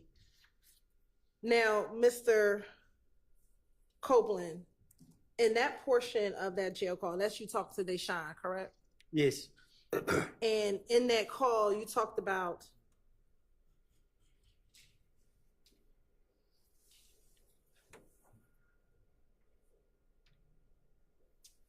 the fact that Thug put you inside of a song, correct? Yes. And you didn't like the fact that that song had been released at this point because people are thinking that you did something, correct? Yes. And that's what got you upset, correct? That's what it say. And were you upset about that? That he put your name in a song? You sure right about that. Okay. And when you said these N-words are shooting at us and all this is about something you know I ain't do, what are you talking about?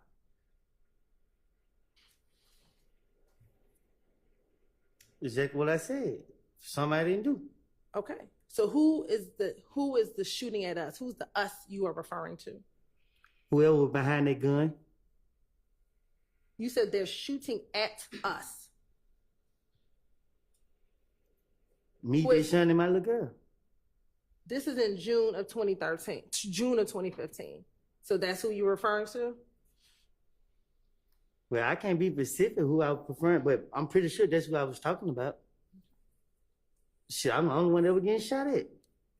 And when you said you're going to rap about it, put their names, who did it? Huh? When you said to Deshaun, why the hell would you put these songs out there and have folks really think I did this shit? You feel what I'm saying? This N-word, this N, know for a damn fact. He should have put these N name in it. You going to rap about it, put their names, who did it. All right. So if you go back and look, I said that after the interrogation. So anytime before that, and I was in jail, I never said that. I knew that they were gonna be listening to my calls. Okay. You said you feel what I'm saying. Don't put my effing name in no shit. Did you tell Deshaun this? That's what he said. And I'm trying to be with my family. I ain't messing with, well, you didn't say messing. I ain't fucking with these N-words, bro, period. Only reason I called them was just to see something. I don't want these folks to do nothing for me, bro. That's what I said. And who didn't you want them doing anything for you? You talking about 10 years ago. Okay. Then you further said to her, I had nothing to do with nothing. I was at the house sleep. These N-words did this shit. I had no problem with this N-word nut, bro. This shit's so crazy, man. They had a problem with Thug, bro. Who had a problem with Thug? Nut and them? And your response was Kel and them, correct? That's what I said. And this is what you're telling Deshaun, correct? That's what we just heard. The person that you trust and the person that you confide in. And you heard her keep telling me, why am I lying? She said she see right through me, right? She didn't say that on this call, though, did she? Did she say that on this call? Did you hear her say that on this call? Oh, I heard her say it, so Did you hear her say it in the call I just none of played? the clip you just played. All right. So next I want to play for you State's Exhibit 407Y. And we're going to start at 328.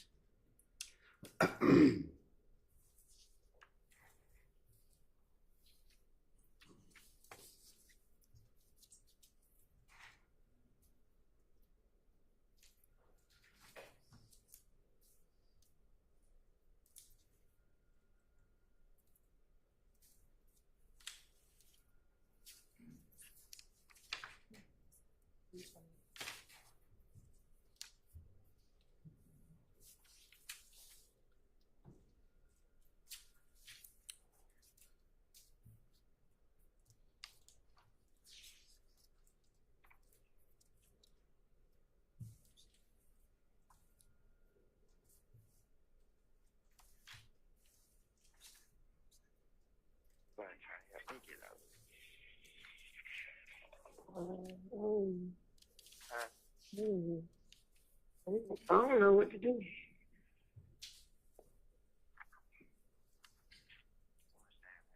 Crazy. What they say. What the kid say? I don't know. I ain't called back.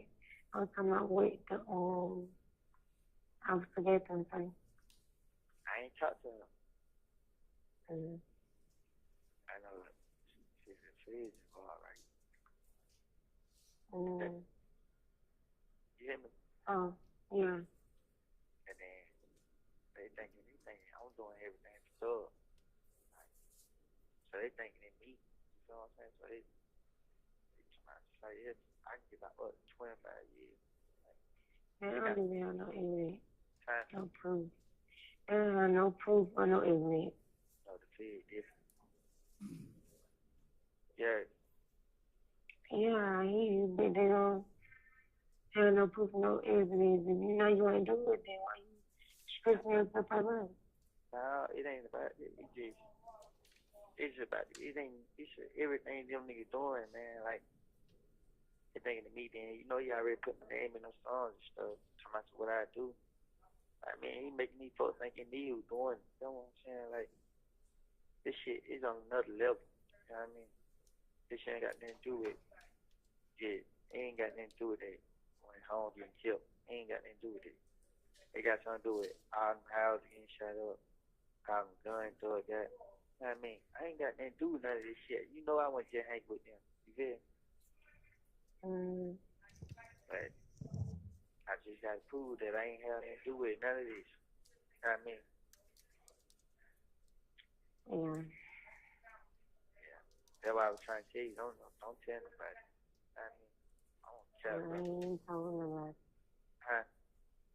I ain't told nobody. Yeah, I know that. I know. Shit crazy, man. I told her. Why you should told? You could have been rich. What? What you say? Why you infiltrate $150 debt they both gave you down there? I can't hear you.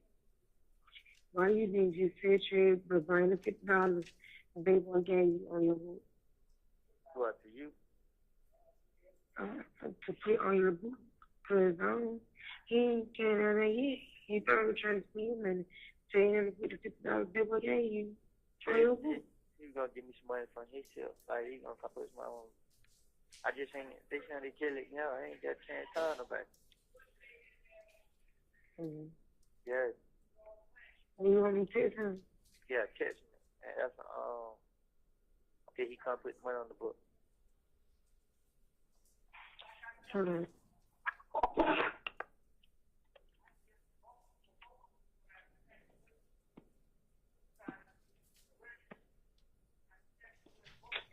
I don't know what I'm gonna do. I might have to cancel for him. Hey, this shit, why you keep hitting me with that right now, bro? Because It's my fault, I know.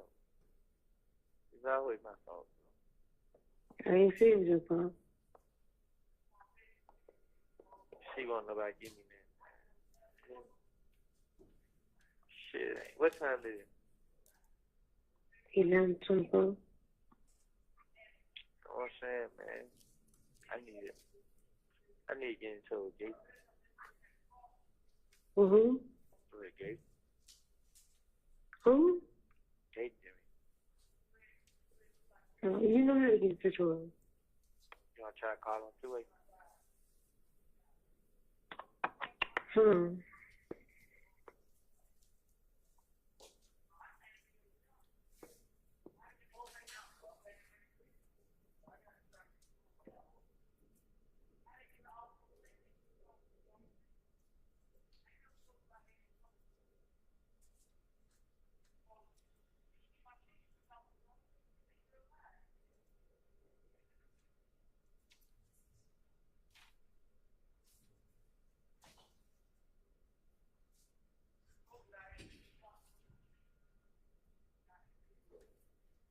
You finished? No, it's still playing. 4042911. Please enter your password. Please enter your password. Mailbox number, please. Sorry, could not find a mailbox for that number. Please enter the mailbox number specified by your system manager. Hello. Please enter the mailbox number specified by your system manager. Sorry you were having trouble. Please try again later. Goodbye.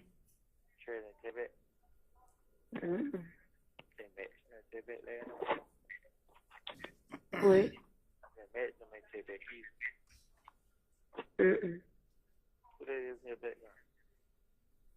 Nobody in my background.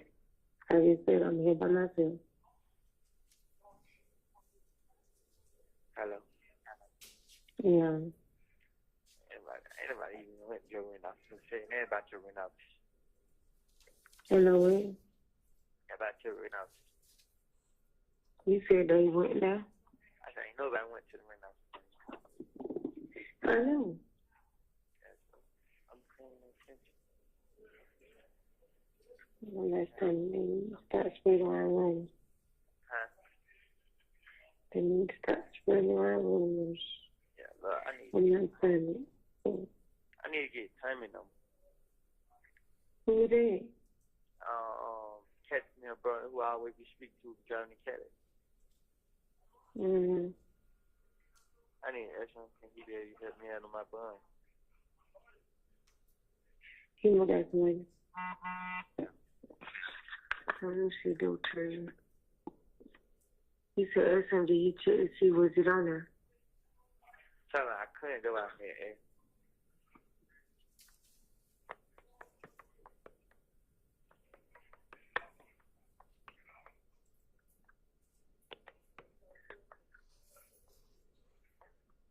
Let's see. No. Hello? Yeah. You sure? Yes. I miss you. I miss you too. I just let you get me out of trouble, bro. About somebody too, man. You have 1 minute remaining on your call. You can play them, but you won't play them on that issue or you can. Okay. When you said it was on there, can't you call me from your book? I can't hear you. Can't you call me from your book now? So, Tracy. He said like it was on there, so can't you call me from your book? I'm finna try to check and see if it's on there. Yeah. I love you, okay? I love you too. I need you to be there for me. Hold on, I'm here. I'm just trying to my book and call you, right? All right.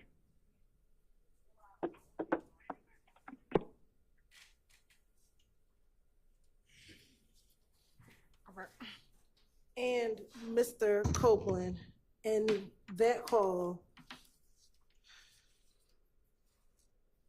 did you again tell tell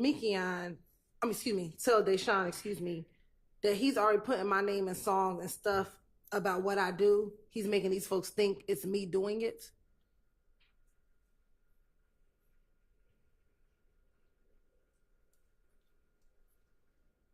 You're staring. Do you have a response? Yeah. Okay. Did you tell Deshaun that? We just heard it. Okay. So that a yes? I said yeah. All right. And that this shit is on another level. This shit ain't got nothing to do with homes getting killed. It got something to do with all those houses getting shot up. That's what I said. All right. And all them guns Thug got. That's what I said. Okay. I ain't got nothing to do with none of that shit. I was just not just hanging with them. I just got to prove I got nothing to do with none of this. You know what I mean? That's what I said. All right. And then later on in the call, you said, I let these N-words get me in trouble for something I did not even do, man. Do you recall hearing yourself say that? That's what I said. All right. Now, these are 3 jail calls that we played All of these were between you and Deshaun, correct? That's what we heard. And on June 10th, you told Deshaun, not say June 10th, on that first call, you told Deshaun again that when D comes down and tell them, they will see that you're not lying, correct? You testified to this jury that Demekion never told you about Nutt's murder, correct? That's what I said. Okay.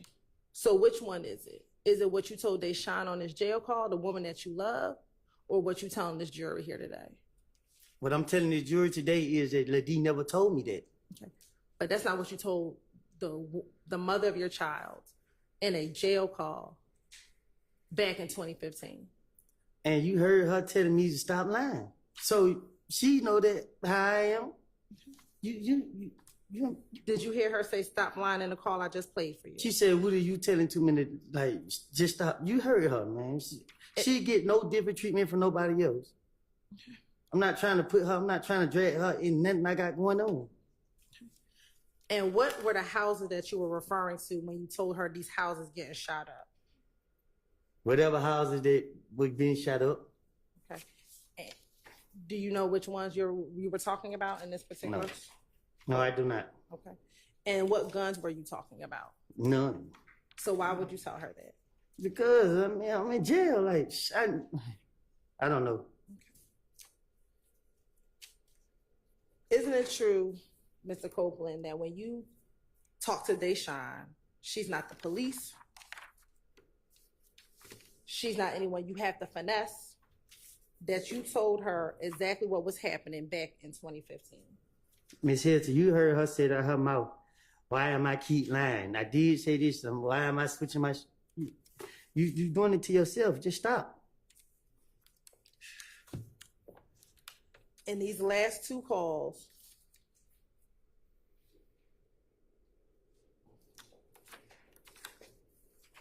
she never said anything about lying, did she? No, she didn't.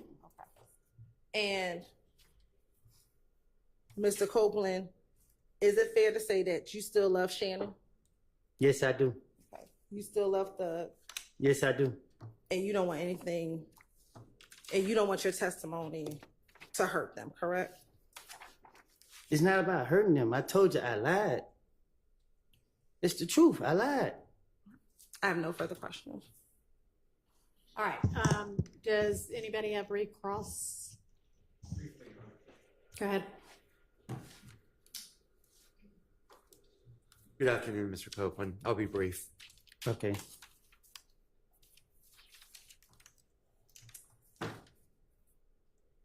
You recall this morning, Ms. Hilton spent a lot of time going over the fact that you're a liar, correct? Yes. And you told Ms. Hilton that before you ever testified to this court, correct? Correct. I did not call you here as a witness, right? You didn't receive a subpoena from me. I haven't spoken to none of y'all. Okay. You received a subpoena from the state to be here. State? Yeah, from Ms. Hilton. Thank you. Anybody else?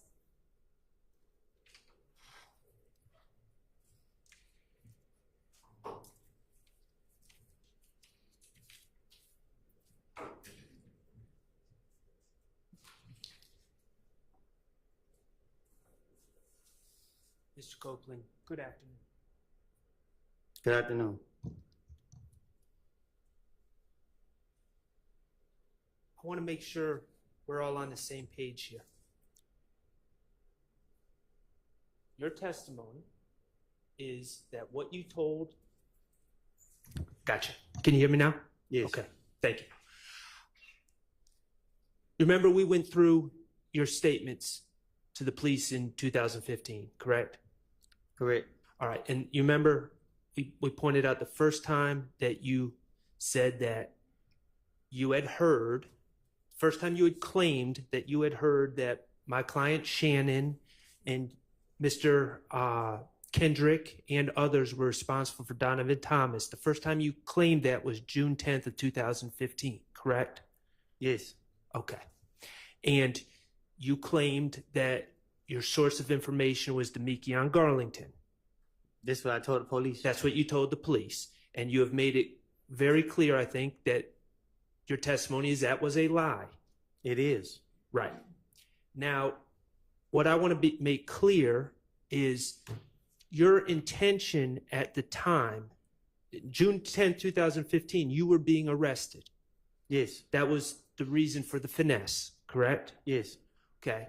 And your intention was that Demekion Garlington, Lil D, was going to back you up. That's what I said. Okay.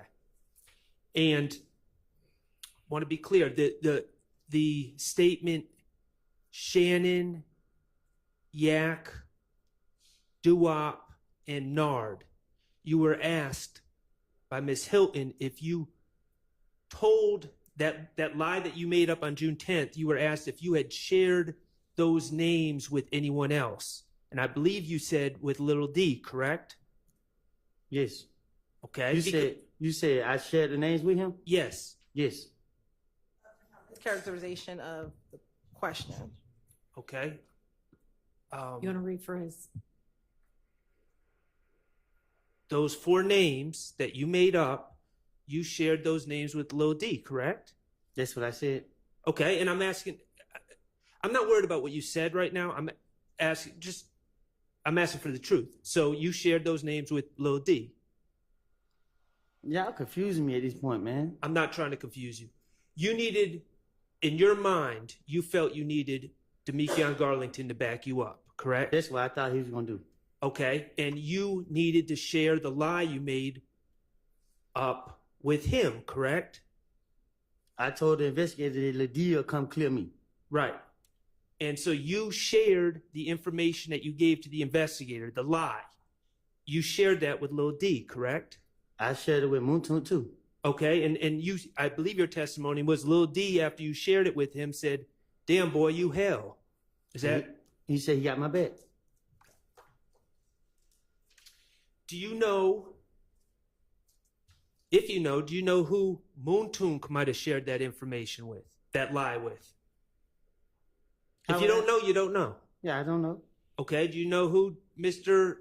Garlington, Lil D, may have shared that information with? Well, I thought he was going to tell it to the police, but I guess he didn't. Okay, do you know who he shared it with? I'm not asking you to speculate. If you don't know, you don't know. I don't know.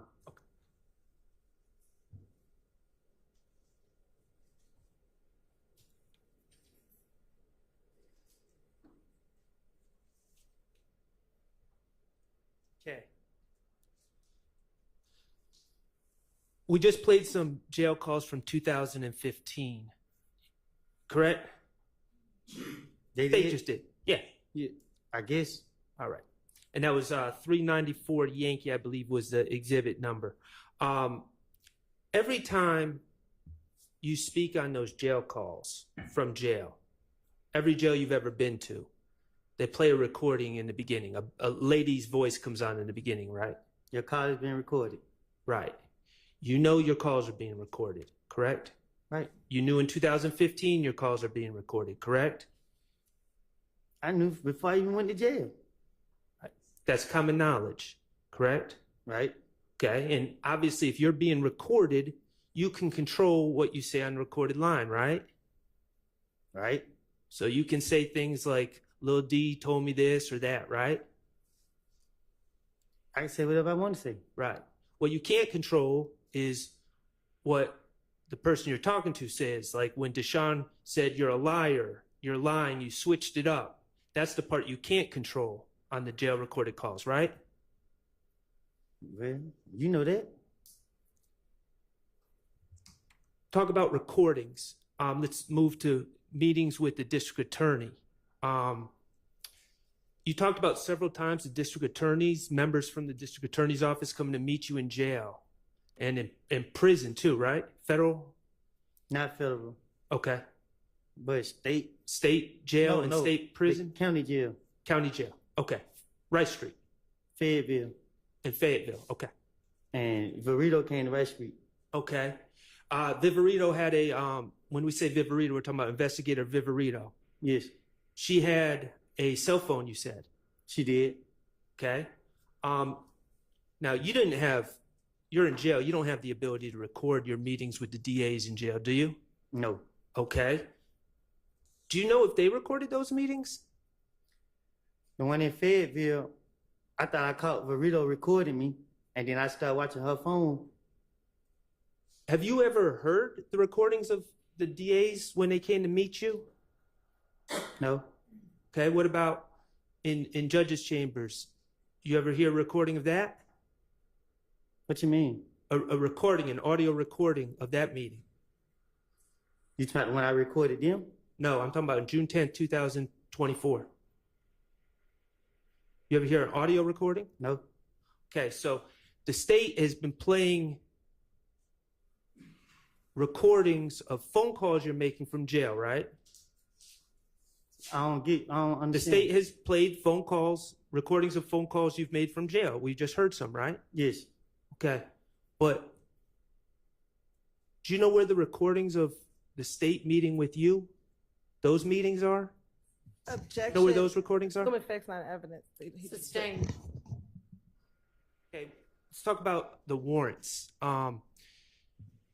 for the murder of Donovan Thomas. Okay, you acknowledge that you were charged with the murder of Donovan Thomas, correct?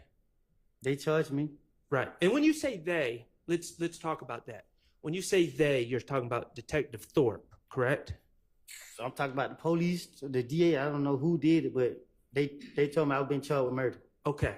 Do you remember in 2015, and we talked about it, you gave statements about where you were that day, right?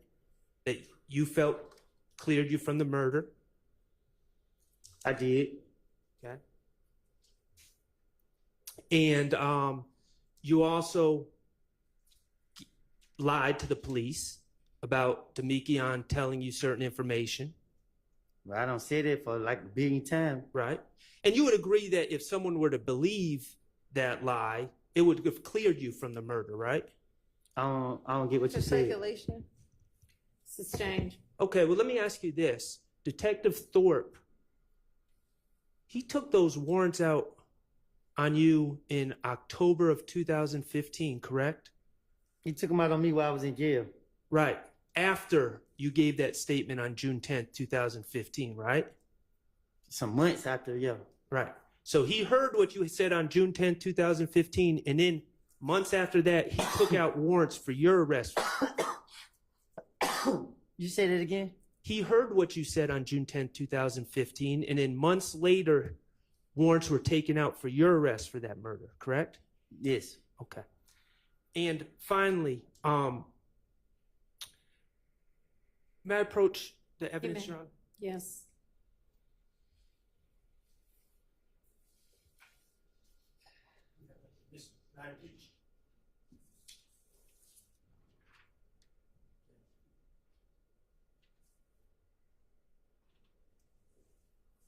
Mr. Kokomo, could you play that prior testimony?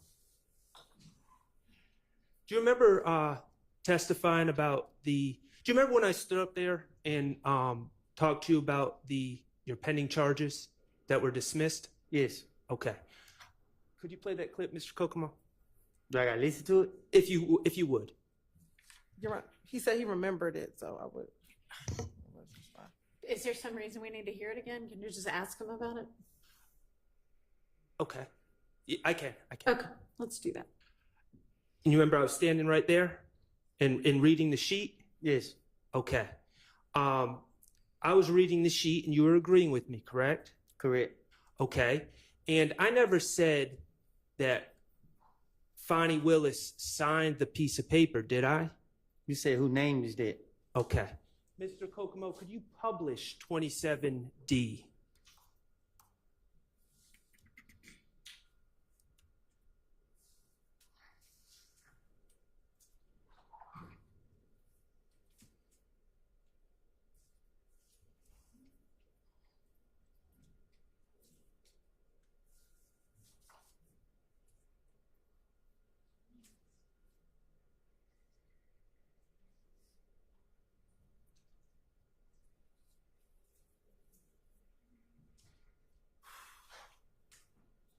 Okay, and Mr. Copeland, I asked you if Fonnie Willis's name was on the decision of district attorney declined to prosecute defendant. And that's your name on the sheet, right? Kenneth Copeland? Yes. Okay. And I asked you if Fonnie Willis's name was on the sheet, right? Yes. Okay. And the sheet starts out, comes now, Fonnie Willis, district attorney for the Atlanta Judicial Circuit, state of Georgia, and shows this honorable court the following, correct? Correct. Okay. And it's signed by another man named Kenneth Hutcherson, whose title is labeled as executive district attorney, correct? That's what she just showed me. All right. And you know Miss Fonnie Willis to be the elected district attorney of Fulton County, correct? I think she's like the head person. The boss. Yeah. Mr. Hutcherson's boss. Let me ask you, this was from 2021, right? When you were first charged with this false statement and false report of a crime. It was 2021, right? When I was in jail. Yes. Okay.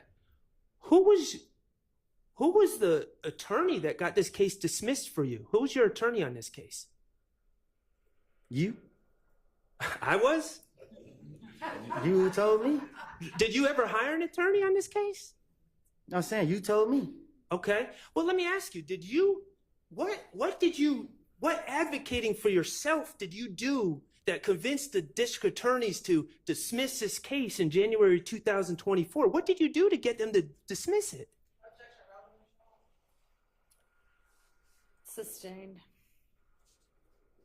Mr. Copeland, you've said in your testimony that you've been sent, the police have constantly sent you to jail for things you didn't even do, right? Right. The state has prosecuted you time and time again for things you didn't even do, right? Yep. People are picking on you, right? Yep. And then in January 2024, your case just got dismissed and you didn't even do a darn thing to make it happen, huh? You told me. I didn't know. All right. Thank you. Any other recross?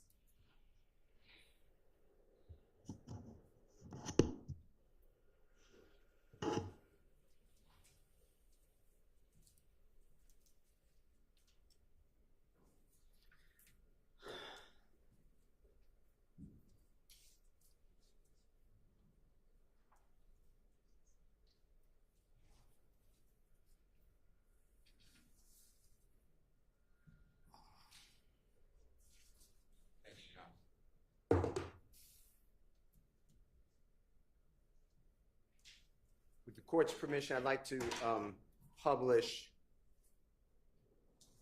378 YD. It's in evidence already. Shannon Stillwell 24F as in Fox. It's 62259 through 62401, about a minute and 2 seconds. Mr. Copeland, can you listen to this? And this is February 21, 2015.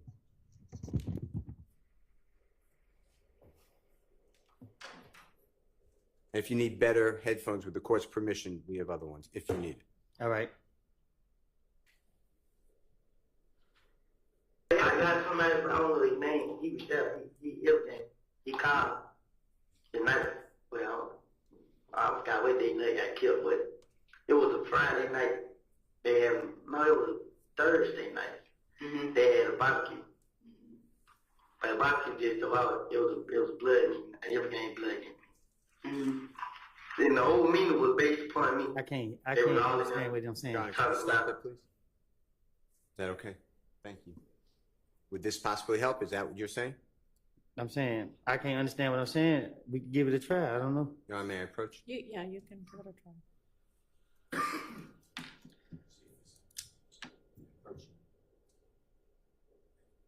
And keep your knee.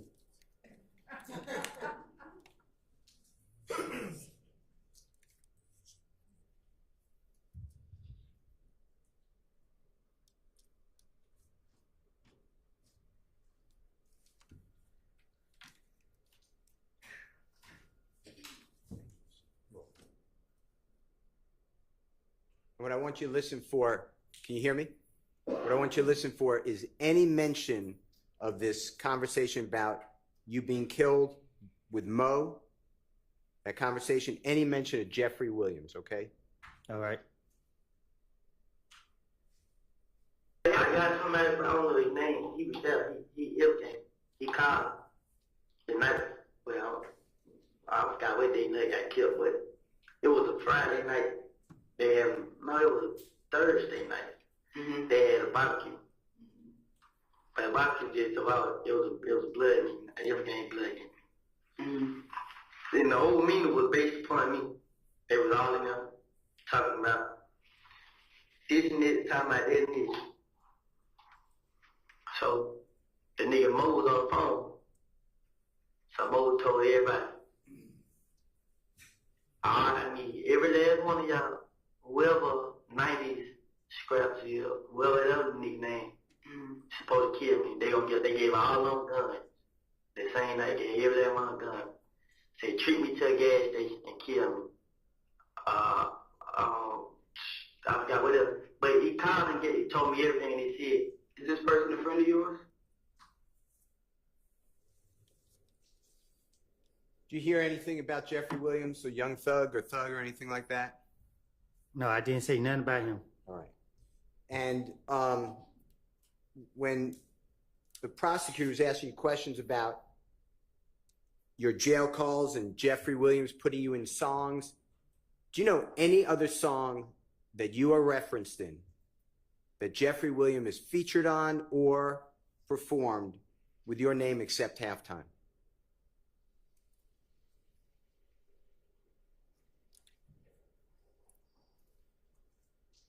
You said do he got any other songs with my name in it? Yes, sir.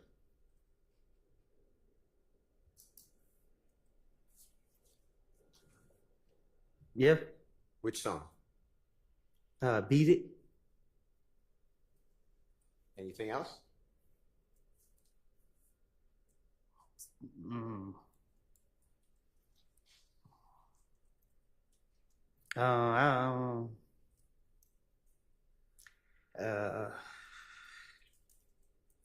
I don't know. Okay. All right. And then when you were questioned by the prosecutor about Monday, June 10th, 2024, coming from DeKalb County Jail to the chambers of Judge Glanville, do you remember those questions? Yes. With all of your time, Judge Glanville was there at that meeting, right? Yes. All of your experience and horrors with the criminal justice system, all the arrests and prosecutions, all your convictions that are in evidence, tell the jurors another time that you found yourself speaking about the case with the prosecutor and the judge and your lawyer. Never.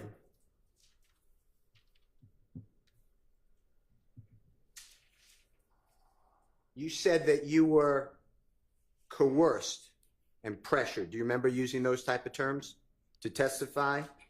I am.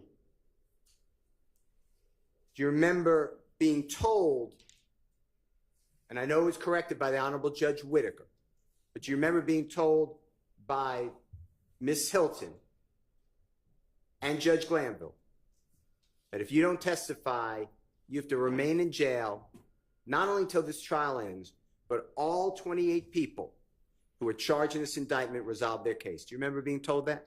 No, they told me indefinitely. Whatever that word, they don't sound like a good word. And I asked her to explain it to me. And then he explained it. And then she broke it down to me that every defendant, so that means the people that go to trial next and all of that. Okay. And it could take up to so many years and just not about to sit in no jail all them years. And Judge Whitaker said that's not correct and corrected it, right? Huh? Later, the Honorable Judge Whitaker corrected that, said that's not true. I didn't hear her. Okay. want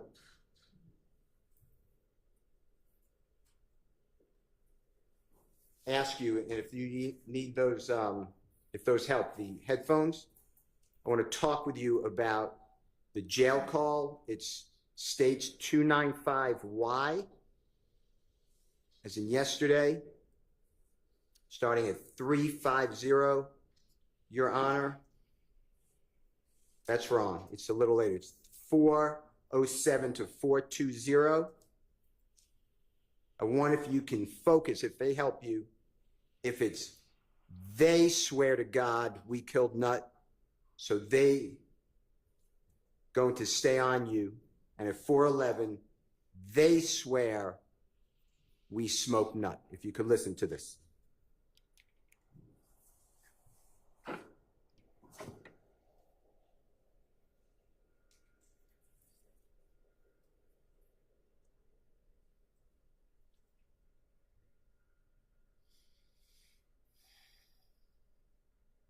Baby, yeah.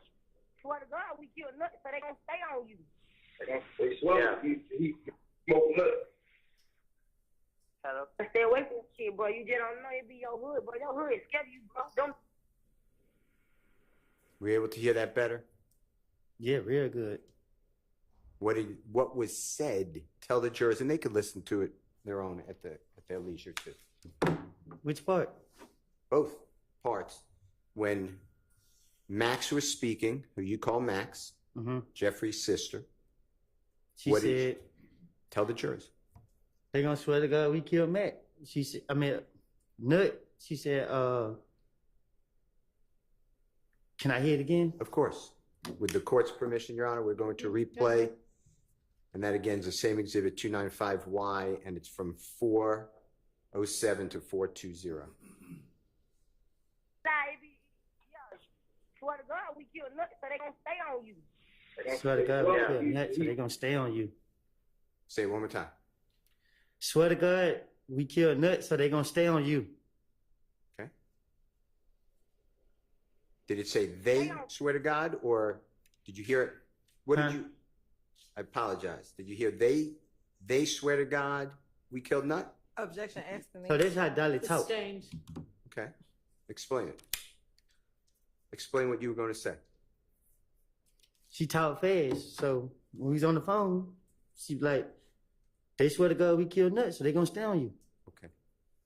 And then Mr. Kokomo, with the court's permission, is going to continue. For that other person speaking, it's a man's voice. If you know who it is, tell the jurors and what that person said, if you can tell. And that's at 411. Nut, so they gonna stay on you. They swear he smoked Nut. They swear he smoked Nut. They swear he smoked Nut. He smoked Nut. Okay. All right, Mr. Copeland. Now, you said, you can take off the headphones if you want to. You said multiple times that you were raised in a situation where law enforcement, you believe you had to lie to them. Do you remember saying things like that? Yeah, I'll have to. Yeah. And some people don't have that experience. Law enforcement assists them. Was that your experience growing up in your area? Yeah, when I grew up, the police used to run in my house and beat my uncles up and kicking our door. So my whole life, up until my mama died. So yeah, we didn't like the police. And when you get in that interrogation room, you said earlier, it's not about the truth. You remember saying that? I'm listening. Is it about just getting out of there? Yeah, that's the purpose of going in the interrogation room, to finesse your way out. And do you know people, other people, do you personally know, who lied to the police in the interrogation room? Shit. Sustained.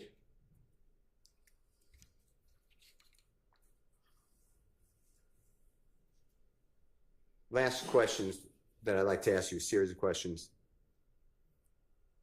Ms. Hilton asked you Jeffrey's not seen on the Texaco video changing cars like you told the police. You know what I'm talking about, right? I have you? Yes. She then asked you about, was there switching of cars in the back of the Texaco? Do you remember something like that? Yes. Where did that come from? That's my first time hearing it.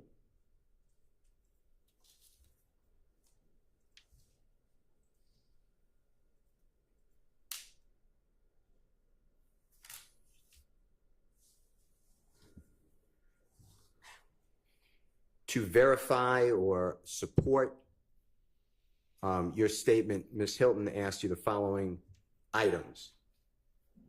Did the police show you found shell casings? Remember that question? Yes. How does that support whatever you told the police? Oh, you lost me. I lost you? Okay. Yeah, you start over? Yes, sir. That question was withdrawn. Okay, if it was withdrawn, it was withdrawn. Did the police show you rental car records from Hertz? Do you remember that question? Yes. How does Jeffrey renting a car for you put Jeffrey into a murder? They did it. We talked about the surveillance video of the Texaco and about the back of it, so I'm skipping that one. How about Duke? You know who Duke is? Which one?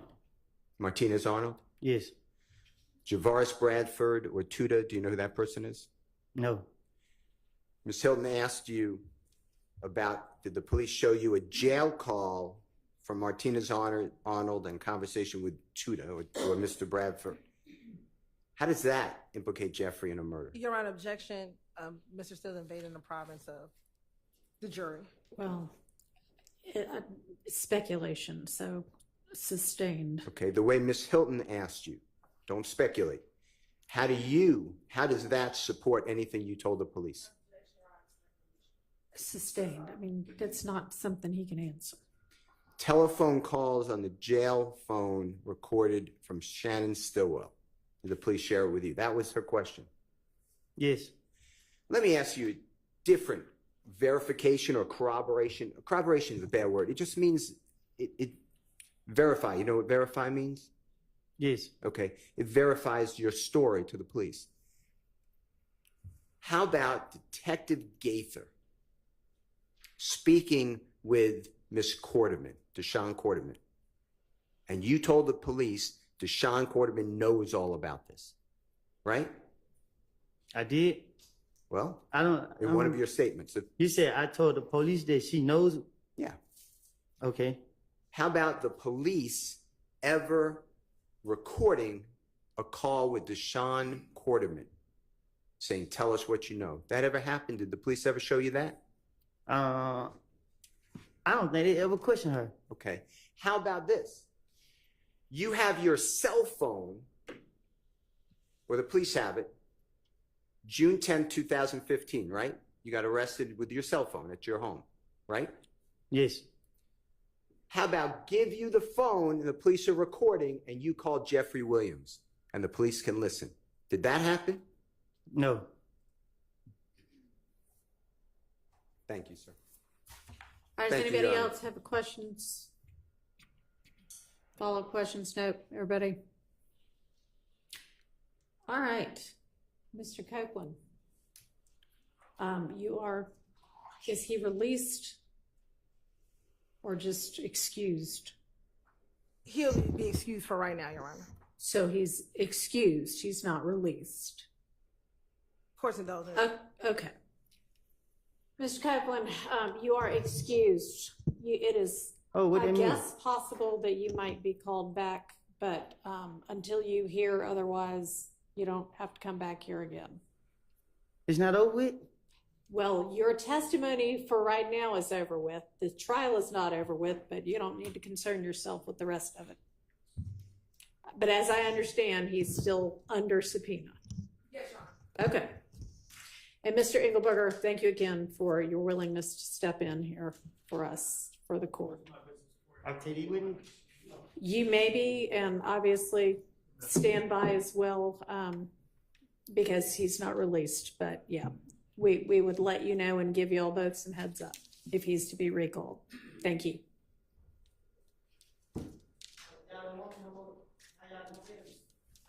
What?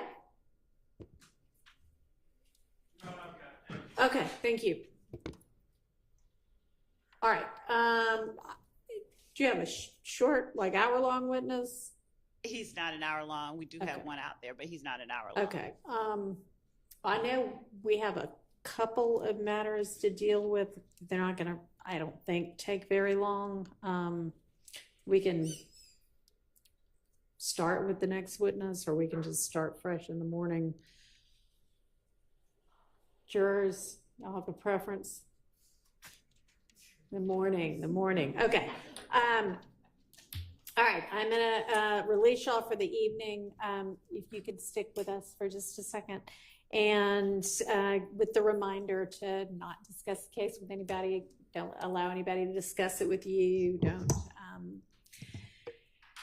observe in any way, and try to avoid in every way any kind of accounts from anybody or any place about the trial, and we'll see y'all in the morning, okay?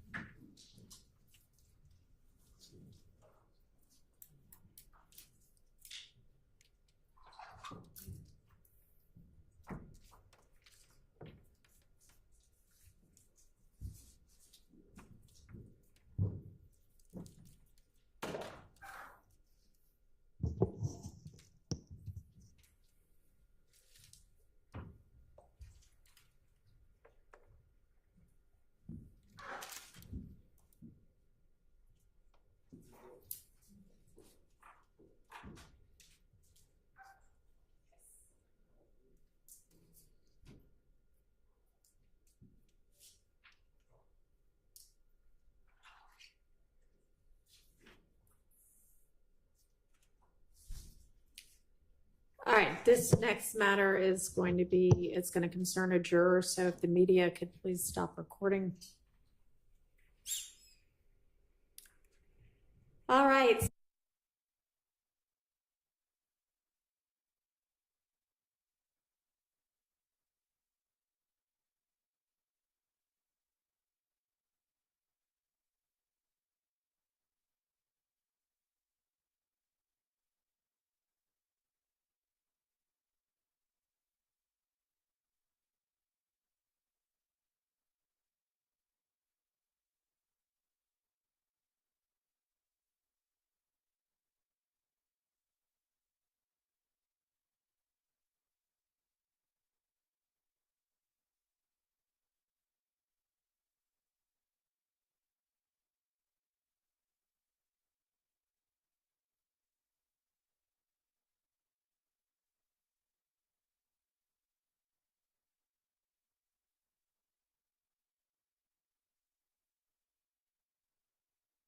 He can be here tomorrow. He did tell me that he was letting the court know his schedule, but he did apprise the court, I believe, in Dublin. Wherever else he needs to be, that he's going to, and once he's here, he's going to need to stay here until we're finished with that witness. He understands that, right? I believe he does. We spoke outside at Okay.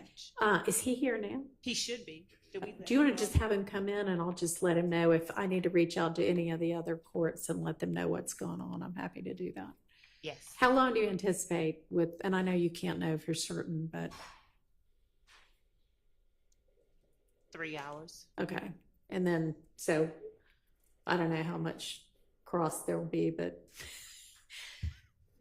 probably, I mean, lawyers are notorious for underestimating how long everything takes. So I'm going to say we might be with him for most of the day. And then if you throw in a couple of sound issues, which seem to be pretty regular as well, we're probably talking about all day with him. Although have your next witness lined up just in case.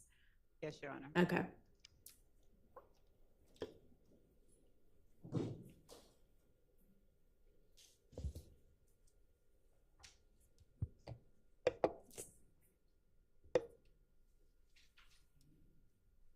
Yeah, while we're waiting for Mr. Wright. Your Honor, I may have missed it. The state earlier, I thought, announced that there was 2 interviews of Mr. Sledge, and I think that was in an email. Isn't that what we were talking about this morning? Yes, and we said we were going to verify. We just haven't had the opportunity, but we're going to verify. We'll email everyone this evening. Okay, well, y'all were, I thought, going to talk about that at lunch, but I'm fairly certain that the defense only has 1 interview in the discovery. can somebody kind of go ahead and sort that out before we leave here? Good afternoon. So I think that we're going to see you and your witness tomorrow. And I appreciate you being here. You know how it is. You never know exactly when the next person is going to get called, but your witness will be first thing in the morning, 9 a.m. The estimate is somewhere between 3 hours, and I'm thinking more like the whole day, but who knows? Hopefully it'll just be tomorrow in terms of your scheduling, but obviously if I need to reach out to any other judge who expects you, just let me know that, and obviously our chambers will coordinate. Yes, sure. Okay. I'll direct them to your All right. chamber. Okay, and if there's anybody that you think needs to be apprised in advance, just let us know that, and we'll go ahead and do that as well. Okay. Yes, sure. All right, so we'll see y'all in the morning, 9 a.m. Yes, sure. Sharp. Thank you.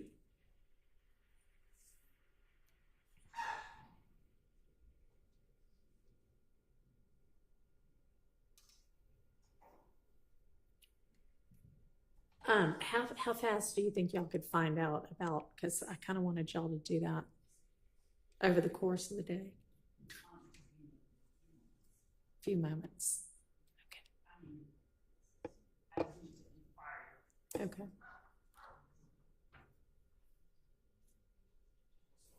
Judge, while we're waiting on that, I want to reiterate, I don't know whether this has been covered, but I do want to reiterate my objection to the admission of any guilty plea agreement or guilty plea transcript against anyone other than the witness on trial. I mean, the witness in the witness stand.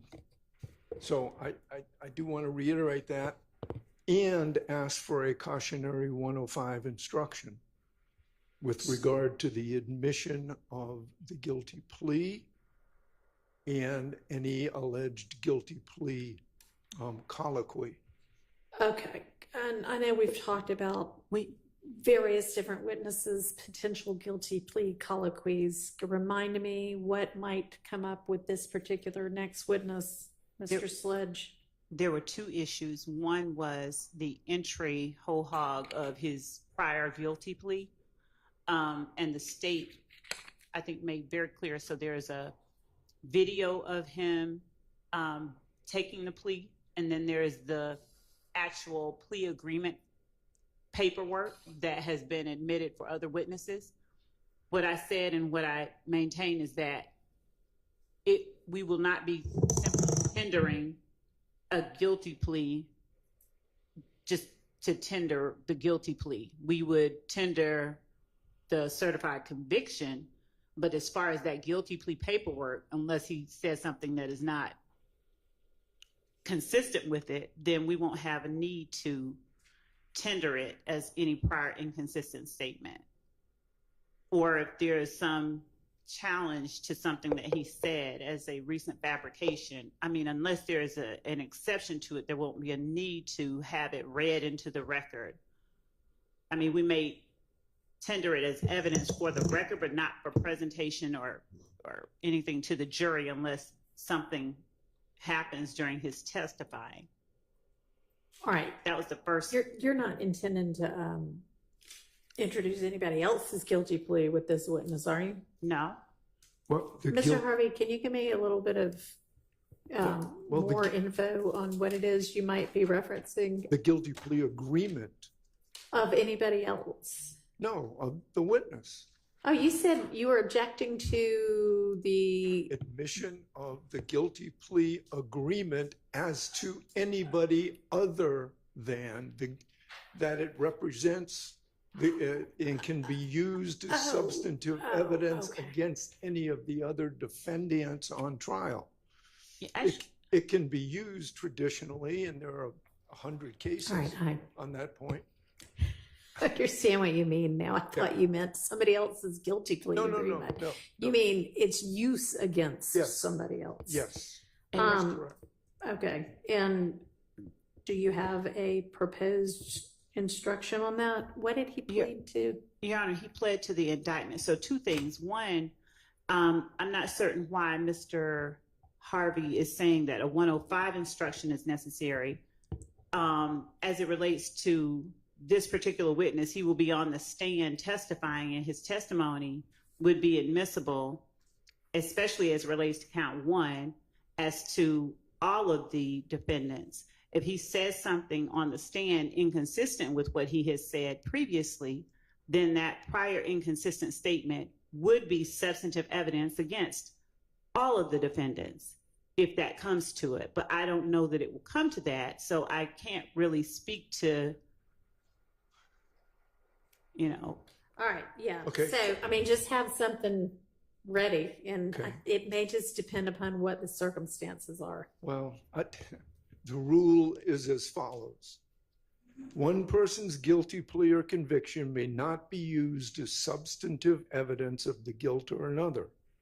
The evidence, however, a co-defendant's guilty plea is admissible at trial, provided that, quote, the evidence serves a legitimate purpose and the jury is properly instructed about the limited use they may make of it, close quote. That's United States versus Deloach at 34 Fed 3rd 1001 at pinpoint 1003, as discussed in United States versus Clay.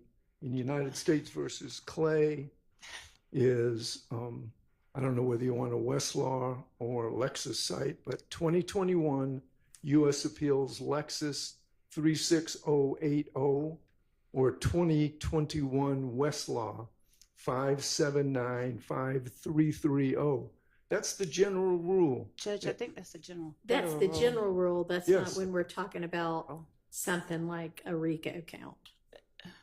It's the general rule as to anything. He can testify, but the plea agreement cannot be used against everybody else. That provision of the statute and the gang statute has been held unconstitutional. We've argued about this before, but his guilty plea can't be used against anybody else. I disagree with what Mr. Harvey is saying. I think as it relates to this witness's guilty plea and anything, if it's a prior inconsistent statement, federally it may not be allowed, but under the Georgia rules of evidence, a prior inconsistent statement is substantive evidence. So given that it would be substantive evidence against each of these defendants as to count one, a limiting instruction would not be warranted. A 105 limiting instruction, as Mr. Harvey has requested, would not be warranted. So I'm not certain what he's proposing to the court, so I can't really object specifically to what he's proposing. It's not. But I argue that. Sorry. Please don't interrupt. I'm sorry. I the thought she was attorneys done, when they're and I talking. apologize. Okay. But I would, at this point, my position is that a 105 limiting instruction isn't necessary. We're not talking about someone that they cannot cross-examine. We're not talking about somebody who's unavailable. We're talking about a person who is on the stand as a witness that will be asking questions. Okay, so I don't think Mr. Harvey is talking about a prior inconsistent statement being used as substantive evidence. He's talking about the guilty plea itself being used as evidence against any of the people here on trial, right? That's correct. That is correct. The guilty plea agreement can be used against Mr. Sledge, but not against the other defendants. Show the court a case. I want to see a case where it says that a 105 instruction and a guilty plea of even a testifying co-defendant doesn't require a 105 instruction. The case that I cited to the court, which cites a whole series of 11th Circuit cases, is a case that deals with a testifying witness. It is not just unavailability. And fine, if we can see a case that says otherwise, we'll be glad to discuss it. In the meantime, I'm moving in limine and want a 105 instruction. All right, well, give me something that you would like proposed, and why don't we all meet here at 8:30 in the morning, since we'll need to hash all of this out potentially before we get the next witness on the stand. Yes, Your Honor. I'll be here at 7:30. And what I heard Mr. Harvey say that he's not speaking about the certified conviction. He's talking about that plea form where there were factual acknowledgments that were made. And that is what we discussed the last time. And that is what I told the court that I would not be using unless there was something inconsistent said. And that is why I said it would be a prior inconsistent statement that is admissible as substantive evidence. And Mr. Harvey is asking us to prove a negative, when in fact the case law that he is citing is not applicable to this circumstance. Judge, I am talking about a plea agreement. There Are you is a talking December. about the part that he signs and he says, yes, I acknowledge X, Y, and Z are true, or whatever it is he says? Yes, that's correct. Okay. All right. See y'all at 8:30 about it, and send anything you want to have me consider in the meantime to Ms. Hurstfield. All right, anything else? We have a response for the Antonio Sledge interview, Your Honor. Okay. It appears that there's only one interview to answer the question. And also, Your Honor, I can do this now or when the jury is, I want to just make sure that the exhibits that we discussed today were tendered and admitted, Your Honor. And so I just wanted to go over those numbers again. We can do that now. So the exhibits that we tendered and moved for admission was 399Y, 401Y, 402Y, 403Y, 404Y, 405Y, 406Y, and 407Y.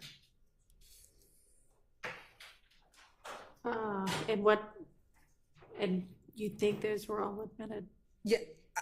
Or you're just If they trying to weren't, make I want to sure? make sure that they are. I know. So remind me what 399Y was? 399Y was the Law&Crime clip where I asked Mr. Copeland about reading the Hertz records. Okay, yeah. I don't know if you tendered, or, well, I mean, you must have because you played it. So yeah, that was admitted. And then I know 401 and 402Y were, and then obviously anything that you played was. Yeah. Is that what everything else was? So 401 and 402 were the Guilty document plea forms, yeah. And then Those are in. And then 403, just to confirm, was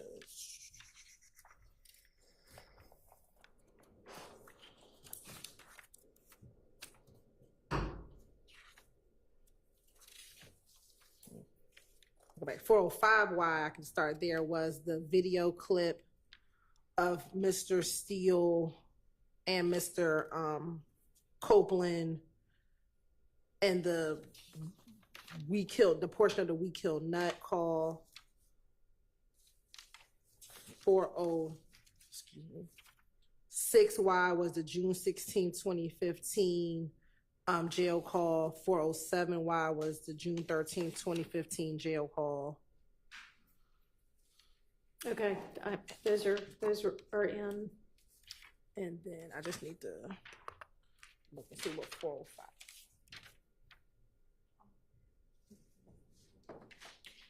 I mean, a lot of this is like it was already in, and now they're just excerpts. And so they already are in. They're just labeled as smaller pieces of the larger piece that's already in. No, right? no, these were like the Law&Crime.